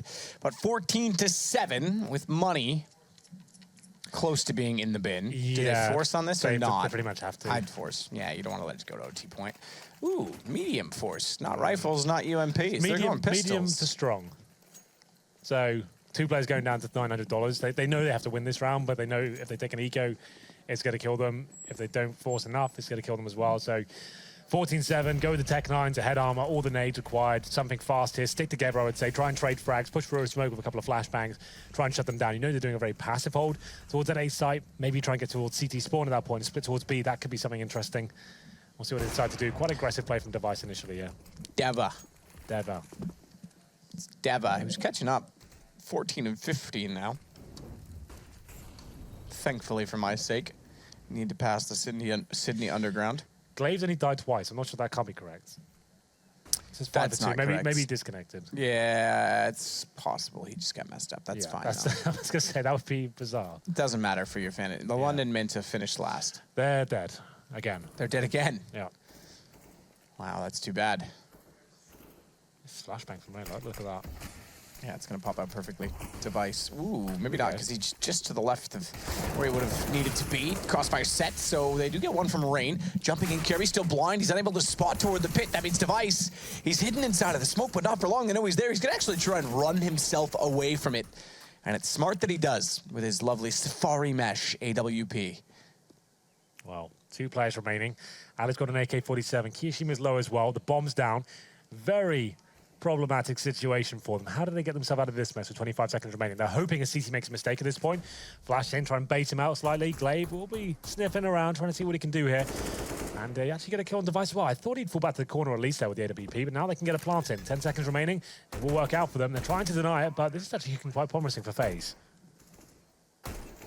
Promise is one thing. Delivery is another. They definitely have a chance at it. 29 HP, 27 HP, excuse me now. For Xyp9x, 18 for Glaive. Do what they can with the situation, though. They do manage still to get one from Xyp9x. Something to work with. Alu, though, that's crisp. Finds Glaive. Dancing right and left. I didn't think he had the second shot that quickly on Glaive. But he holds off the post plant. They go 14-8. Yeah, that was quite pretty from Alu in the end. He's actually a very proficient rifler as well. Not only a god with the AWP, he can be good at that weapon. It's true. I'd prefer him on the AWP, but you're right. Definitely. He's definitely capable of picking it up when required. Yeah, he can be very good at that weapon. And that was a lovely clutch, to be fair. We said they had to step up with the Tech 9s there, the set piece. First time we've seen him do one of those. All the smokes and Molotovs required, flashbangs as well. Pushing through, 2v2 comes in. Managed to hold strong just about. I think that the kill on Device was very impactful. Considering his HP, I thought he'd fall back a little bit more and just watch the bomb maybe, but still, it's the first round for FaZe arriving in this second half, and they're going to go quickly this time. Change of pace, and they've got decent smokes to get themselves pick control. Bomb goes down, though. Now it's a 4-on-4. 4-on-4 for Nico to work with. He's got a chance to try and get the bomb down. Doing so, smokes off. It's not going to be the safest post plant unless they can get back to pit, unless they can get someone else near enough to cover the situation they're in. And Molotov will buy them space on Xyp9x trying to rotate around. If he had got there sooner, then pit gets denied. But a real opportunity. As they sit 3 versus 3 for a good amount of time as well. It's been about 10 seconds since the plant went in. Xyp9x a little bit overreacting as he goes in. Does manage to wall down Keo, but Alu stays alive. It's Glaive to get him. Now Alu goes aggressive, tags up Glaive through the box. That gives him a chance in the Tech 9. Oh, he's tagged Xyp9x. He's shooting at Glaive, tags Xyp9x, and the Tech 9 now has a chance. Glaive's gonna bail. Amazing. 2 clutches in a row for Alu there. Through the smoke, dinks one and kills another as well. Everyone goes down. Everyone goes down, but FaZe find the round. I think the money's actually broken for Astralis as well. Now we have a game on our hands. Alu steps out twice in a row, and now they're looking to get double digits here. Should be 14-10 after this round. Astralis can't really justify a force here. Zipex has just shy of $5,000, and okay, we do see a UMP come in. Are they forcing into this? Okay, it's a partial buy. I was going to say Kiabi's going a little bit nuts there. So they keep... Okay, they have fully invested, in fact. So we've got an M4. Deagle's armor. They've just decided to do that at the very last moment. Going all in. I guess, try and close it out. They've got a good amount of time still to work with, in fairness. Dupree on a Deagle. Kiabi's going to stay down below an Atrium as well. So we'll see what he can muster from that position.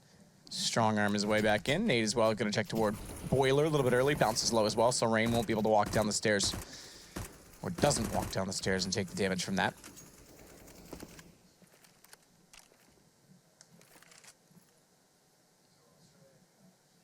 Device will cross with the safety of smoke to try and steal back that position on the map. And as he does this, the action goes toward Banana, which means Zipex on the M4 might be in the right place at the right time. He's got Glaive to play off of, who needs to get him the information. A very difficult round for Astralis here. Good utility usage, but Glaive caught his pass down there. It's up to Zipex trying to get multiple frags. He gets one and dinks another. Device chimes him into the Deagle. Still possible for Astralis here. Nico down to 1 HP. And with the smoke off as well, Kiabi's not going to have any access back in. Device has got an AK. Gets toward Banana as well. No kits. They've got to go fast. Alu's going to find Kiabi right away. Alu stays true. Finds Dupree. What a game he's having late. Yeah, he really has come to life, hasn't he? And just when his team needed him, he finds himself at 21 frags and 15 deaths, actually leading the charge quite significantly there for FaZe. And that was a big round for Astralis. They force-bought into it fully. Deagles, an M4 and a UMP, I believe, as well. Didn't really find much for it. Glaive drops the perfect smoke, but just as he goes to reface with the flashbang, I think, gets his head blown off, and not really much Zipex could do about it. He gets 1 kill and dinks another. Takes Nico down to 1 HP. If he gets that second kill, maybe he wins that round, but it wasn't meant to be, and there it is. Astralis do give the round away. It's 3 in a row now for FaZe, 14-10. They have to eco here. Device saves an AK-47. Maybe some pistols around that, but like I said, we certainly have a game on our hands. Astralis looking to close things out nice and early, but didn't happen. Down to that clutch from Alu with the Tech 9. That was actually... Yeah, sick. I like I say, he was shooting at Glaive and hits Kiabi, tags him into the red, kills the diffuser, and Glaive tries to run, dies as well. So Device gets the AK to carry over, but FaZe pulled this back to 14-10. We thought this was going to be done quite early at 13-7 and then 14-7. I thought, all right, not much chance in this for FaZe. Absolutely. Well, they definitely got a chance of winning it now. Astralis have kind of slowed things down. This will be more or less full ego. Device will be set with the AK. He's towards the B side of the map here. 4 of them actually there. As I said, Kiabi rotates back off. FaZe getting some initial banana control. You see they've left Rain in the tight cubby there. Just trying to get a first pick, seeing if anyone's boosted up. You can hear some nades going off. That's with Divisive as well. Picking his whole Device on that side of the map as the bomb's going up towards mid. This could be fascinating for them, but Dupree's actually pushing towards second mid as well. Could he get enough information here to work with? Apparently not. He will just shoved fall away. back. Yeah. They're going to try and beat him as well. In toward the A site.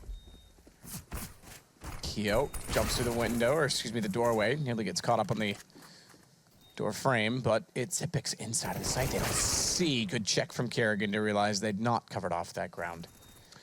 We've seen players all too often run in with a false sense of security in those situations. Well, Alu takes down his teammates, but shouldn't be too much of a big deal here. Device at this point just trying to save his AK-47. He's towards the arch side, and we'll see whether he can actually do anything about this. Take a few guns down with him. I don't think it's probably worth it, to be fair. Okay, goes down. They are going to have 4th state loss bonus. He has got $2,300 right now. So he can get a full buy. I think saving that AK there would be very beneficial to him. As Glaive, he's trying to scavenge and find it, but not going to be the case. 14-11 now. FaZe closing the gap significantly. Have picked up the last 4 rounds. 2 of those down to Alu clutches. It's true. Very true.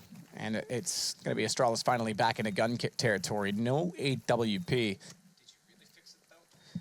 It's all M4s and a single kit for Kiabi.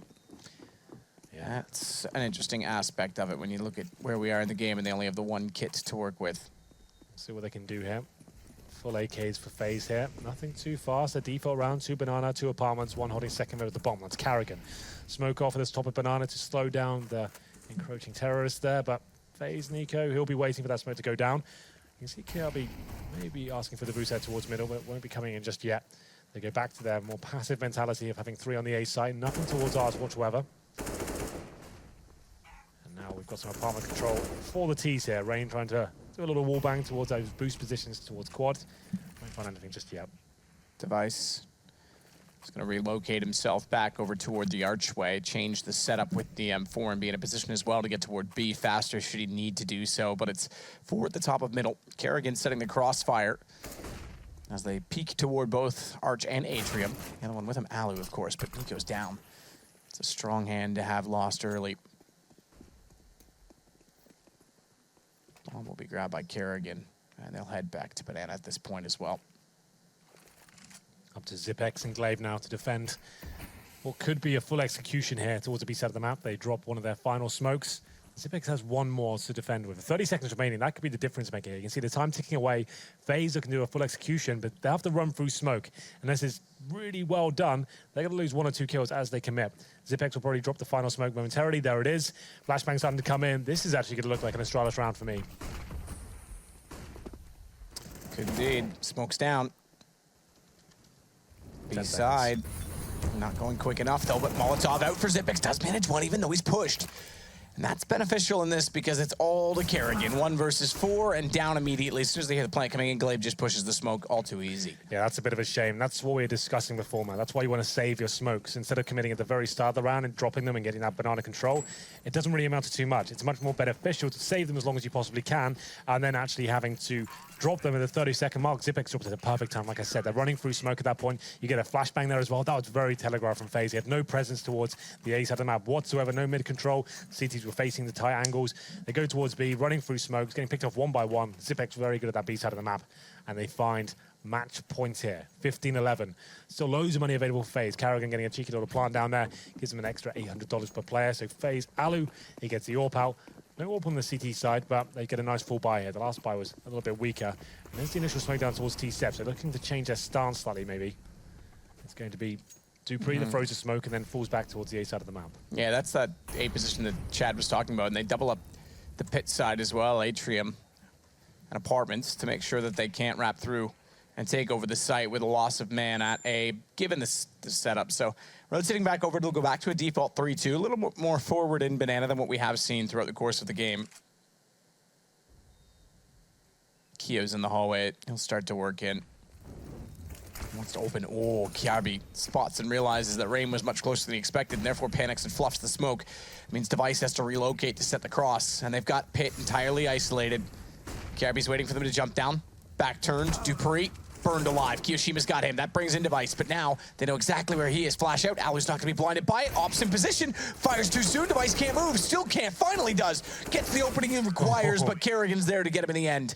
And FaZe stay alive. It's only the 1 round for Astralis as well. And it's a pretty harsh reset as well, but they can bind it. I'd say don't do it at this point. You still have match point and a better 3 rounds. I'd say get some deagles here, maybe HE grenades and try and get a couple of picks. It looks like they will be going for the safer option here, but that's a big round for FaZe to pick up. They still have the option to force overtime here. They can get these 3 in a row. So deagles, no nades, some body armor for Dupree on the 5-7, interesting enough. Normally opts for the deagle, but not this time it seems. Into round with 13. This will be a very close affair. I'd say overtime is very possible here. Zipex, he spots a few towards Banana. He's actually 3 towards the top of that position. If they stick together here, FaZe just get a few smokes down. They know it's an eco. They've had that PT-50.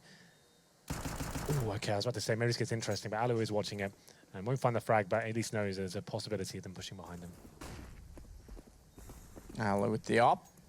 Carrigan and Nico actually going in by themselves, okay. Yeah, Kerrigan's going to go completely in. All the way to water, smoke again towards CT. No peek yet from Zipex. He wants them to completely ignore him. Goes eventually, finds a kill. But he needed more than 1 if the pistols wanted a chance. Inside of the smoke, they jump through. Rain's there to take that, his 2nd in the round. Bomb gets dropped. Kiarbi up on top of the boost. Late as well. It's going to take the bomb out of their hands, but 59 seconds. Let's not get carried away on that thought just yet. Still a possibility. 3 on 2. This takes dupreeh to get one kill. All of a sudden, it becomes very possible indeed. And Device, he's sneaking in from the Coffin's position. They have no idea as to where the CTs are.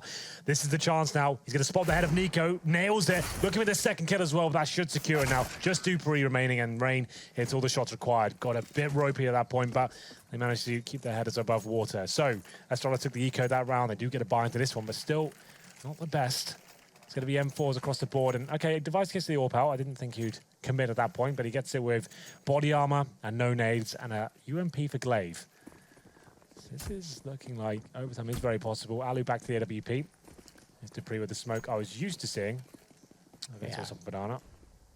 At mid to top, yeah. Yeah. That's top, yeah. That's the standard smoke. That's how everyone's friends. Yeah, that's exactly. That's your equivalent of the A-side smoke to the bottom of banana before, which you can't do. You can't do it. You're just not allowed. It's against the rules now, Henry. It is. Well, it's going to be the first pick, though, for Alu. Doing a very good job with that AWP, sorry, and Rain with the AK as well. That's running up towards Arch, and they're finding every frag available here. This is a bit of a bloodbath for the CTs. They have to save these weapons now with the AWP Device and dupreeh with the M4. Those will be holding up towards the A side of the map. It's over. It's going to be 15-14. Wow, this is incredible that they've pulled this back. They've pulled a deficit of 7 rounds to a potential overtime scenario. Very potential. It's going to be, in terms of loss bonus, you get third stage, right? So that's going to be $2,400. On top of this, Orb is probably going to go down. They probably won't save this. You're right, they won't save it. So that's almost no money at all in round number 30. Has to buy, of course, will be UMPs, Deagles, 5-7s, to see what they bring to the table. Overtime, almost certain at this point. We'll see whether Astralis can hold them off. It'd be an absolute blunder from FaZe to give this one away. Let's see what happens here. Well, many things could happen, but 30 rounds in this, when it looked like Astralis was all but done.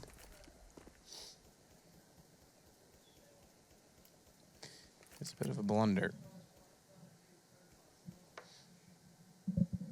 As we await the fate of Astralis with just pistols. Imagine losing this game. Yeah, considering the lead they had and how flamboyant they were on the T side, it looked so comfortable. Like, I thought this was an open shut case, but FaZe, thanks to Alu, I have to say, it was pretty much over unless he wins those 2 clutches.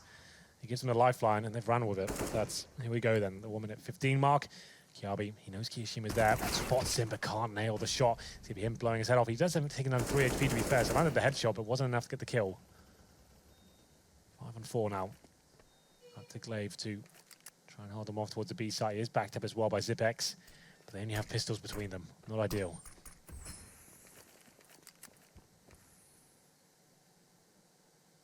So the UMP for Device is getting as much information as possible. Spots on cross. Rain didn't see him. He can't take the shot though. He thought about it. He definitely thought about it, but you know, he can't.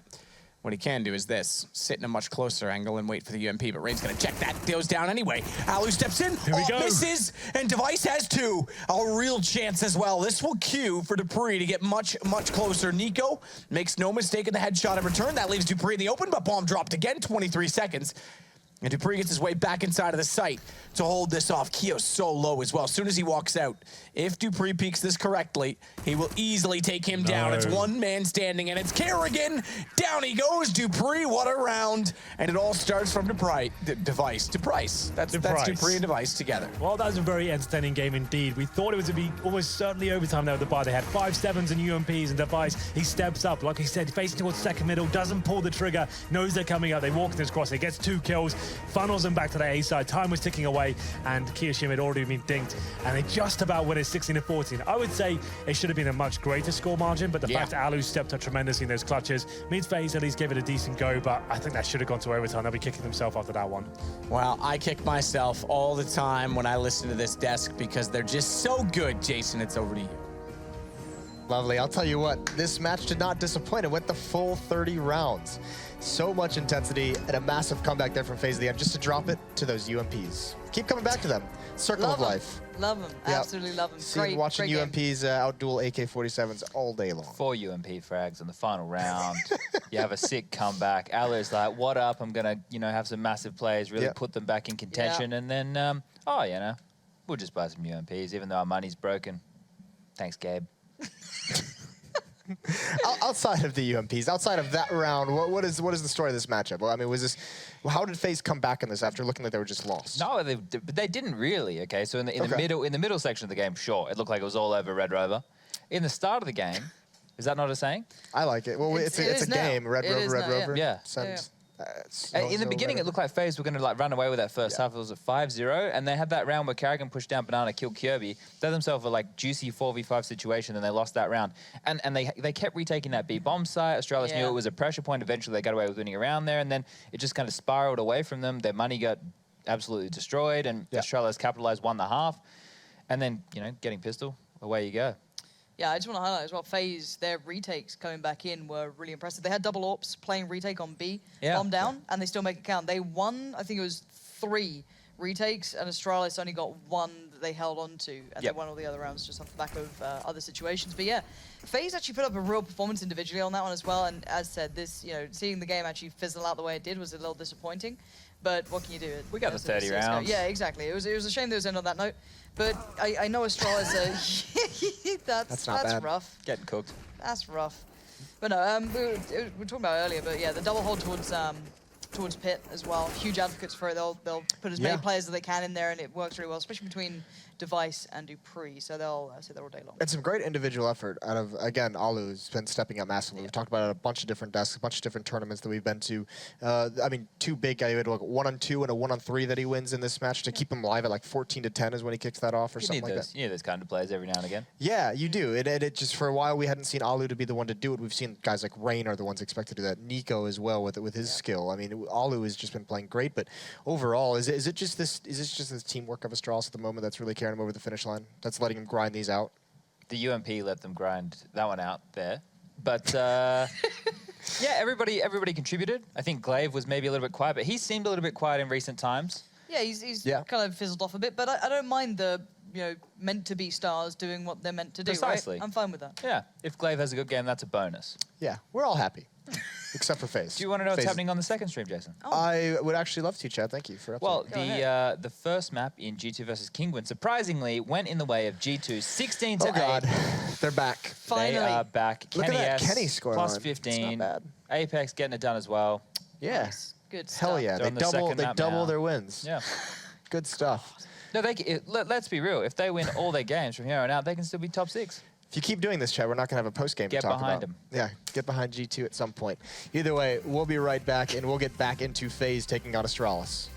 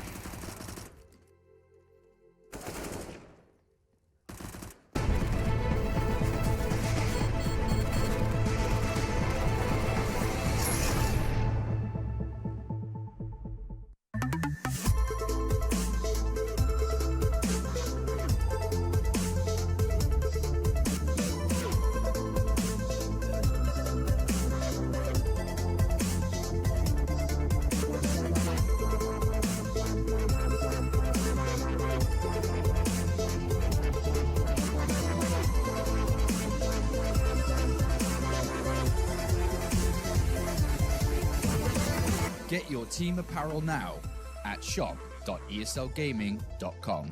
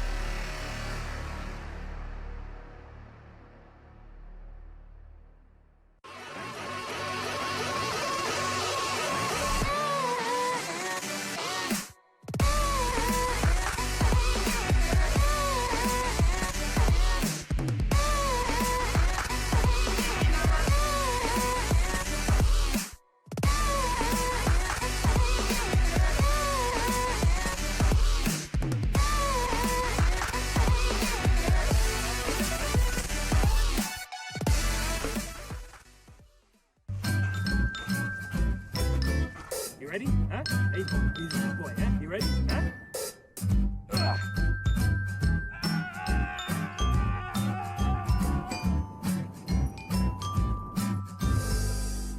Start your esports career now at play.eslgaming.com.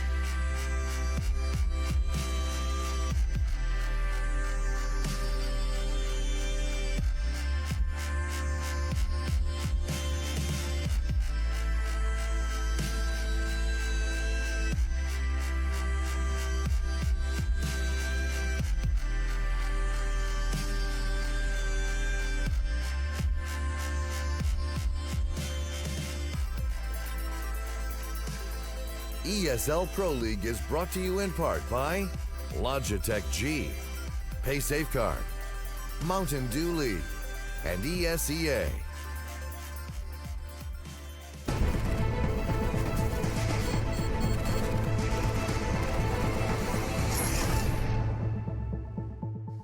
Welcome back to ESL Pro League. One last time this evening, one more map for you. The first map in this set goes to Astralis 16-14. It was a phenomenal game on Inferno. Now we're moving over to Nuke. And we've talked about this is a pretty good map for Astralis, but FaZe, there are no slouches on. I'll tell you what, guys. I want to see some Device versus Alu outside of the AWP. That's what I want to see this match. What you're after, is it? Yeah. We're going to see lots of walls outside. Smoke walls. FaZe have them all. They've got the 3 smoke wall. They got the deep smoke wall, don't they? That's the deep smoke wall. They've got the 2 smoke wall to get down to secret. They got all the walls. Yeah, Donald Trump was on the phone to them.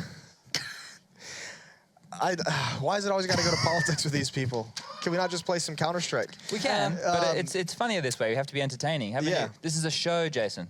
Yeah, that's a good point. It is a show. Yep. So we got clowns like me here. Yeah, we're going to have some UMPs as well, I'm sure, at some point. That's going to be a lot of fun. Yep. Yeah, We gotta love have fun a at the UMP. desk. What are these two teams, what are the strengths here? What are we looking at for FaZe? What are they looking like they're going to be able to do?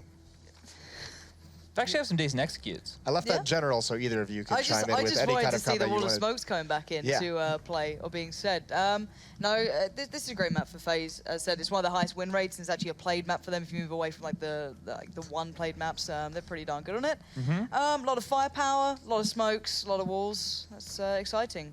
And they've got Rain, who used to be nuts on this, but then they nerfed Rain because they took away that little pole that was outside by Garage. That was actually a good poll. Yeah. Like one stupid object that Valve put in that was useful. Loving the Oh, we'll polls. take that one away. Yeah. Don't worry about that one. Yep. They actually fixed, you know how we highlighted when they did the nuke changes, that little railing so you could have like a you'd one-way? find it awkward around They fixed it already. Oh, go them. That's a positive. Yeah. Let's look at the positives here. That is really cool. There's few and far But between. normally for FaZe, you're going to see Karrigan and Kiyoshima like on the pistol rounds. They like to buy... He's not paying any Continue, attention. I ladies am. and They gentlemen. like to buy what? Utility on the pistol rounds. They like to do, well, the demos that I've been watching recently, that's they go to, they want to do a top execute with they have Molotovs and smokes. The problem is, CT teams are getting a bit cheeky. They're doing these pushes outside. They're finding a frag on the guy sitting up with a Molotov in hand, like, hey, look at me. Yeah. And, you know, you need to be watching out for that. A hard top. That's what's happening. The pistol round. Speaking of pushes, I mean, this is now. What are teams going to realize? Glaive likes to push up outside of those boxes. That's what I'm talking about, right? Let's just like rush on gun up. rounds though as well. It's going to be Push out squeaky door, run specific lines, make some frags. That's what I think. Like, isn't that a big risk though? It's a big risk to take. Yeah, if someone's in Annex, you're just going to For get your head instance, popped off. if Glaive's not pushing, then this is the thing. It's the there's mind game. a wall It's of the mind M4s. game. Chess, not checkers. Yeah. You know, on the CT pistol rounds, to talk more about pistol rounds, Okay. I'm amazed at how these players kind of use them like laser beams. We were talking the other night when LDLC was playing, they were doing these silly aggressive like pushes with the USPs, right? Yeah. But the USP, when you watch these guys at this level play, it's like they're so confident in getting those one bullet kills. And I think that's such a, I guess it's exploitable. We saw VP earlier in the night. They were able to do like an outside rush with the Glocks and take so much ground. If you miss that shot, you're backing yourself, you're putting yourself in such a, I guess, awkward position. If you do miss, you get overwhelmed and taken down. So both of these teams have players who want to play like that with the USP. It's going to be interesting to see if it's addressed in a different way. I actually hope we get to see more of those plays like virtus.pro's kind of not necessarily abusing the changes, but making use of the changes towards that, the garage door that's now been like raised, so you can actually play into it a little bit more. Yeah, I'm actually excited to see this one. I think that Astralis is one of the teams that are quite aggressive on it as well. We're seeing Dupree just constantly hammering it through squeaky door. It's the time where you don't see him playing next Kiebi, so you get the rifle combo broken up a little bit. He's very much isolated. The others like to play towards outside a lot more, especially on the T side. They'll be trying to take control of that, and I think we'll get a nice little battle going on between them and FaZe. I have some good news because Valve removed the poll outside, but we've got a new poll completed. The Battle of the Clutchmaster poll. We can bring up the results now. It was Rain versus Zipnix. Let's see the polls. There it is. Right, I thought that was going to be a full screen. It's very lower third, left-hand side. This poll chat was very underwhelming. It was. How did Rain win that? Zipnix won like 13 clutches. Yeah, I don't know, because I figured Zipnix would just destroy. Yeah, that could be it actually, because I figured Zipnix would destroy this with how soon Katowice just was. Yeah. Yep.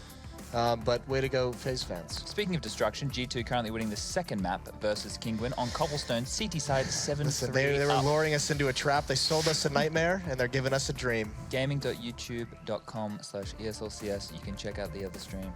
Yeah, both of them are at the bottom. Oh, there's the full screen. There we go. They look like serial killers.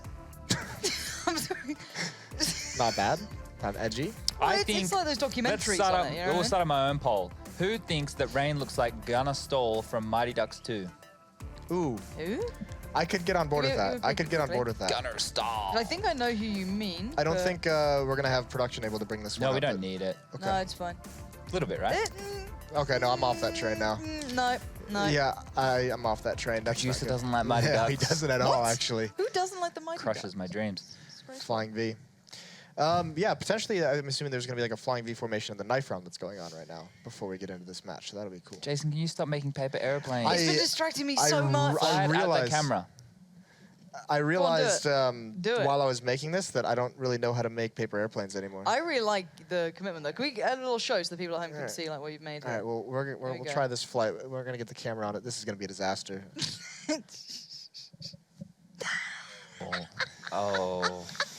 Oh. So something specific to the match. I don't know if Yeah, I can throw yet or not. Let's move along. Do you know, like, that nuke game that we had in Poland, like that turning point with that Dupree 1v3, that was nuts. We had 2 bullets left. Oh, and he forgot to buy armor as well? Yeah, that's a lot of people don't realize that. We're all focusing on the 2 bullets in the clip. No, but so like you see it happen from time to time. It's very rare. Like there was that Spitty blunder that we saw. He was dropping those pistols earlier. Yeah. When sometimes like you've seen players in situations where they drop a gun and it's like high intensity. They forget to buy another gun, or simple as he the other day they won an eco round and he saved an AK. He must have been thinking, well, we won the round, forgot to buy armor into the next round. It happens from time to time. You know, you're so focused on what's happening next. These little details. And there's little details of this level that matter the all that most. much, Inches. Yep. You got any other sports? Platitudes. Platitudes. Yeah. Platypus. I don't have either of those things. They're really weird. They have. Tell me about the platypus. What is going on with the game, by the way? Is this? Yeah, we're told that we have 60 seconds, so I'll give you 10 seconds if you have anything about a platypus. Yeah. They lay eggs. They lay eggs. But they're Excellent. still Another a person that mammal. lays eggs, it's Sadicus with Henry G. Poached or fertilized? I don't think they heard the whole joke because I don't think my mic was on. That came across really weird. I got it. Don't worry about it. It was scrambled, poached, or you got it. So, speaking of bad throws, Jason, paper airplane, throwing to the casters, all bad things. I thought North Americans were good at that. At paper airplanes? Throwing. Throwing. Oh, nice. Okay, that was good. Yeah. Oh, Chad's throwing over to us. It's another horrible attempt. Even worse. I think it's the engineering of the plane, to be fair, is letting them down, not the throwing so much. But here we go then. It's going to be Nuke. This is another map that was featured in the grand final over at Katowice. So all the maps there were great, to be fair. This one finished in 16-12 in favor of Astralis. They'll be starting on the CT side here on Nuke. And, of course, FaZe on the T side. Here's stats for you. I'm not really sure.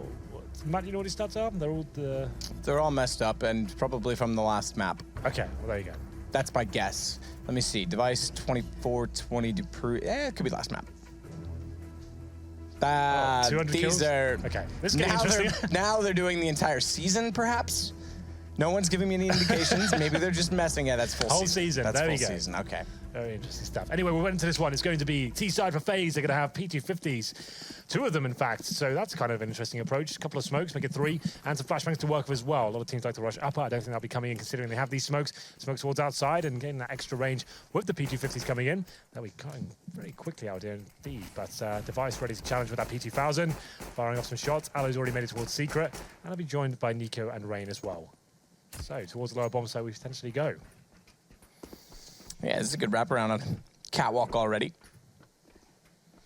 That's an interesting decision by Alu. He just walked on that tight choke point, the crossfire towards lower steps by himself. No refrag potential there, but they have got the upper bomb side. So this is promising now. Glaive going to be finding Carrigan in towards that hut area, but the bomb will be planted.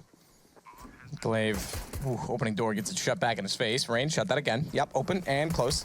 And open and close. Kiabi's got 2. Glaive goes through. Door open. Thank you very much. I'll take advantage of it this time. And Kiyoshima the last alive. And he's left at the bomb site, which means no matter what happens at this point in time, they'll stick the defuse. And it will be the round to Astralis with a fast plant, though, for FaZe. I have to say, it's not common you see a CT retake successful when a bomb goes down on Nuke, especially with 5 players still up. 5 players surviving. So let's have a breakdown of that strategy. FaZe towards outside of the PT-50s, trying to use the extra range of that upgraded pistol to find some headshots there. They drop the 2 smoke. They're trying to sell. Okay, we're going towards lower. You should rotate at this point. But the thing is, Alu goes down there by himself. He gets dropped straight away, and there's no one to get the refrag. That suggests he is there completely alone. No one's going to be facing as soon as that kill comes in.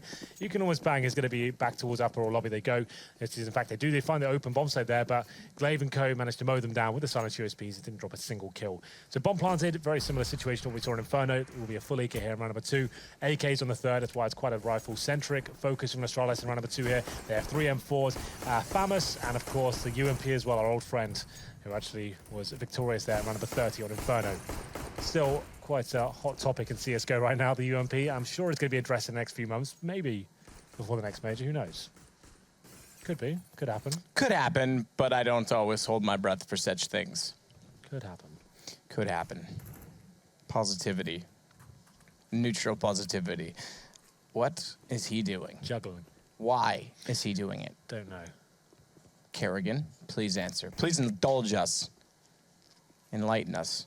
As Dupree waits hole in the door to stare through, we know very well that he likes to play this position. We saw, in fact, that Magisk knows a clever way of which to deal with it. Yes, he's very good at that position. But at this point, FaZe is hoping they can frustrate the CDs potentially here. They've got no nades to explode in the other site. And they should be mowed down here. Nice headshot, though, towards Dupree. He's always in that hard position. They're aware of it. He gets the bomb down, but he's waiting for his teammates to finish off the job here.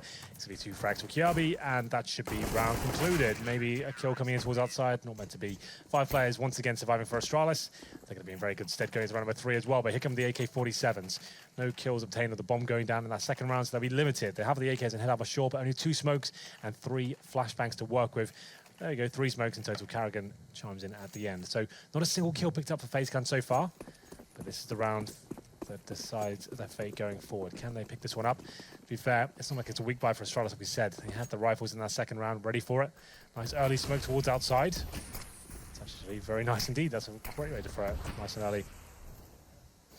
And he is indeed. Glaive as well, trying to take advantage to push up. He's going to have to fall back. Gets Molotov'd out. Rather, throws a Molotov out behind the red crate. That'll buy him a bit more space as well. Gets through, and Xyp9x, he's not this time rotated down because he's playing headshot. Not common we see him play this position of all people, but it means he's very limited in his options as well because they're going to be all over him in this position. He's stayed alive quite long, all things considered, but Dupree's got to rotate down instead. It's Kerrigan to find Xyp9x, and Dupree just barely gets away. Yeah, well, at that point, Xyp9x knows they've got no utility, right? They're going to have AKs only, so he's willing to challenge that point. He does go down. He finds a kill, and look how low HP that CT is towards the toxic room. He'll get dropped eventually. It's still going to be a 3-on-3, though. Bomb not planted. Here comes Glaive. He's going to be surely shut down here. There's Alu hiding in the corner. Finds him, but Device still fighting back. 2 versus 1. Now 1 versus 1. He's gone down to 10 HP, though. 10 HP, and Nico knows exactly where he is. First shot still went to Device. Did well in that situation, but he hit the kneecap, took him to 81. And it's FaZe that do manage to pick up the early buy round 3 on Nuke, which limits the CTs considerably. They're going to force into it. They know the economy's low on the other side, obviously.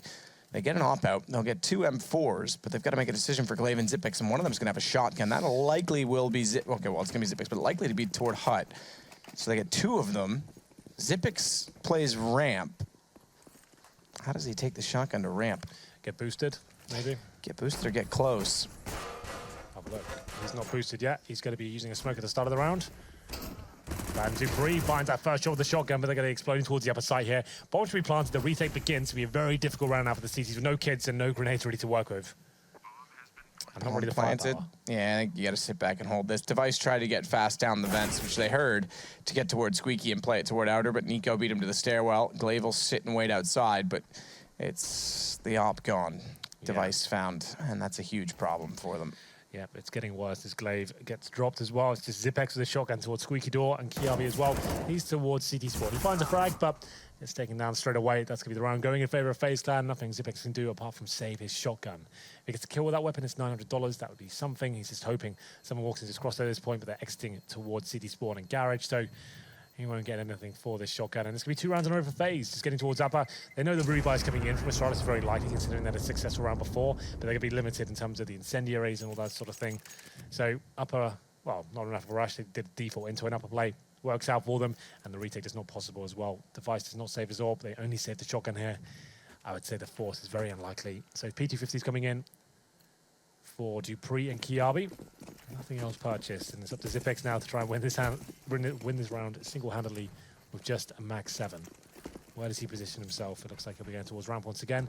As a flashbang, he's going aggressive, trying to see what he can get going here towards the T lobby, but taken down straight away by Kiyashima. Device shuts the door, busts the vents, and falls down below quickly because he knows they've given up secret. Kerrigan, I think, may have just spotted him down below, going back toward decontamination. That's where I spend a lot of my time after I hang out with you, Henry. Yeah. In the decon room, as Kerrigan gets toward control room. So he's got lower covered off as Nico just waits for the pushes to come through. Kirby will get back at least and try and be clever to get through the window and perhaps strike quickly as he continues to get chased. But this double man position, Device and Dupree, is going to try and find Kiyoshima, who fakes the plant in the smoke, goes back for it, gives himself away. Dupree tries to get close, but Rain is thankfully there in time. Device found by Kerrigan. That's going to be the round. That will be the round indeed. Not a single kill picked up by Astralis there. They tried to do something at that Mag 7. It was Zipex pushing towards the T lobby. He got shut down straight away, and his teammates didn't really have much to work with at that point. Still a rough buy for Astralis. This could have been a couple of rounds in a row. They do not have the AWP. They don't have a single kit or an incendiary grenade. So FaZe have many different options here. They give Alu the AWP. That would suggest they slow things down a little bit here to try and work towards outside, try and find that first pick. Device can't really justify being overly aggressive towards outside. I'll probably be playing around those boxes positioned by the garage. He's getting a little bit above the smoke at this point. Might be a one-way. We'll see whether it works out for him. Device is going to be spotted by Alu. It's not a one-way at all. He actually gets picked off straight away. It's a 5-on-4 just like that. Going very well for FaZe at this point. And he gets him outside control, forcing their way towards garage and main entrance. Good shot from Alu, but he's got pressure on him as they try and wrap around and find him. Thankfully, Rain is there to take down Glaive. Deny from doing so. Zipex read like a book. Kiyoshima finding him, and I have to say, Nuke is looking far more likely that FaZe is going to take an early lead. Well, they have, let's be honest, but substantial lead because the economy is going to be dwindled away yet again. Yeah. And Astralis are being found. Nico killed Rain. That'll help. This is perfect from FaZe now. They've been reading the money situation very well. They know it's very unlikely that Astralis have an AWP in that scenario. It's a very weak buy from Astralis. They send Alu outside. He nails that first shot, gets the second in main entrance as well, and nothing really the Danes can do about that situation. And another Eco coming in. It's going to be 5th stage loss bonus after this. So they keep the money about the 2K mark. They get a nice healthy buy going into round number 8. This round shouldn't really amount to too much. They've got Desert Eagles and PT-50s, no armor, no nades. Maybe some 1-digs will come in, but Alu, he's hunting towards outside once again with the AWP. Should be able to pick up this first kill, I'm sure of it. Okay, doesn't land the shot, but spots Glaive. And actually gets taken down. There's the first 1D coming in. Trying for more. A little bit over extended to find any others as he was double peeked out and Rain's got the shot. And Rain, the lack of the AC vent up on top of this roof now at Annex means that he's in the open, but has an AK, and down goes Device. Zipex about to meet his maker as well towards Secret. Dead. Definitely dead.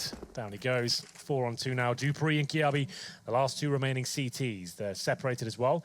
Dupree's gone towards the squeaky door room. Could find Kiyoshima here, and Kiabi, I'm sure he'll be dropping momentarily. It's actually Dupree that goes down first. And now the 4 versus 1 begins. Kiabi, if you can get one more kill, I'll be impressed. They know exactly where he is. They're trying to wallbang him, but maybe we'll get something out of this. Apparently not. It's going to be 5-2 now in favor of FaZe. We did say this is maximum loss bonus now for Astralis. About 6K per player. Device finally gets the AWP here on the CT side. This is when the game really begins. Alu versus Device. Jason said he wanted to see it. It's happening.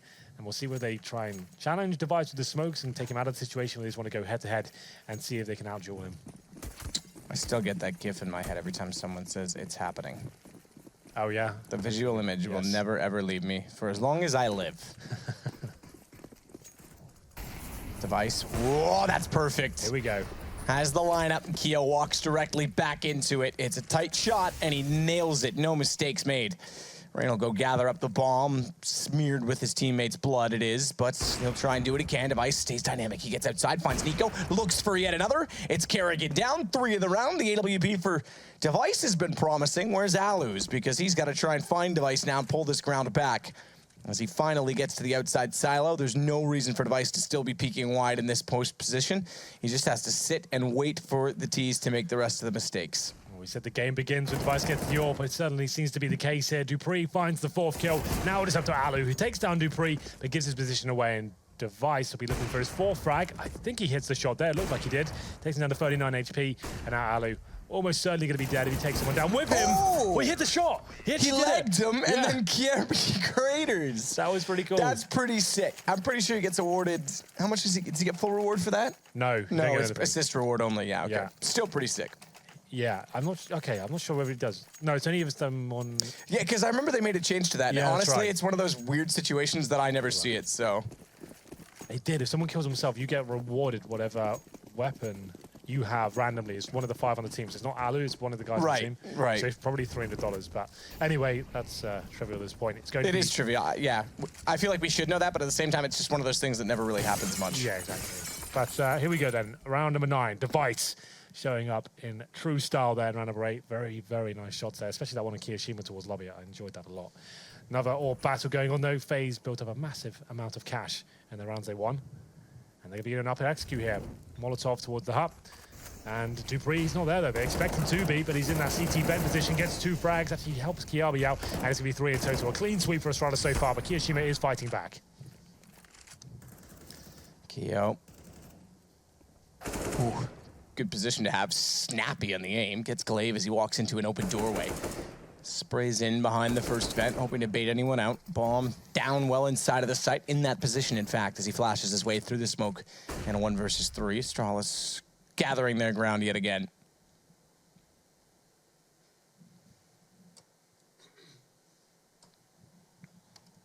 Device is going to be in perfect position when Kyo goes in. Ooh, careful not to have Molotov in hand rather than a gun. Yeah. Tag, tag, tag. We know you're there. Down to 44. Yeah, makes quite a loud noise when you're stuck in a Molotov. A few ticks there, gives his position away. They know he's going to be kind of tagged up at this point. He's had 2 frags in this round. Needs 3 more to do anything about this. The bomb's down as well. Dupree back to his more comfortable position. I think at this point, just leave Kyo alone. Don't give anything away. The CT money isn't exactly stable at this point. And that's going to be a nice kill from Device. M4A4, they managed to pick up the AWP as well. So another clean round there. It was FaZe going for the upper execute. You can see that Molotov. I was kind of criticizing a lot of the teams that played against Astralis who never Molotov to the hut roof. That's where he plays almost every single round. He's having to adapt his gameplay now. He could kind of sense that coming. He's realized that it's obviously quite a vulnerable position for him. He gets a lot of kills there, but as soon as he's countered, he actually gets taken down quite easily. So now he gets towards the CT vent, gets 2 frags, joined up with not Carrigan, he's in the other team, joined by Kiabi as well. I used to call Kiabi Carrigan and vice versa all the time when they were together on Astralis, so. But yeah, that was a nice little adjustment from Dupree. It's 5-4, still in favor of FaZe. Their money's starting to dwindle now. They had a huge amount of it, but now it's going to be 5 AKs, no Alu AWP and Device. He's smoked out, but let's see whether he can get anything from this. Ooh, that spray. I thought that came through the smoke. It's Glaive in secret, actually, that spots up Rain. He goes for more and gets Nico as well. Good position, good awareness from Astralis to fall back as well. They've now got the first 2 kills because Zipix make it 3. Dupree's going to get Kiyoshima, but Kerrigan and Rain fight back. 4 HP for Kerrigan, and Rain nearly caught Device looking the wrong way at the wrong time. A step sooner than he may have done. Remember Kerrigan on Inferno? Yep. Always getting the bomb planted. He's just going to try and elect to do the same here. He may get it down as well. He's done it. He's got it. That'll do. He may get a shot us this well. That's smart. Okay, bye. Down he Enjoy goes. the radiation. How does that feel? You're going to turn into a swamp monster now that lives in the bottom of Chernobyl. That myth. That old myth. The swamp monster. That is yeah, there's a rumor that there's some mutant that now lives inside of the old nuclear reactor. Really? It's just like an urban legend thing. Yeah, I can see that. Well, 5-5 Astralis do manage to pick up another round, but like you said, Carrigan sneaks a bomb plant in, and with their third stage loss bonus and the extra $100 per player, they manage to get another buy here. This will be the last of their money. Alu with the AWP once again. He's up against Device, who seems to be hitting absolutely every shot right now. It's Kiyoshima going towards the lobby. And Device, once again, looking to hunt him down. He was spotting towards that squeaky door position, but it's Device towards outside. He's, like I said, is nailing everything, and that's his rival, Orpa, going down. Big bad Dupree stands on top of the hut, where he often does. Device considers looking up behind the red crate, looks away, doesn't need to watch it fully because he's got Glaive in position toward the secret stairs to do so for him. And he with the M4, the Howl. Those are, I think, up in value. He's going to try and howl all night long at the wolves walking toward him. Yes, indeed. Well, Rain, like we said, he has to step up in this game if FaZe have got a chance. He'll be making his way towards outside. He finds Device. That's a huge scalp to take down. It's to a 4-on-4 now, so now they do have a chance, and he finds yet another kill. Dupree caught out of position in main entrance. Did you know that the water that Nico fell into last round is deeper than the water outside that Valve said they made deep? Yeah, the troll from Valve, was pretty good. Rain is already outside as well, just waiting for rotations to catch them off. Zipix has a chance to find him. Ooh, it doesn't go that far. Bomb in the hands of Kerrigan. He's going to finally get to lobby. I feel like this is just waiting for him at this point because they had the sites covered off. Now they're going to try and commit to the upper position. Gabby's on top of the hut. Spots the flash coming out. Nico's going to throw another one. He sees that going to the site. He's got perfect position. Perfect position indeed. Takes 2, and that could foil the plans until Nico arrives from heaven.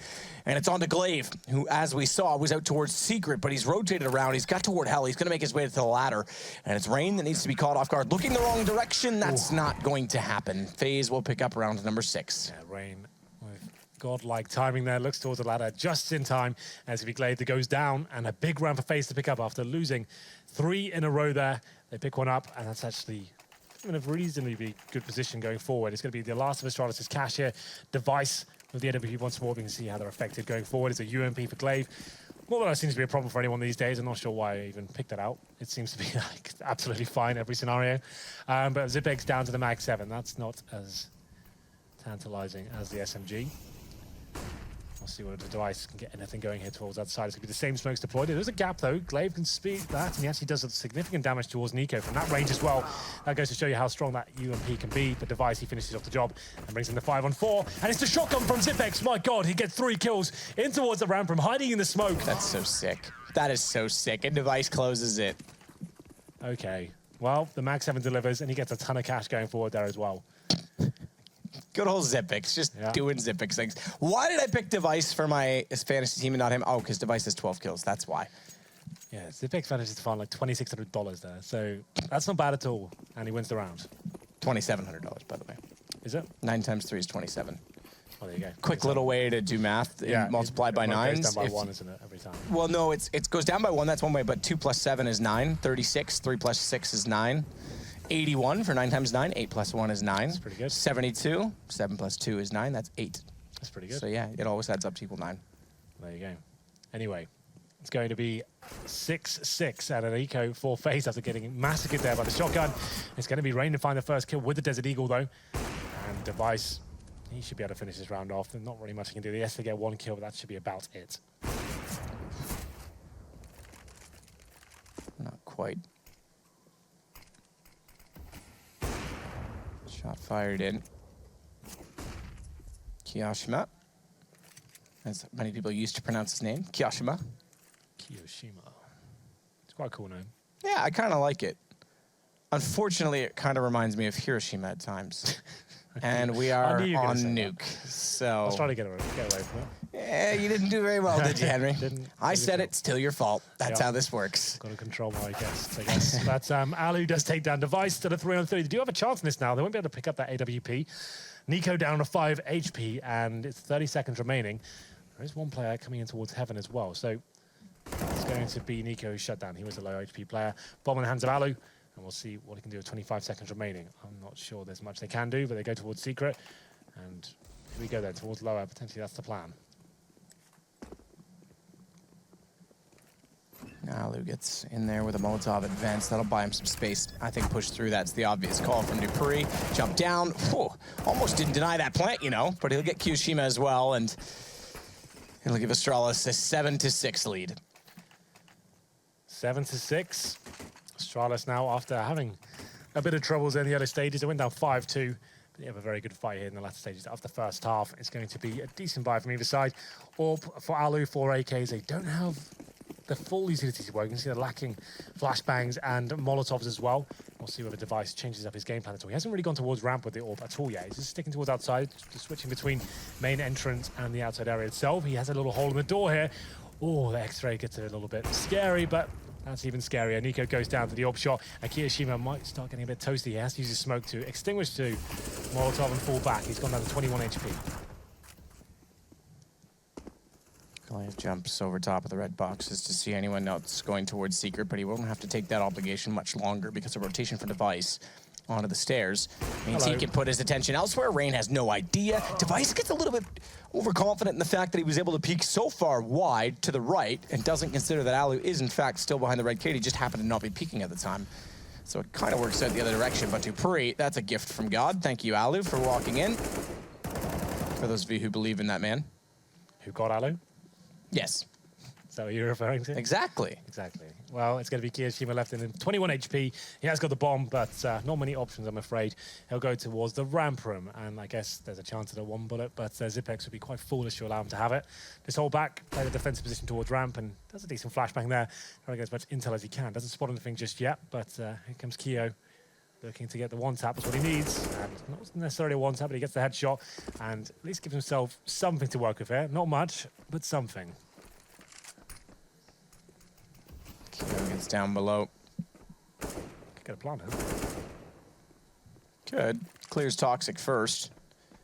He spots the door, getting open from decontamination. Dodges the flash as well. Tries to get the read onto Pre. He was trying to get the plant. That's all he was trying to do, but not quite gifted the opportunity that he was hoping to get, and therefore Astralis now pick up their 8th round. We head to round 15. It's the last of the half. They'll buy what they can. It'll be Tech-9s for the most part, I imagine. I would imagine so. Maybe some Desert Eagles chucked in there as well. So 3 Tech-9s, 2 Deagles, and Smokes. We know they've got upper executes. I would say that would be a good call at this point. Molotov the hut, smoke towards Heaven and main entrance. Hope for the best, run through, maybe get the bomb down lower. We'll see what they decide to do here. Alu heads towards outside very quickly indeed. He's using that smoke, which is coming in a little bit delayed there. Device about to pull the trigger, but throws the incendiary instead, and 3 players get themselves down towards Secret. Rain's gonna go fast. This could work. Yeah. 3 players down already, going very quickly indeed. Decontamination Glaze just gonna be getting there. Hello. And that's exactly what the Tech-9s do. It hurts to watch sometimes, doesn't it? Breaks my heart now. You don't have one. Dupree, though, good position. Finds the kill before going down. That's essential, but Nico on a Deagle now has an AK-47, and it's the man advantage for FaZe. Surprise, surprise. Tech-9s making their way in through the map, and with success as well. Bomb's not planted, but Alu does so now. Smartly does it in front of Toxic as well, because that means that Device won't have any opportunity to try and spot the op shot after the plant. And Alu doesn't want to open the doors because he knows how close he is. That immediately gives it away. He gets the shot. I'm afraid this round is gone. Wait, Bang. Zipex. Okay, it's not Zipex, he's dead. 8-7, FaZe Clan managed to pull a round back. In number 15, there were just Tech-9s. It was a pretty decent performance from both halves there, both sides, both having their moments throughout the half. And here's an amazing round from Zipex. But it's Nuke, anything can happen. It's going to be Astralis going into the T half with 8 rounds, but it's quite a balanced map these days. We'll take a quick break to not get anywhere. We'll see what happens here on D Nuke.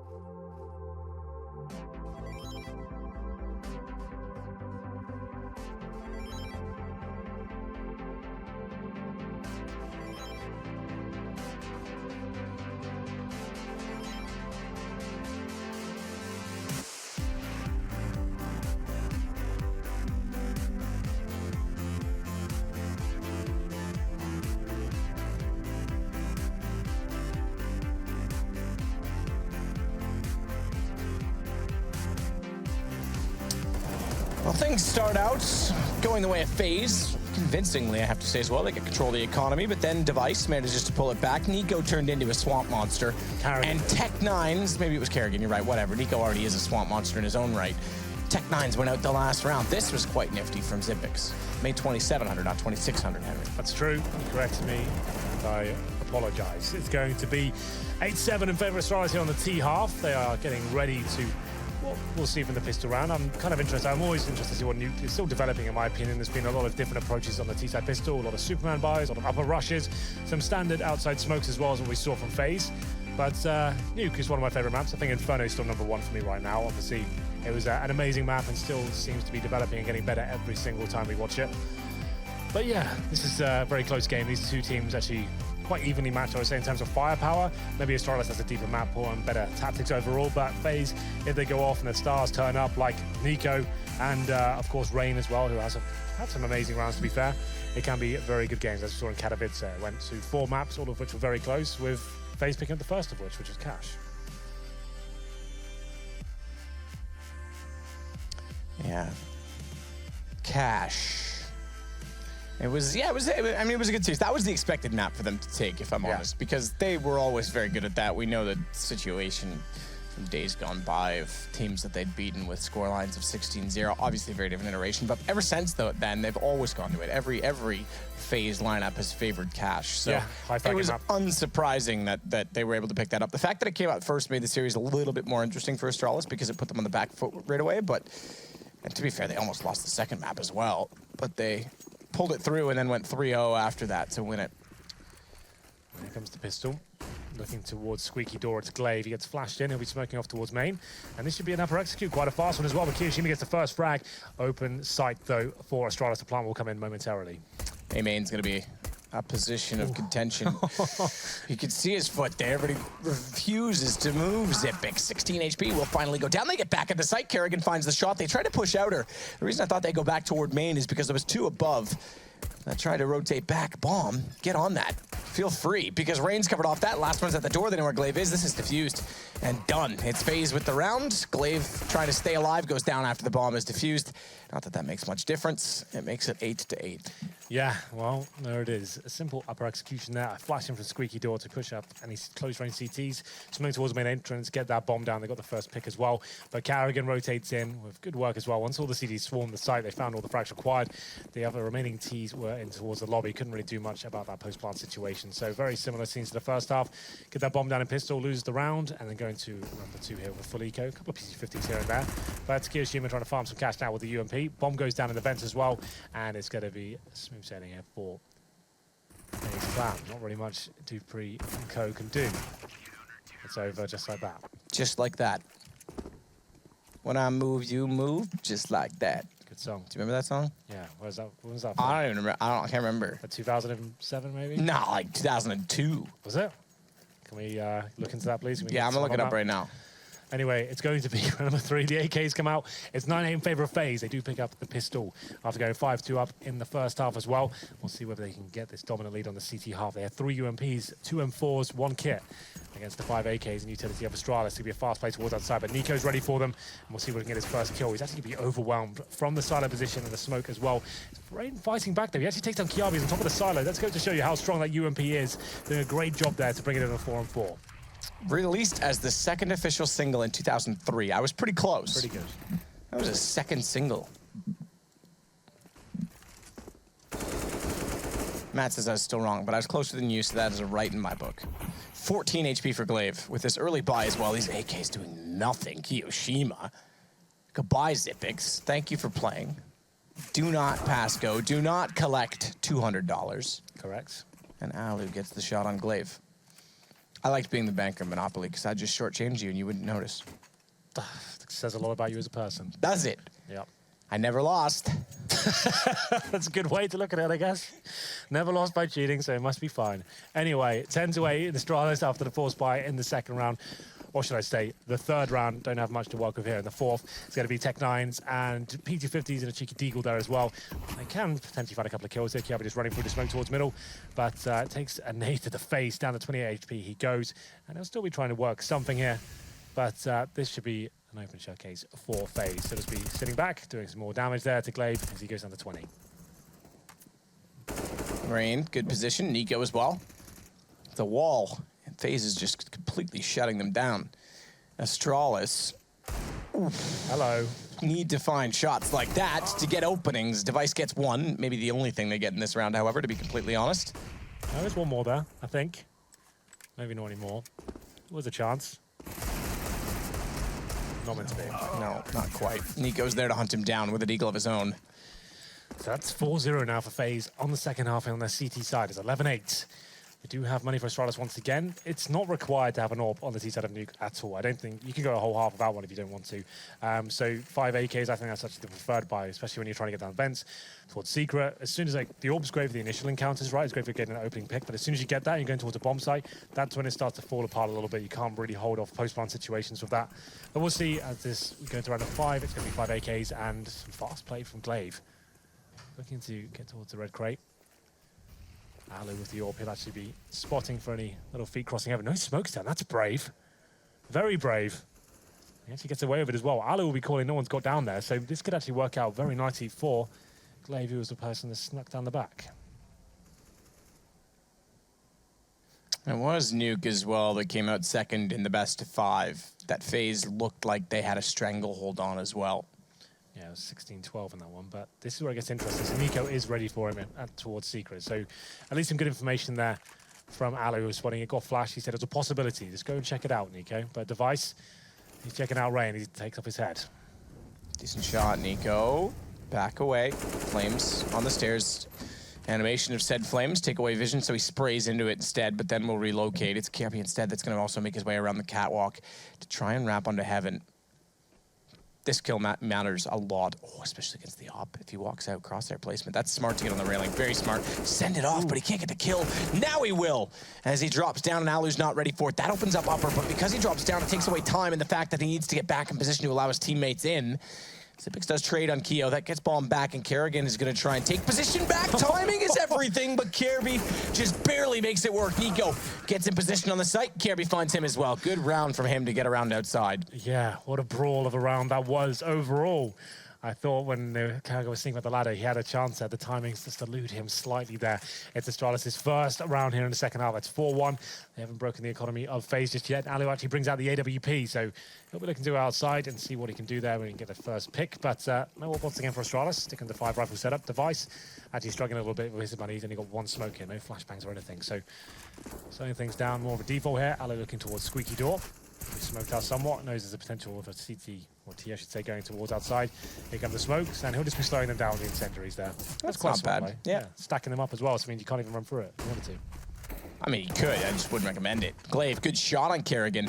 So the outside wall of smokes and then the utilization of ramp. We talked a little bit about this on the desk in the last series.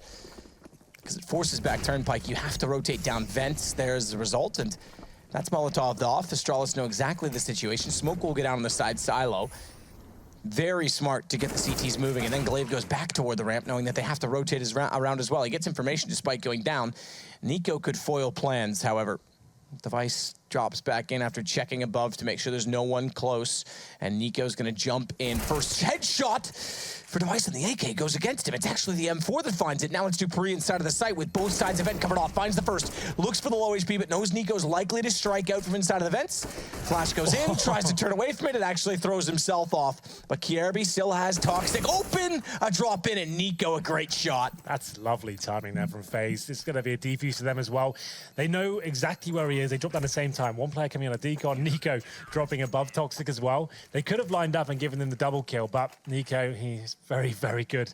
The close range encounters there with the AK-47, manages to pick up the headshot. So the bomb goes down for Astralis, but that key flashbang from Dupree, he's actually in a great position to lock them down. Flashes himself, fumbles the flash somewhat, and it's have to be an eco hit from the Danes. 12-9 in favor of FaZe now after winning 1 round. That's a complete shutdown of the economy. So this could mean a couple. Have a look at what they've got left over. They've got 2K right now. They get 1900 on top of this, so this is the good call. They didn't do a partial buy. It's pretty much full eco. A couple of players getting body armor. With the Deagles and get a plant in this round, that'd be fantastic. That's the main objective in my mind. Just get that plant down if you can. Kerrigan was very good at sneaking it in the first half. I'm honest to see whether his old teammates can do the same here in round number 7. Reigns smartly rotates to catch off Glaive. Just when Astralis looked like they were going to get some momentum and break the half back wide open, causing good rotations from their perspective. Out of the CTs in the last round, they can't clutch it back. Missed shot by Device, and then Dupree trying to get too clever for his own good, and now FaZe are able to pick up their 13th round, do it with all 5 staying alive. They'll keep the op in the hands of Alu, and it'll be a buy back in with all the money that's left for the terrorists. It's round number 8. Do or die time for Astralis now. Device still struggling, can't get the AWP out at all. He's going to be down to the Khalil, 4 AKs as well. And FaZe now looking to tie the series up. Narrowly missed out on Inferno. It was actually a very good game. And Nuke proving to be the same as well, but Astralis have every chance of bringing it back as well. They're just the sort of team that will do that. Same sort of tactic we saw on the pistol round from them. Smoke towards main entrance from Squeaky Door. Flash is coming as well. Will they be committing with this? I'm not so sure, but looks like Debris wants to go out. Kiyoshima, though, bird's eye view of 2 players, gets the bomb down as well. Drops onto the hut, but that gives himself up because Cabby to make it in the site. He's found a second. He's looked the most impressive on this T half, I have to say, for Astralis, but now it's 14 rounds for FaZe. And they're looking on the barrel of match points here. They have $2,400. That's third stage loss bonus. No bomb going down. I think they probably have to buy into this one and go for it. Tech Nines, Deagles, a pause comes in. Zonic will be calling that. Let's just say, boys, let's calm down. Let's work out how we can win this round. Don't do anything stupid. But what's the options here? Let's kind of theorize now and work out what they can possibly do. So we have upper executions. We can do what we said, smoke towards heaven, smoke towards main entrance, Molotov the hut, flash in, try to get the bomb down towards lower maybe at that point. Tech Nines, once the bomb's planted, can be very powerful indeed. We saw what FaZe did in the end of the first half. Go towards ramp, you get 1 kill. It's a very snowball-like weapon. As soon as it gets 1, you pick up a rifle, everyone keeps running, no one's stopping. It's very difficult and overwhelming for CTs to maybe handle that sort of thing. But we can see the buy coming in right now. It will be 3 Tech Nines and a UMP for Kiabi. Zipek's yet to buy. He's got $3,100. He'll follow suit though and get the 4th Tech 9. So I would say either a very fast rush. Glaive has a good spawn. He's got the bomb as well, right? You can see him at the front. So he could actually try and HE the Squeaky Door, smoke out at the same time as well, get the bomb down there. At least get them kind of riled up a little bit, rotating. He doesn't necessarily have to go for the plant, but if they spot it, they could just discombobulate the Ts a little bit. The CTs, I should say.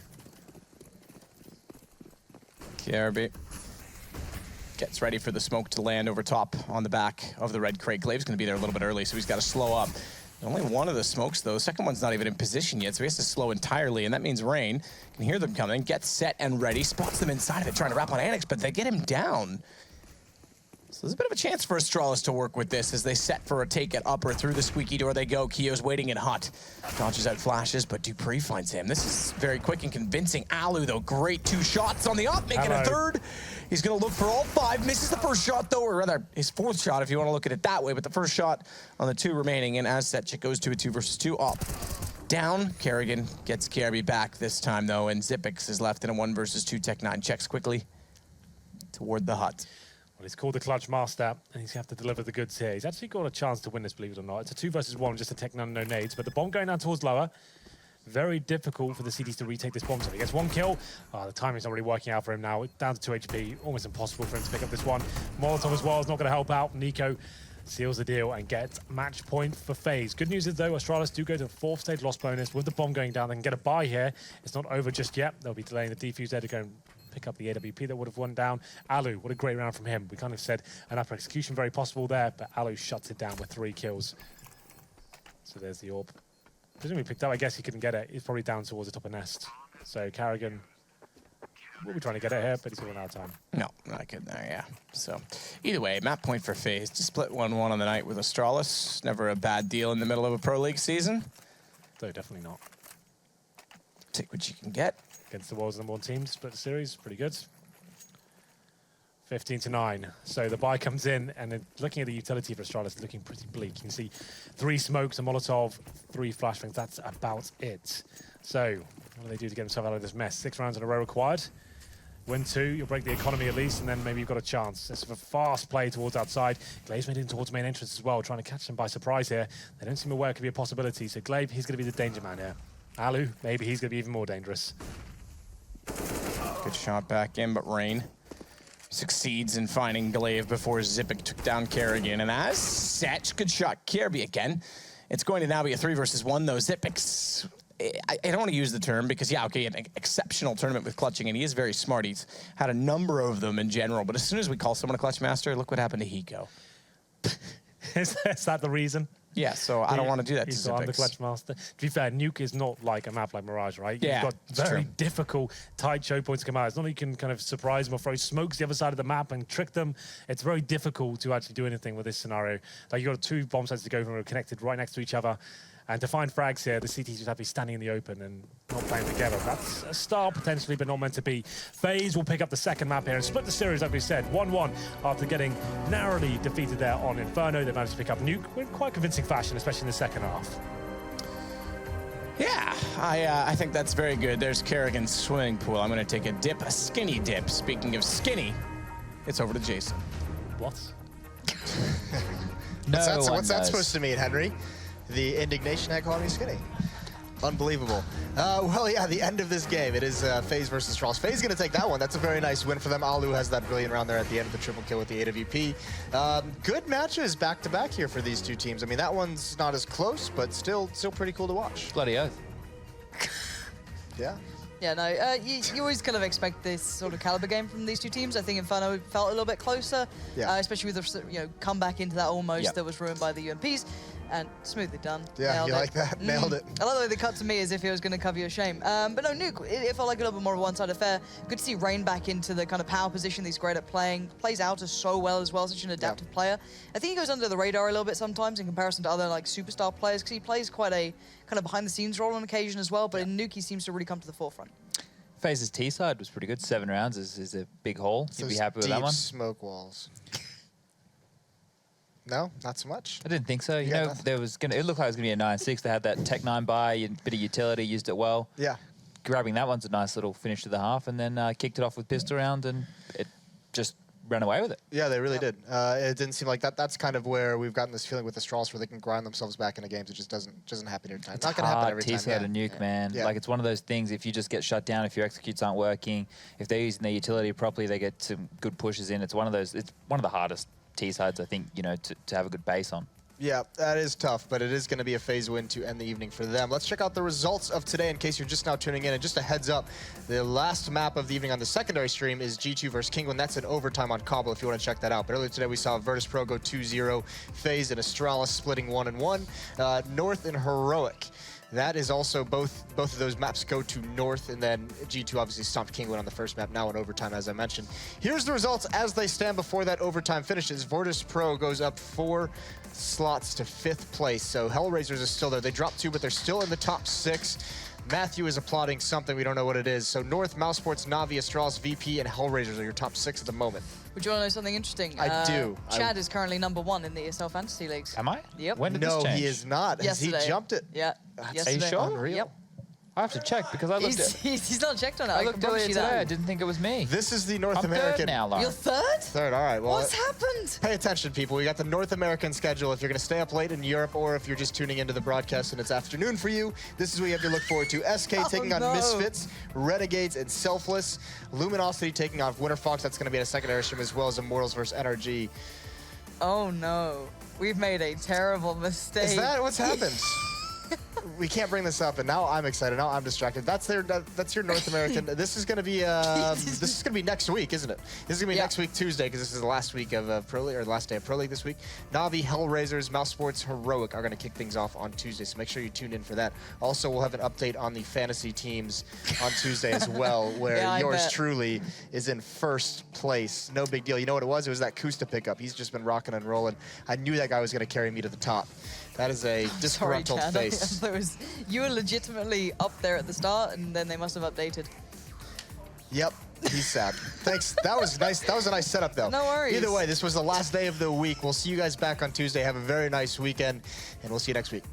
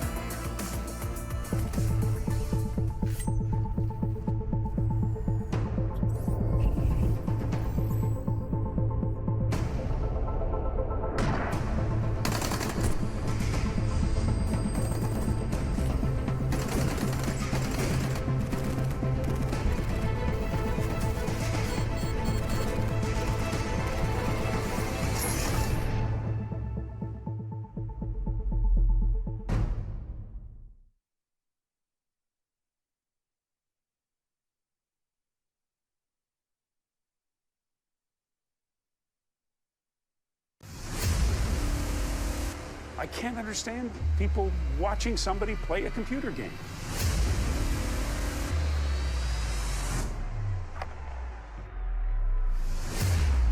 It's still not a sport. It shouldn't be on a sports network. But I don't know if athlete is the right word.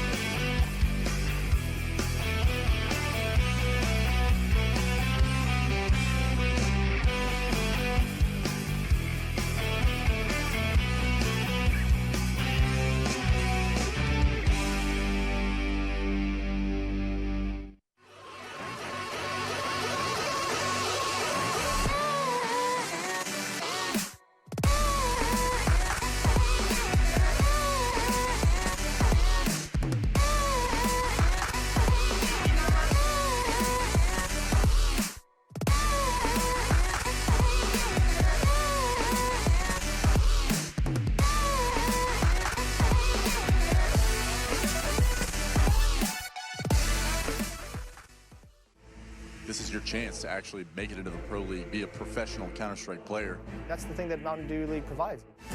Penguin, you know what? If anybody has a shot at 2-0, it's Penguin. Beautiful Counter-Strike. You usually only see that into the professional level of things. We are one of the youngest team in top 20. Many teams can underestimate us and we can surprise them with our tactics, show our Polish power.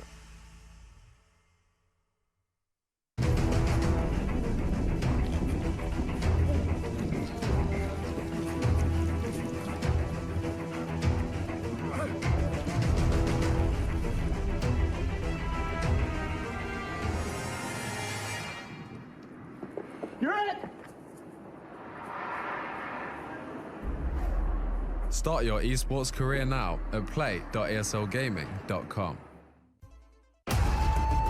Counter-Strike is sharing incredible moments with us and will return to a memorable place.